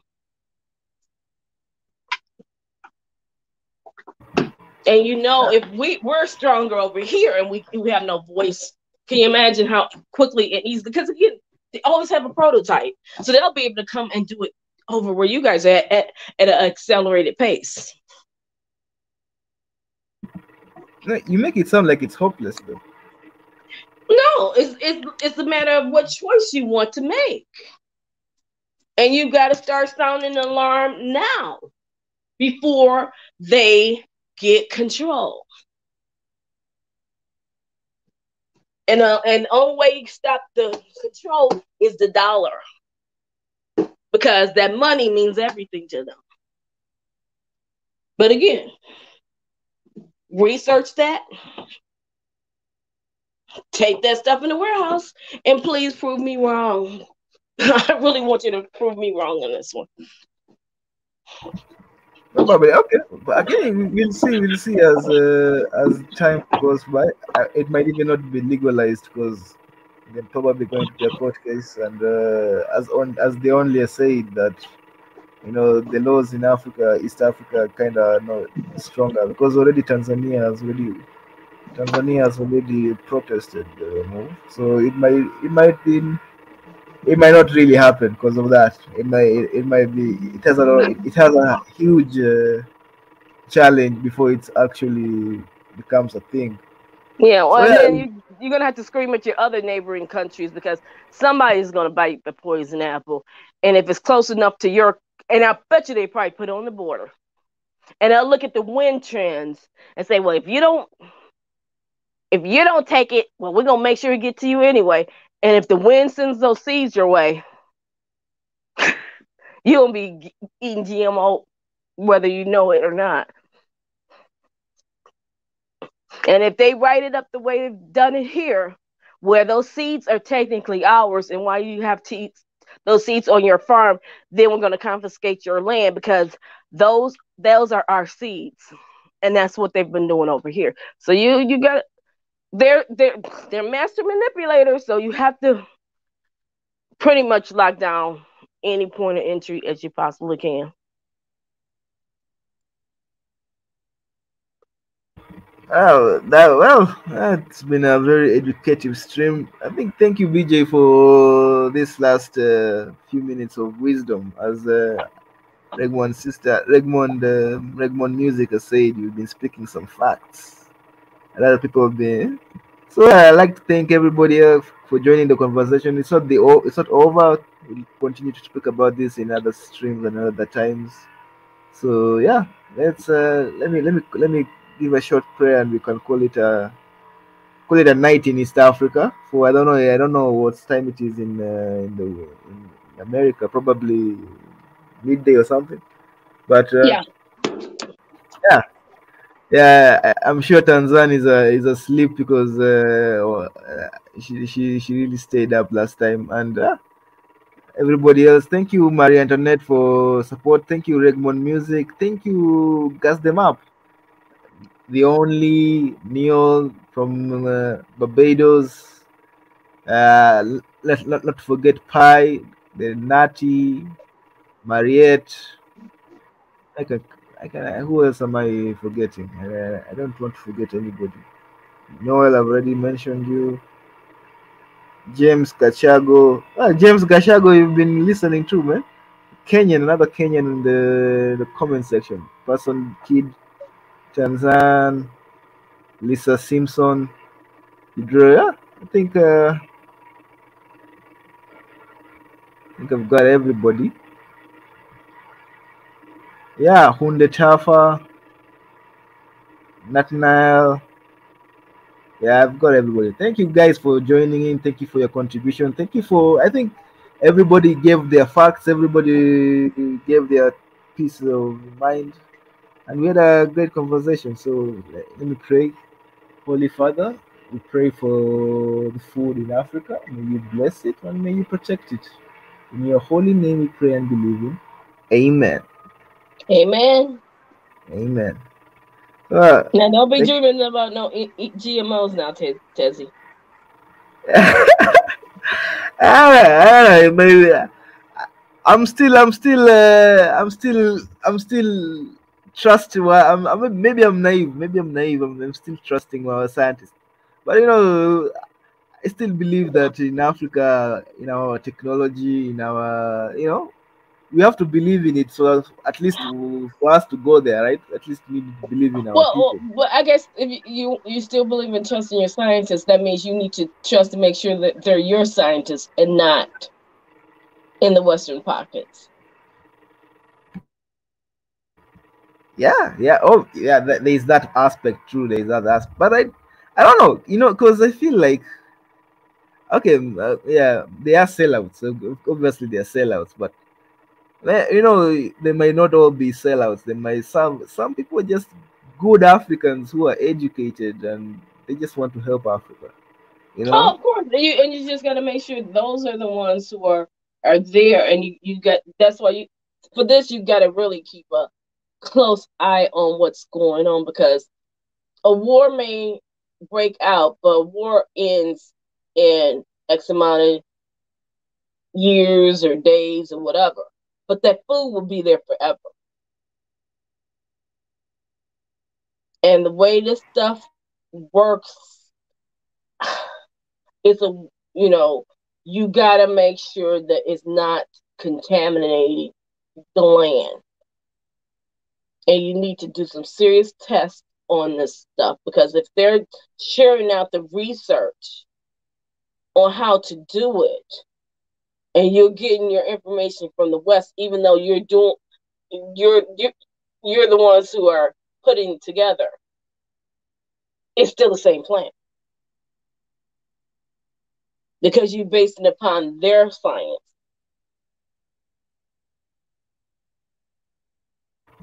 So that means you really have to do the research and make sure that, because I know it's got to be a way to do it where it's not this monster plant. Obviously, there has to be a way. But here's the thing: China is also accepting GMOs, but it's accepting GMOs from China. Why can't we, as Africans, accept GMOs from Africa? Well, but then the problem with China, look, because I went over there, they're starting to push the same agenda as the Americas, and what they're finding there is now that their younger people are getting fatter, and now which they never had an issue. Because I talked to some people when I was over there with diabetes and heart problems. Guess what? Now, they old folks are still walking around using their brains and doing all this other stuff, and they 70, 89, whatever. They're saying it's not the old people that's getting it, it's the young people. And that's because they're eating this crap. So it's no more where we got 30, 40, 50 years before they hit you. No, this stuff hits fast. It hits very fast. And it's accelerated. So if you're 20 starting on this stuff, by the time you're 30, you're going to have a whole bunch of health problems. And over here, a lot of our young people are on all types of medication. And I can't understand, never understood why. And maybe I wasn't looking at the food. So I'm just saying, you don't have a lot of time to figure this out. Yeah, I don't know where I read this or I heard this, that medicine comes from food. Like practically, food is medicine. Like all medicine is at some point. No. That's what we say. Food is medicine. Everything natural. God gave us everything we need to survive for any ailments, any problems, any issues. But man cannot figure out how to make profit off of food in the medical industry. So let me make you sick and I'll make money for life. So if I make you sick in your 20s and you live to be 60, I got 40 years of you filling my pockets. So now you're monetizing disease.